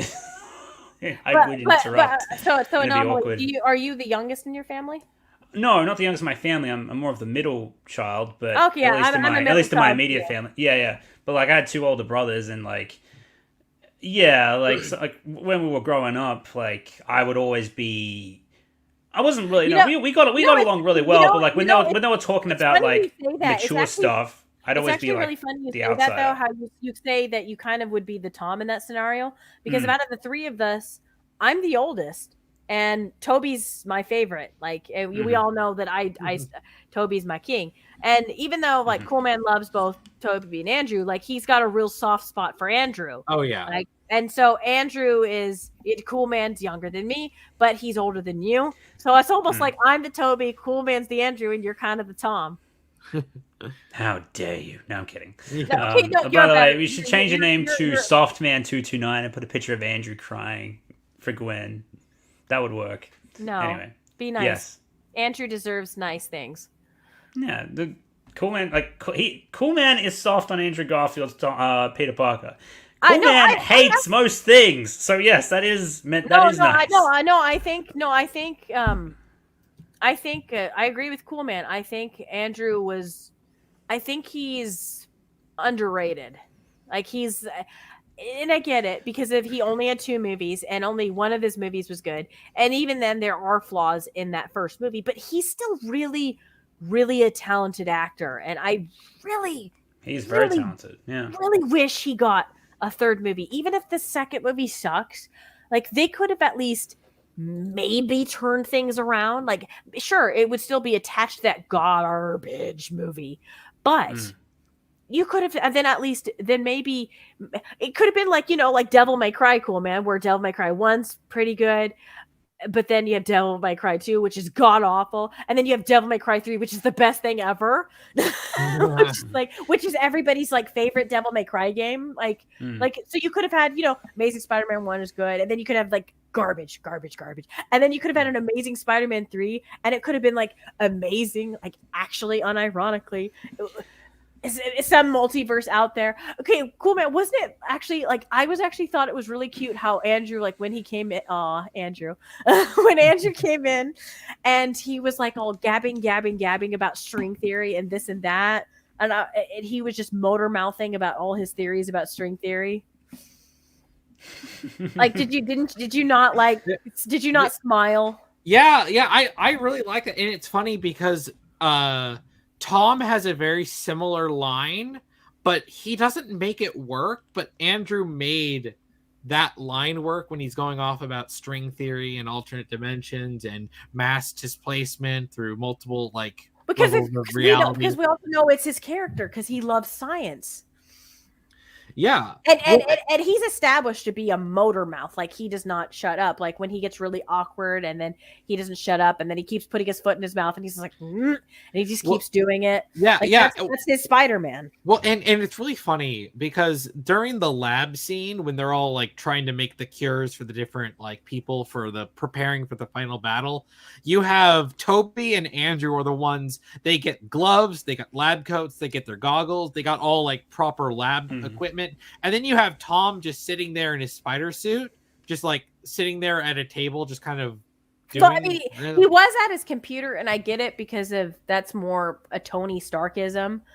But like, I do wish like that maybe like, and I did like it when I really wish like if please take Ned out of the room, like because Tom is at his best. Well, besides when he was crying over May, because that actually was Tom. Like, that was amazingly well acted. Tom was at his best when he was bouncing off those two. Like, they really brought out like a lot of more, because Tom Holland, like as himself, when he's in interviews and stuff like that, he does have a natural charisma. But I think MCU's really kneecaps him and holds him back. Oh yeah. So I think like in the hands of like Mark Webb or a Sam Raimi, he really could shine. Like, I'd even say Joss Whedon, because Joss Whedon almost is the foundation of MCU-isms. Because a lot of these movies feel like they're trying to. Because now, Anomaly does not a lot of MCU jokes feel like it's desperately trying to be a dragged out Buffy joke? It's been a while since I've seen Buffy. I want to say kinda, but I think the better comparison would be simply they're trying to emulate the Avengers 2012. Well, yeah, but that's Joss exactly. Whedon. And Joss Whedon's humor, though. It's exactly. By Avengers, he really patented that Buffy humor, and it's all over the place in Avengers, because Buffy is the Buffy speak, the pointing out the nonsensical things, the really being sarcastic in the face of danger. That's all Buffy. That the DNA of that humor is all from Buffy. Yeah, And no, I Bucky- agree. I agree with that. I used this Avengers because it's the more immediate example, and also because the humor in what was it? The humor in Avengers is it's not entirely different, but it definitely has a different feel than the earlier, like Well, Iron no, Man 1 and Iron Man 2 Yeah, that's what I mean. and Thor Because 1. it is Joss Whedon. This is Pat and Joss Yeah, Whedon. This is what I mean. Like all of them, it feels like they're trying to, even though they've kind of like blacklisted Joss Whedon, they're trying to imitate him. they're still weirdly like trying to imitate him. Yeah, And it's like, but you guys don't understand why people found Joss Whedon funny back before he was canceled. Because of like, for all of Joss Whedon's many faults, he does write funny dialogue. I don't care. People have been like, oh no, Joss Whedon's dialogue is cringe. No, I don't care. F you. I don't care if this is a hot take. I think Joss Whedon writes funny dialogue. I think his dialogue is why I still think Avengers: Age of Ultron is awesome. I love Avengers: Age of Ultron. Granted, I haven't seen it in a while, but I think that movie gets way too. It's not a good movie, but no, I think it's a good movie. I think it's good. No, it's a bad movie. Sue me. But sue me. Okay. Sue me. No, it's bad, but this is something that I said when I first was looking at it, was that the scenes that you can tell Joss Whedon wrote, like you can tell when he's I would compare it to Spider-Man 3, actually. What? Age of Ultron. Way, no chance. Spider-Man 3 is worse than Age of Ultron. No. Shush. You're missing the point. Let me explain. The reason I would compare it to Spider-Man 3 is because of why is Spider-Man 3 bad? Is it bad because of what? Studio interference. Right. What's good about Spider-Man 3? Every time it was Sam Raimi. Every time you felt like it was that, like, okay, that was Sam Raimi. And every time it was bad, it was like, okay, that was clearly the studio holding Sam Raimi back, or that was the studio changing things. That's what Age of Ultron is. Age of Ultron, when it's good, it's when you clearly can feel like, okay, that was Joss Whedon. When it's bad, you're like, okay, this is clearly when Marvel Studios was interfering. Because they were interfering a lot. I won't deny that the Marvel studio interferences brought Age of Ultron down at times, but I still maintain the movie is good on the whole. Like the pros outweigh the cons.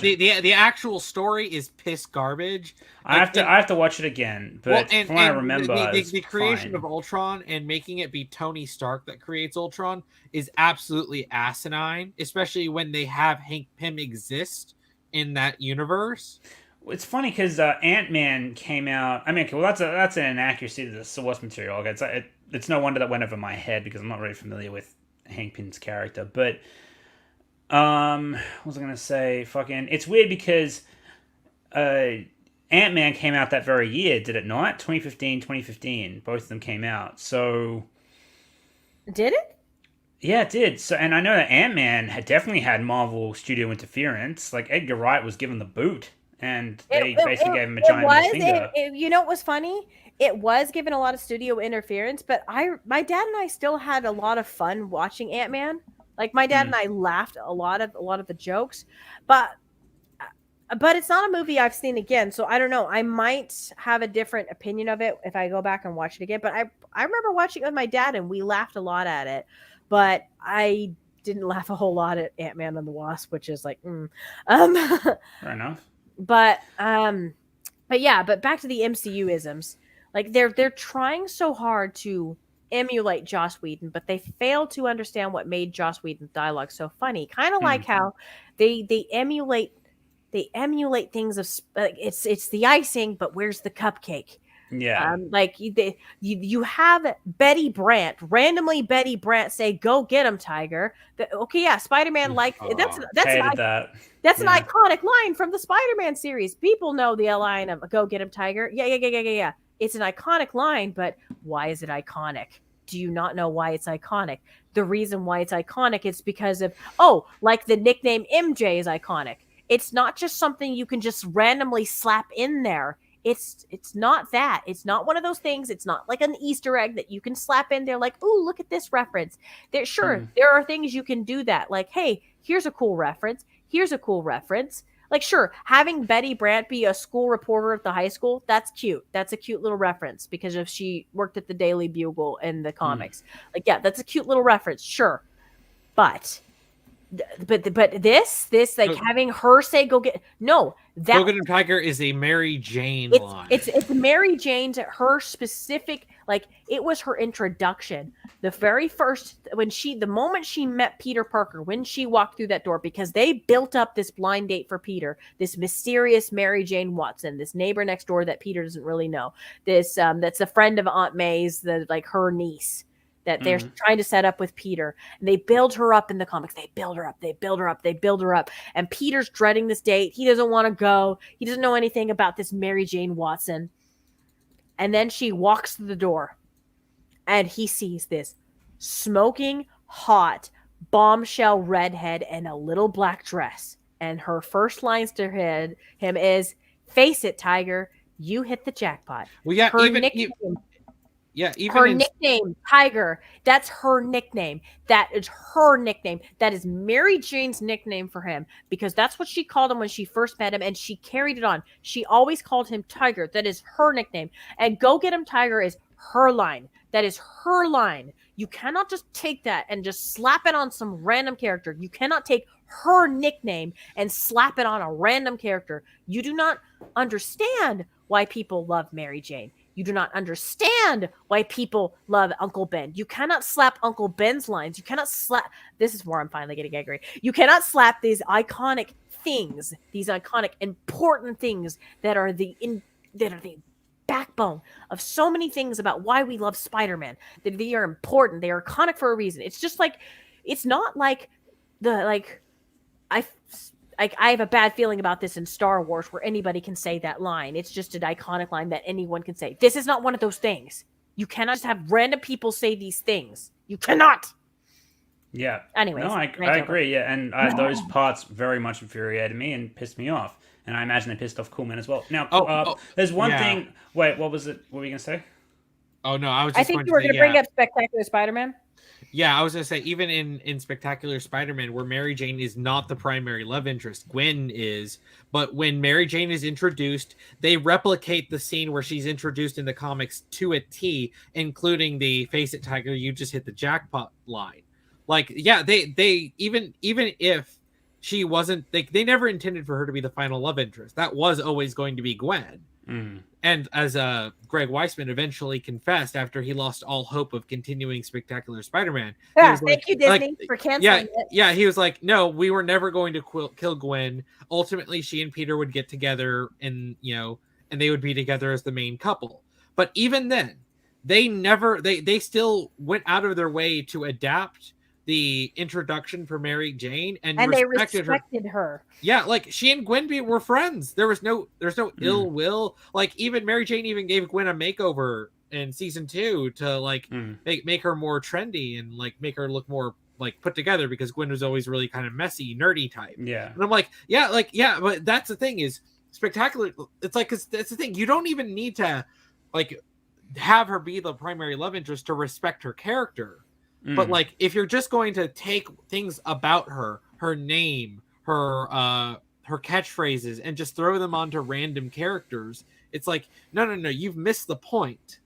Right. Like you don't know why we love these things. These are not like cute little like cute little fan service moments. Like whenever what was it? Because Rogue One had a couple of them, cute little fan service moments, but it didn't piss me off. It was like, I was like, that's cute. Yeah. Remember the guys who Luke ran into on the bar? They were leaving Jeddah when they miraculously left Jeddah like just before it blew up. Yeah, is it nonsensical? Yes, but it did get a chuckle out of me. Yeah, and it's not something that breaks the lore of the universe, because, okay, they were leaving Jeddah, so then you're like, okay, but then they must have gone to Tatooine right after that, and you know what, that makes sense. Okay, and this guy there's another really funny fan service moment that was more subtle in Rogue One that a lot of people pointed out. Like, there was a battle going on on Scarif, but Anakin never stepped foot on Scarif, and people are like, "Oh right, because there's sand." Yeah, no, I heard that one. I heard that one. I'm like, but that was actually kind of funny because but it's not like they did it to make fun of, because Vader still had that really cool epic scene that everybody loves to death. Like even people who hate Rogue One love that scene. Yeah, like So yeah, you can dangle the keys at me. Like I almost said cheese. Man, I must be hungry. But like you can I'm dangle starving. you can dangle Big- your keys. Sure, I don't care, but you also need substance. Like you can't just give me the sauce. Where's the lamb? Yeah, well, it's also I'm just thinking of Gordon Ramsay. Where's the lamb Yes, sauce? thank you. I was Where's referencing the that. lamb sauce? Sorry, okay. But you're basically saying you can reference things that aren't character integral, is what you're trying to say. This shit is like these lines aren't just lines, they aren't just references, and you can't treat them as such. They are integral to these characters and what defines them and their influence on, in this case, the main character, which is Peter. Anyway, that said, cool. Before I wrap this stream up, there's one thing I want to ask Cool Man about that I would really like to get his take on. Let me. But before I do, I just want to answer some of these chats because there's a couple good ones. Like I kind of wish really the want fight. to do, but before we get to that, Well, trust me, I really want to get to the end of this because I'm gonna eat my own stomach soon. I'm starving. Sleeky Me's like, I kind of wish the fighting style for the other Spider-Man are different. Like Toby, I think you mean you kind of like how the fighting style. No, no. They said I kind of wish. No, I can read. It's just, I'm pretty sure that that's what they did though. Like Toby is more brawly and Andrew is more acrobatic. no, they didn't make any specific. There wasn't any stylistic differences really in how they fight. You Other don't than think that Toby, has organic. No, they all move similarly. I don't mind that they all don't fight very differently. I like that they were like, because they're all technically the same person, just living different lives. Now I get it because now some people would adapt different fighting styles, but I mean, I can understand, like, this is more like obviously a personal preference. Like, obviously, this person, like, they like, it's a subjective thing. They wish they'd see that. And that's fine. Like, if you wanted to see Toby getting a little bit more, like, down into it and seeing Andrew being, like, a little bit more graceful, like, that's fine. Like, that's fine to wish that. Like, that, I see nothing wrong with wishing that. Yeah, no, I think that would have been cool. Honestly, I thought maybe it was just me. I was just seeing things. Maybe I don't remember it correctly, but, like, I thought that's what we got with the action scenes, but maybe we didn't. I certainly remember their respective films containing different fighting styles. Like Andrew was certainly far more acrobatic in the Amazing Spider-Man movies, and Toby was definitely much more brawl heavy in his fights with Goblin, Sandman, and Doc Ock. So, and Venom for that matter. So yeah, it would have been nice if we got a bit more. It's a nice little wish to have. Well, the movie was very, very fast. So yeah, that too. Yeah, there's so much going on. Like they don't have any time to do anything really. Danger Squad, Cool Man, ex Andrew Garfield. Yep, indeed. Andrew Garfield is handsome. He is. Merry Christmas. I've missed AI Core so much. So happy to be here. Thanks, Doc. It's good to see you. Merry Christmas. Merry Christmas indeed. Best community on YouTube. That's high praise. And yeah, man, it's good to see you back. It's good to see a lot of familiar faces. We are really trying to get the podcast, like, firing on all cylinders again, and we have we've been doing it's the same time every week, most weeks. I only made an exception. Problem is the holidays are coming up. Well, that's the perfect time to stream because everyone's going to be sitting down with their cocoa. No, because opening up the family presents, in town. blah blah. Well, that's you. Not everyone. Has family. Not everyone has family. We'll be a family. It's all good. Anyway, you know what? F you. I'm kidding. So we're going to what am I looking at here? But okay, I think you were wanting to ask Cool Man his opinion on something. Cool Man. I was just seeing if I missed any. There's a couple of chats, but yeah, no, I really wanted because guys, we've been at this for 4 hours. Are you gonna ask him about how the ending, right? Yes, I wanted to know his thoughts on the ending. I was actually wanting to talk about that. Okay, can we just I want to just see how we compare. Okay, yeah. Okay, Anomaly, why don't you tell us your thoughts first? Okay. So I actually like the ending was one of like 3 or 4 things I liked about this movie. I like the beginning. I like the action scenes. I like the Spider-Man chemistry, and I like the I call them Spider ending. Bros. Spider Bros. That's good. That's a good title.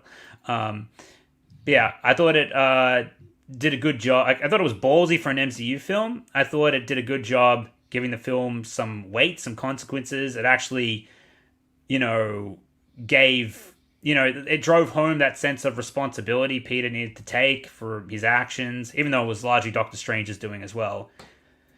And he kind of just bites the bullet and pays the price. And it puts him in a position where the film ends where Spider-Man should have started off, where with him, he's poor, he's a relative nobody, his identity is a secret, he's living a very, as both Andrew and Toby said, defeats the whole purpose of an anonymous superhero sort of thing.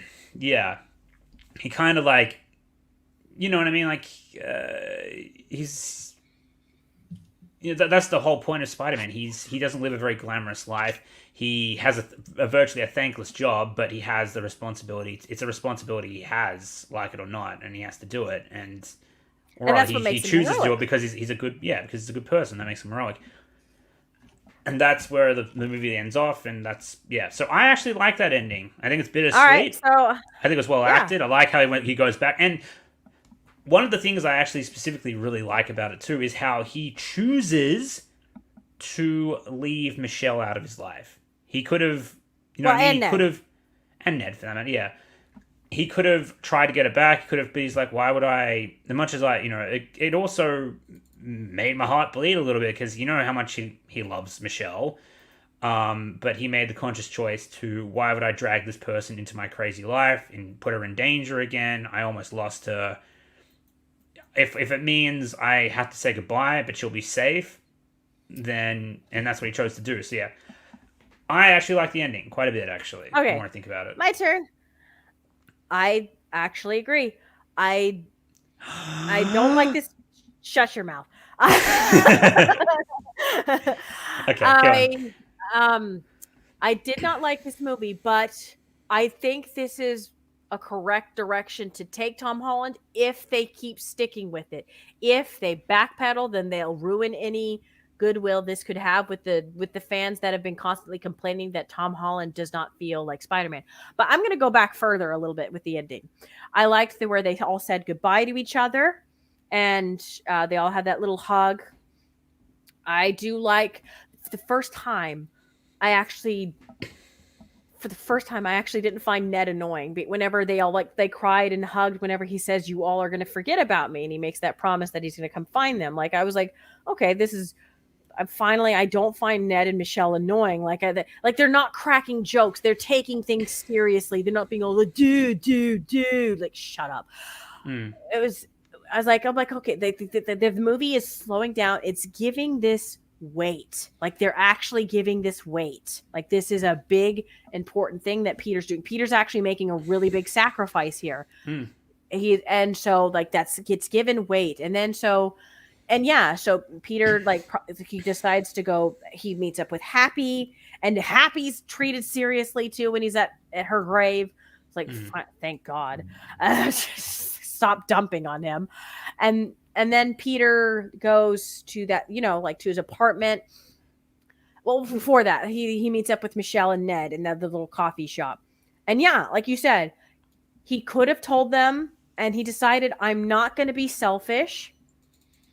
I'm going to leave them alone and let them live their own lives. Now, it could open the door that maybe they could remember him someday, possibly, because Michelle also does kind of have that look. It could be interpreted as that she's like, he was weird, or maybe she felt something.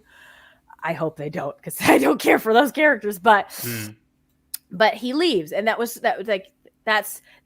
and this almost harkens back to the first Raimi movie where the real MJ confesses her feelings to him, and he turns her down and he walks away from her because he wants to protect her. And this is kind of him protecting them so that they can have a real life without, having them, their lives be ruined because they're attached to him.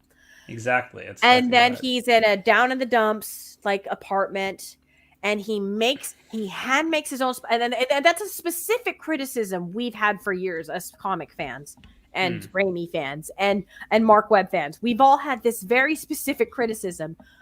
Stop just handing him these suits. Stop handing him these things. He should make it himself. He should build it himself.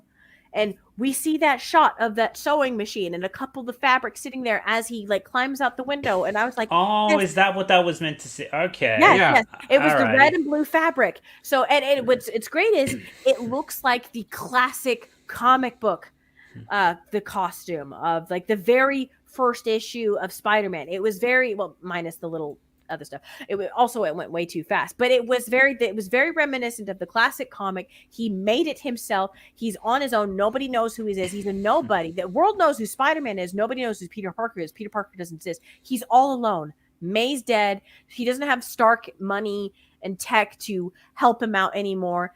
Now he's on his own, but because of the other Peters, they left an impact on him and showed him that he can pick up the pieces and move on. And I'm like, that out of everything in the movie, that was the most powerful thing.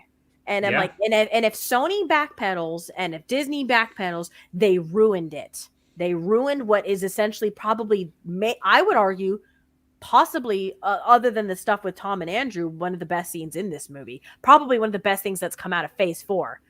Now, Cool Man. I hate it. Oh, really?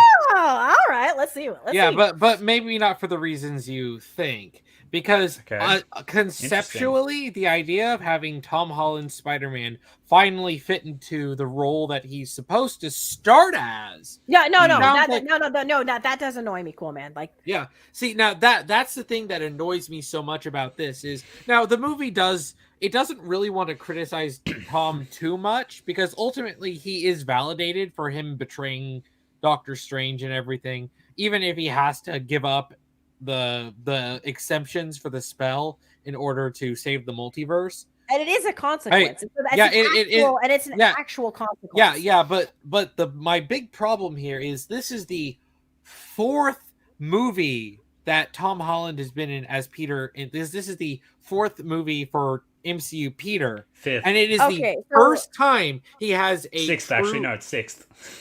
It's the sixth movie. Cool Man. Civil War, Homecoming, Infinity War, Endgame, Cool Man, Far From Home.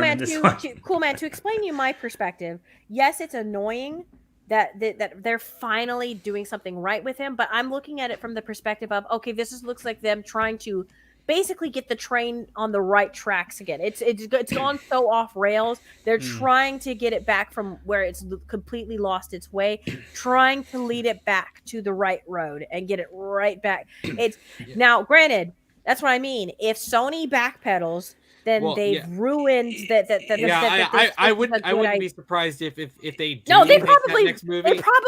They'll have will. I have zero faith in them. Can I just say quickly? In other ways, it actually kind of brings Tom Holland's trilogy, if it's going to be a trilogy. Actually, no, because like Civil War wasn't a part of the trilogy. But it kind of brings Spider-Man's story in the MCU full circle because he's essentially in the same spot. Minus Aunt May, where he was even then. He was still doing fine, even when May was around. Like this is even lower than when he started. But but that's Spider-Man though. It's like now yes, Cool Man. Believe me, I completely sympathize. It is annoying that it's taking them this long to finally understand that this is who Spider-Man is. He is beyond underdog. He is. It's a damn shame. He's very. I'll agree that. He's very down on his luck, and that is annoying. But for what it is, I appreciate because of it's finally them admitting that this is a pure admission that they did wrong with Tom Holland because they really stuck to their guns, especially all the way up until No Way Home. They've been sticking to their guns that no, there's nothing wrong with our Iron Boy Jr. This is an admission. This is actually an admission that they made a mistake. That is not something you ever see from a corporation. And so I'm like, for that, I'm like, dang, that had to be some humble pie that they had to chew on. That I hope that hurts. Yeah, because even as far as Far From Home, they really were pushing. Oh, Peter is the next Tony Stark, even if he doesn't want to be. He's just like Tony. He's so smart like Tony. He's making stuff like Tony.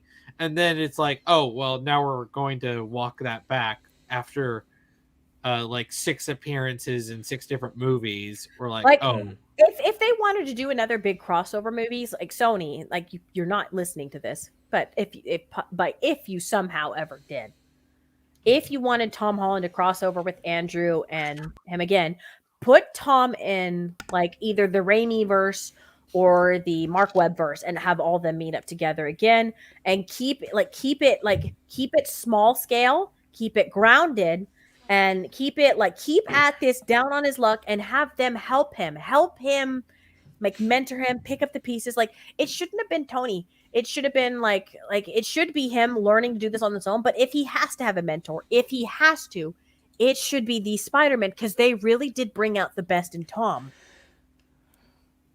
Like if you're going to be a cash grubbing corporation, like at the very least, like keep it out of the MCU, because let's be frank, nobody was seeing it for the MCU. Yeah, people were cheering the most for the other stuff, for the stuff that was the Sony era stuff. Like when Andrew showed, like yeah, everyone was excited to see Alfred Molina. Everyone was excited to see Willem Dafoe, and I even heard people like kind of get a little bit excited seeing Dr.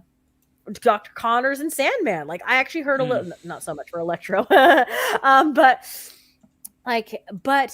when Andrew showed up, that my theater, I thought like people like full on jumped out of their seats and were screaming. I thought some people like in the rows behind me were gonna full on rip their chairs out and like throw it like in excitement. Like this is where people wanted. They wanted Andrew. They wanted Toby. That's who they wanted. So that's what I mean. Like if you are gonna keep like if you want to do another one of your little like live action Spider-Verses, put Tom in their universe. That's what people want. They don't care. Normies don't want to secretly admit it, but deep down, they're kind of bored. Because look at all the other MCU movies this year. They all bombed. Shang-Chi, on a technicality, made profit. Barely. On a technicality. But Disney still ate losses. Big losses. The MCU's not making money. Spider-Man, the actual Spider-Man, the one that's the pop culture icon, that makes money. Tom's a good actor. Put him in an actual universe. And sorry, John Watts, I don't think you're that good of a director. Get somebody else to direct it. Like, literally, just... You know what? Get Jon Favreau to direct it. I think he could make a good Spider-Man movie. Ooh, yeah. But it's also... Yeah, what's probably the biggest criticism of the Spider-Man movies to date? It's that Tom Holland doesn't stand out as the character. I mean, yeah, he's a good. He's good. He's good. He's a good actor. He's a good actor. He fits the bill. Spider-Man was always overshadowed. Always. Oh, but yes, he was. But I mean, as a character in the comic book, Spider-Man was always the most popular Marvel character. Spider-Man, in fact, at one point, Spider-Man was even more popular than Batman and Superman. Like, he was that hot, like, in terms of, like, merchandise sales. Like, right. Like, and he was a golden goose of a character. And yeah, Sony started great with each time they made something and then floundered. They got it right 2 times but which is what it's like. Corporations, stop interfering when you have like a really creative, talented director. Let the director just kind of play around and have fun. Now, if it's a Patty Jenkins, sure, do all the interfering. Don't let her make a Wonder Woman 84 ever again.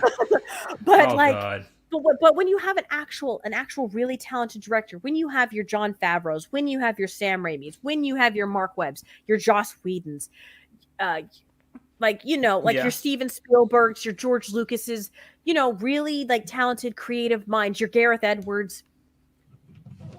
Leave them alone. Leave them alone. Don't tell them what to do. Yeah, Don't tell them what to do. They're there for a reason, and You're just there to just, manage the checkbook. Make sure they don't go over budget. Like, that's your job. Not to interfere with their vision. Leave them alone. Leave them alone with the writing process. Stop firing and rehiring people, Kathleen. yeah. Leave them alone. Let them do their job. Like seriously, now I really want a Jon Favreau Spider-Man movie. Like, come on, Disney. Jon Favreau plays ball with you. Like, let him do it. It would be a million times better. It would be good. It would be grounded. You could have like do a crossover. It would be fun. And like, I get it. The movie's not great, and I can understand why audiences have fun. It's a very, very turn your brain off, have fun movie. Like, like if you turn your brain off, you're gonna have the time of your life. It's such a dumb movie. It's so dumb. But it's not dumb like the Venom movies, where the Venom movies knew they were stupid. Like, this movie thinks it's smarter than it is. But more to what you were saying before, Angel, about fuck, I lost my place. What was I going to say? What you were saying about that's it. No. About a mission of guilt. What this movie also admitted that people were criticizing is, again, like I said, Tom Holland is the least interesting part of his. He's always overshadowed in his own fucking movies. People go in looking to see something else. In Homecoming, it was Tony Stark, obviously. In Far From Home is what I consider to be the most meh of the Spider-Man's appearances. One, because he isn't attached to, well, that's it. That's exactly right. He's not attached to an Avengers character or the Avengers movies. So Far From Home for me was a big dud. And then this movie sells itself on everything but the MCU's own assets and the MCU's own Spider-Man character. So what that also admits is that they can't come up with any good villains. They don't understand the Spider-Man character, and it was only in the last scene that they actually, like we said, put the character where he was meant to be. Where he should have started off from. It was almost like they're trying to soft reboot it. It feels like they still want Tom Holland, but they're like, okay, we went wrong with him. We need to clearly do a reset with how we handle him because of Patty. No, not Pat. Freaking Amy Pascal. Oh. She said she wants to do another trilogy with Tom, and Kevin Feige did say there is going to be another movie in the works, but Amy Pascal really wants to do another trilogy. I feel like Sony feels like no, Tom, and because remember Amy Pascal is with Sony, and Kevin Feige is just saying there's just this next one, but Amy Pascal, and I think Sony realizes there's potential with Tom. It's just how the MCU has set him up with is effed. It's not good. It's not a good foundation.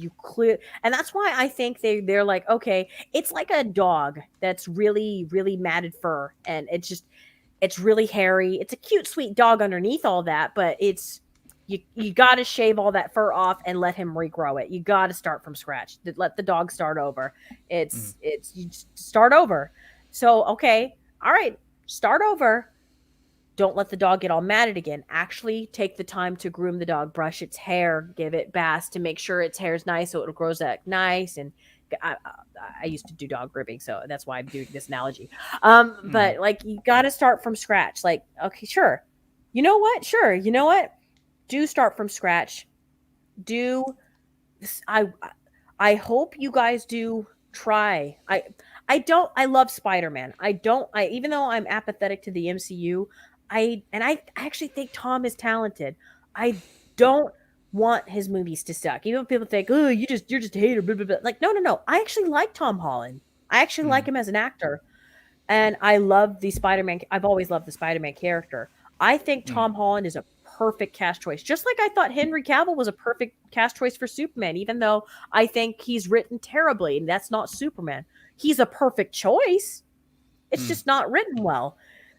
Tom Holland's the perfect choice. He is perfect for a Peter Parker, a young Peter Parker growing up. Like, he's perfect. And he's still got a baby face, so you still can do the young Peter Parker down on his luck, growing into a young man. So he's still young enough to where you still can do that story, I think. And with this starting over, you can start fresh.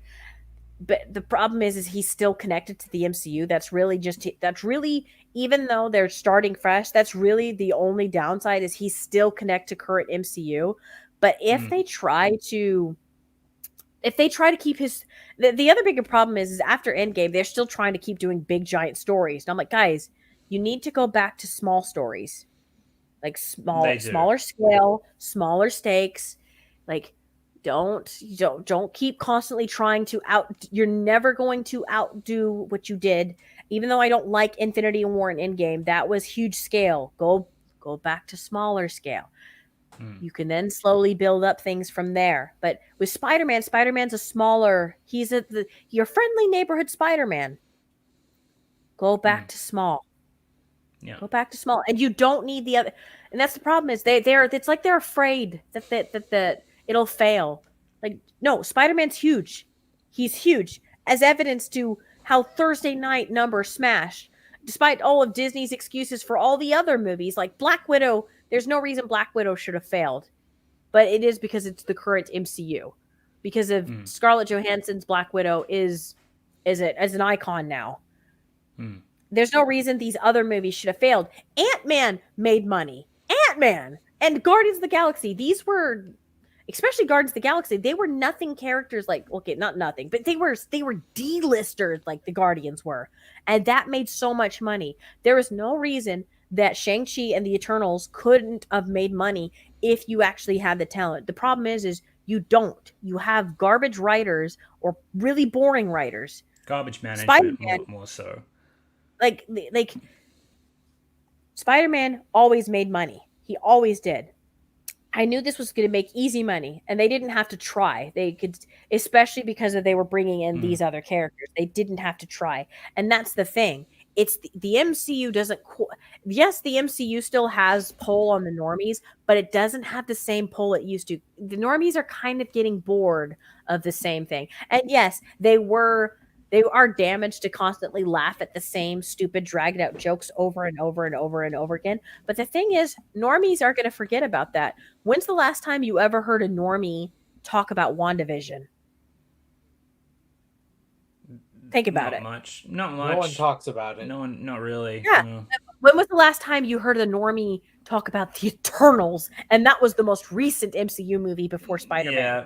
I spoke to a person at work about it. He said it was so inconsequential and just he said it was.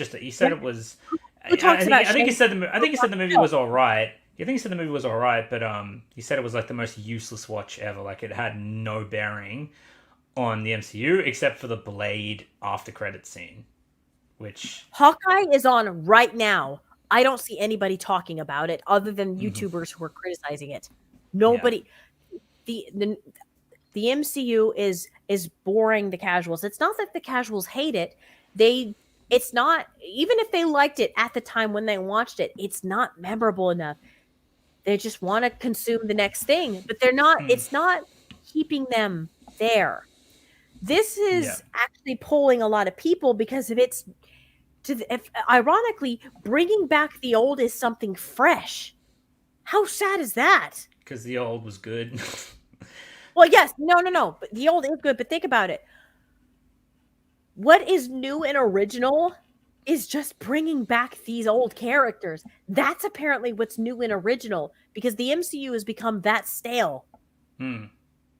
Yeah. Because they're seeing the same old story beats over and over and over again. So what's new? Well, yeah, Toby and Andrew. Because even though those are old movies, that's different from how the MCU did things. So that is fresh. Like that's it's ironic. The old is new. It is. The old is new. Yeah. No, and I agree. But yeah. Because look at it. Ghostbusters. Again. Yeah. People wanted to see things that was old. Dune. That's an old property. Like what's getting people talking? It's old properties. And look at like all these other things, like even in video games, like Mario Party is like remaking essentially for the Switch, just all like they're in 64 games, but just put on a Switch. Like, and I'm seeing a whole bunch of old games just getting remade, remastered because people kind of like are getting bored with other things that are going on right now, and they're looking back to the past and they're remembering, hey, remember when we first loved this thing? And remember how different people used to make things back in the day, because things were different back in the day. How things were made, how things were filmed, how things were written. People kind of like, that kind of is almost punk rock. Like that's almost the counterculture in a weird way, because people are tired of the status quo. They don't want to admit it. Normies don't fully want to admit it, but they're kind of tired of the status quo. They want something that is counterculture to the status quo. And what is counterculture is, funnily enough, is older properties, just simply by virtue of them being different from what we keep getting gurgitated over and over and over again. Yeah. No, yeah, I agree. And I hope I think normies are like, look, maybe this movie set them back a few more couple movies, but I think they are slowly getting there. And, look, I think numbers don't lie.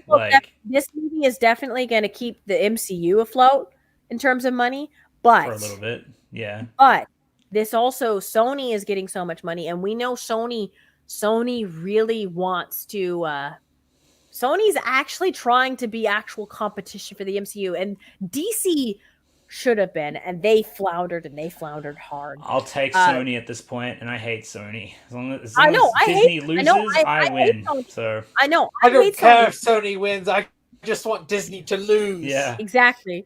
But every Disney loss is a win, as I say it. But you know what? Sony is actually, they are actually trying to adapt things. Like what's DC doing? Another Batman movie, a Flash movie with also Batman, two of them.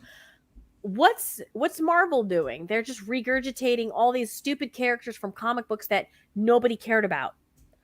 What did Sony do? They tried to bring back Venom, and it made money. Sure, it was stupid, but it made a whole lot of money. They're doing Morbius, which is, I don't think that movie's going to be good, but when has there ever been a movie about Morbius? What's Disney doing again? Oh, right. They're trying to reboot Blade. And I liked Morbius from the '90s Spider-Man animated show. I think it was cool. I say, like Sony is actually, as much as I don't trust them as a company, like they actually tried to be respectful to fans with Ghostbusters, and it was actually a good movie. It made money. Sure, what a fucking, they cracked the code. And Venom 2 was stupid. It was basically just the same as the first movie, just more stupid, but they knew that that's what fans loved about Venom, that liked Venom. They loved that it was dumb and that it had fun with itself. They're like, okay, so let's just keep being dumb and have fun with ourselves. Yeah, okay. I'm like, and it worked, okay? And Ghostbusters, they're like, okay, what if we just respected what people liked about the Ghostbusters movie? Oh, look at that. It made money. And now this movie, it's dumb. It's bad. But what is it trying to do? It is trying to be a movie that simps at the fans rather than says, F you fans, you're wrong. You need to you have to like Iron Boy Jr. Now it's saying, okay, fine, we were wrong. All right, fine, we were wrong. Yeah. Was it a bad movie? Yes. Yeah. But it shows that maybe there might be some course correction, at least for Spider-Man, not for the MCU. I've seen what's on the MCU's plate in the future. There's not going to be a course correction for the MCU. But Sony, it seems like Sony is kind of taking Spider-Man out of the MCU's hands and trying to put him in a different direction. Now, he's probably going to be a part of the MCU, but it does look like they're trying to take him in a new direction. Is it going to be good? Probably not. But will it probably be better than what the MCU is doing? Oh, absolutely. Yeah. Give me Toby 4. Give me Andrew 3. And fuck Disney is all I'm going to say. And yeah, guys, that was our... Wait. Cool, man. What did you think of the Tom Hardy thing? Oh, yeah, that was absolutely stupid. That was like horrifically stupid. I got a chuckle out of it. I thought it was all right, but it's the fact that they went out of their way to contrive a situation where he teleports to another dimension so that he can be in the MCU, and they still don't use him. And Yeah, then that's the they thing. drop a little bit of Venom goo so that they can have their MCU Venom. It's that part pissed me off. What I think is, I think that Sony wants to try to do the symbiote storyline, but this time with Tom Holland. I think that's what they're setting up. No, but like Yeah. Venom, like what do you mean? Like in the MCU, you mean? Well, no, with Tom Holland. I think they're with Tom Hardy. Sorry, I thought you said Tom Hardy. Sorry, that's my bad. Yeah, you keep doing that. Like this is a. I'm hungry. I'm fucking. I need something to eat. Mean, my head is fucked. In the leak stream, like more than once, you kept accidentally calling Tom Holland and Tom Hardy. We kept making like hilarious jokes. I think I was hungry then as well. Anyway. like you said, Tom Hardy was jumping to reach for Michelle when she fell, and I'm like, yeah, that's right. I did Tom say Hardy's Venom just jumps out of nowhere to save Michelle. Yeah. But yeah, no, as goofy and funny as that scene was, it was like, yeah, you really did underutilize him. Like you just advertised him in his own movie just to advertise the fact that he's just going to be a cameo. Bravo. All right. Look. I almost feel like they shouldn't have had that in that credit scene in the Venom Let Be Carnage and just let this be the credit scene or they could have connected the two. That would have been a much bigger surprise. Like if they combined the two of those scenes, like they took the end credits for Let There Be Carnage with this scene, like just put them together back to back in No Way Home, then at least it would have been just like a funny, stupid little cameo in the credit scene that everybody could have laughed at.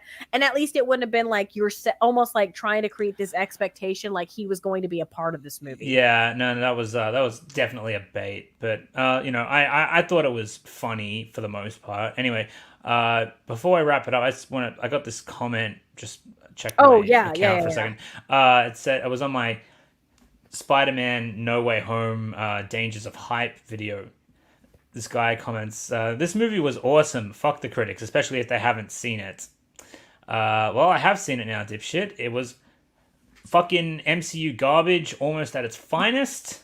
But it had a couple good moments in there, so I'm glad you enjoyed yourself. I still say you should call it Funeral Home. That was pretty clever. I can't remember who in the chat said that, but that is actually pretty clever. I will consider it. Also, what I've got planned, actually, directly after the No Way Home video, and assuming I don't do anything for the NOMZ channel, because I really want to talk more about Halo Infinite, but we'll see what happens. I actually am going to be making after the No Way Home video, I'm going to be making a video talking in detail about how Mary Jane Watson was used in the Sam Raimi trilogy and why I think she's very unfairly maligned and very misunderstood. So absolutely. I'll be doing that. It's funny how I decided I wanted to do that. I just came across randomly this meme / insults, if you can call it that, by Screen Rant. They did like this comparison between Ursula and Mary Jane. Screen Rant, you mean trash? Yeah, it's trash rant, yeah. They did this weird article / meme / comparison between Mary Jane and Ursula, and they got so much wrong, and it just kind of opened my eyes how like the general public or like the general audience viewers really misunderstand of the Raimi trilogy of not just Spider-Man the MCU, but the Raimi trilogy in general. Even the fans of the Raimi trilogy, they just have the character so wrong, and I was one of those people. So I'll make it very clear when I make the video, I'm not going to be speaking as some point of authority on the matter, but I really think it's a video. Yeah, that's my job. I am the patron saint of the stans of Mary Jane Watson. Well, you did help red pill me on her, that's for damn sure. I'll give you credit there, and Cool Man for that matter. Hi, Cool Man, you still with us? You awake? Barely. You're dying for sleep, I'm dying for food. Angel is just Angel. Before we go, I've been up since 4 a.m. I know. So. Look, I'll wrap it up in like 2 minutes.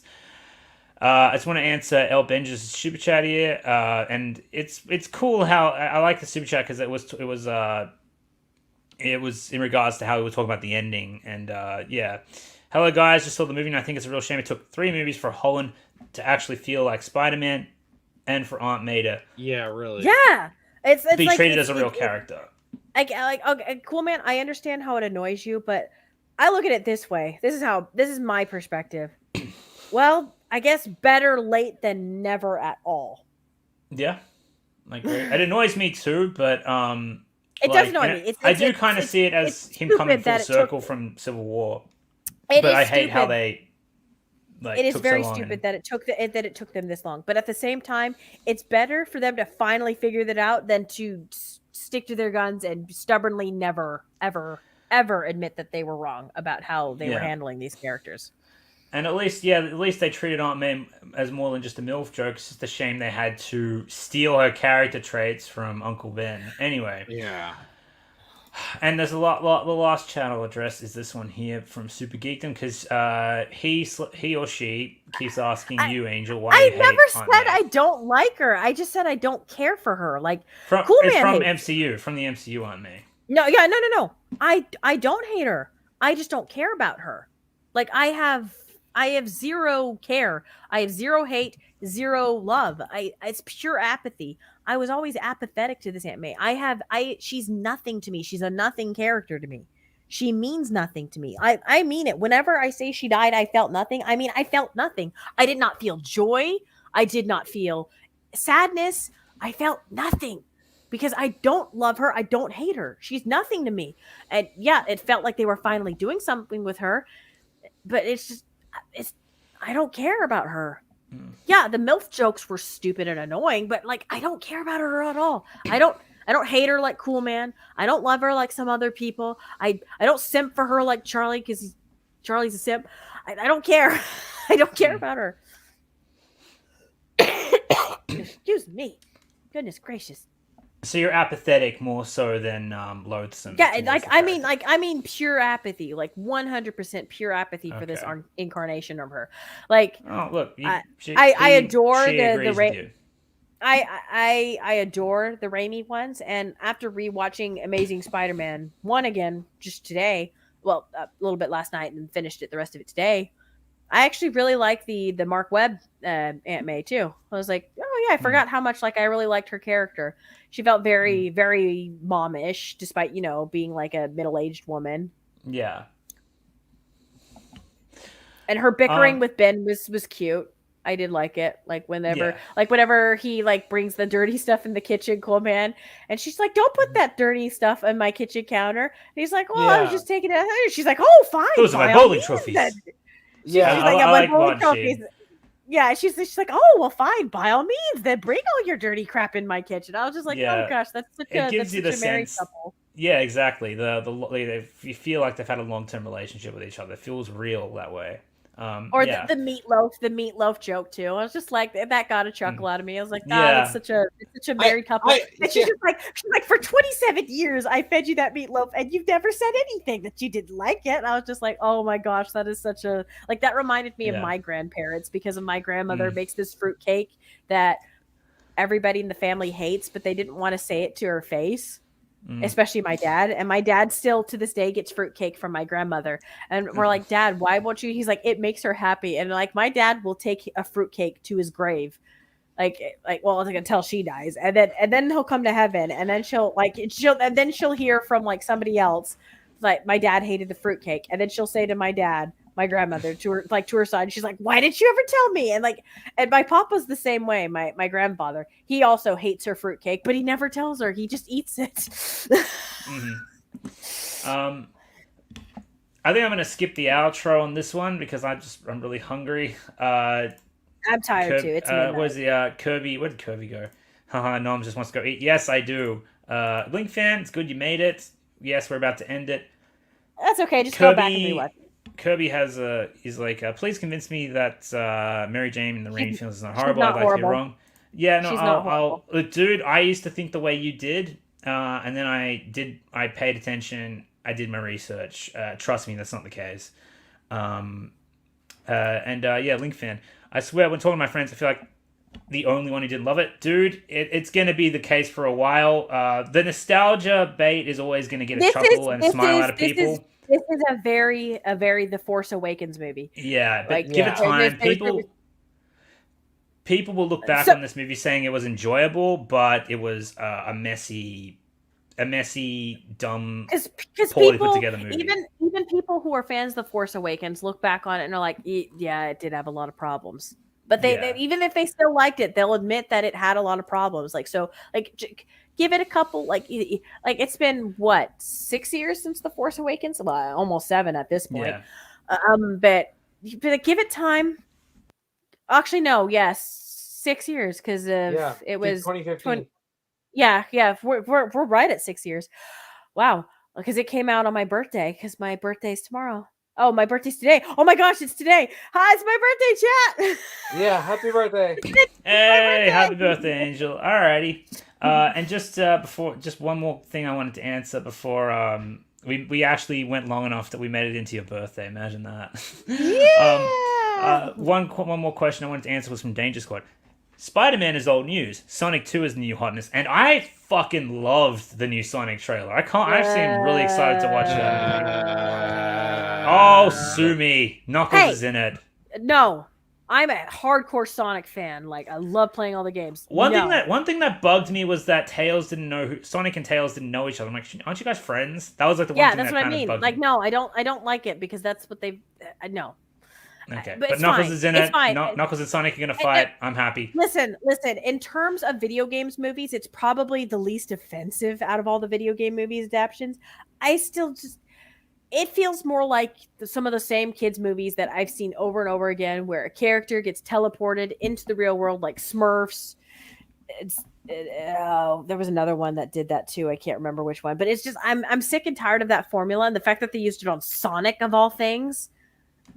Just like, I really wish, like, even going off with Sonic, I really wish instead of coming back to the real world, they didn't do that. Like, if it was just like, even with Jim Carrey, Sonic, Tails, Knuckles, and keep it in their world, like, I'd been like, yeah, I might actually, but it's okay. I don't care. I realize this movie is actually not really for me. It's actually for like little kids getting into the video games because of my nephew and NOMZ.